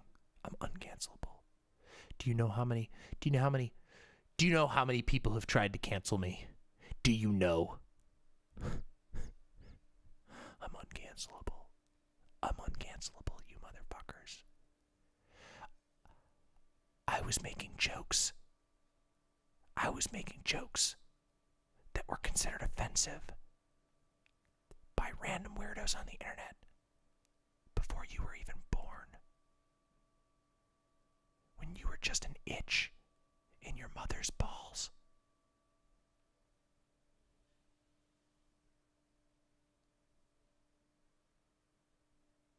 I was there to scratch it. All right.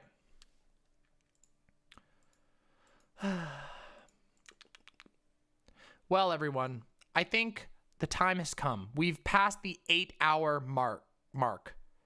I need to go and eat some food and smoke some weed and relax for a while. Tomorrow, mods, tomorrow at 3 p.m., we will be doing a mod night hangout. It'll be fun as fuck. Hey! Sorry, it's a BDSM power dynamic subversion thing. I'd kinda like it. Donald Glover made a joke about it way back when.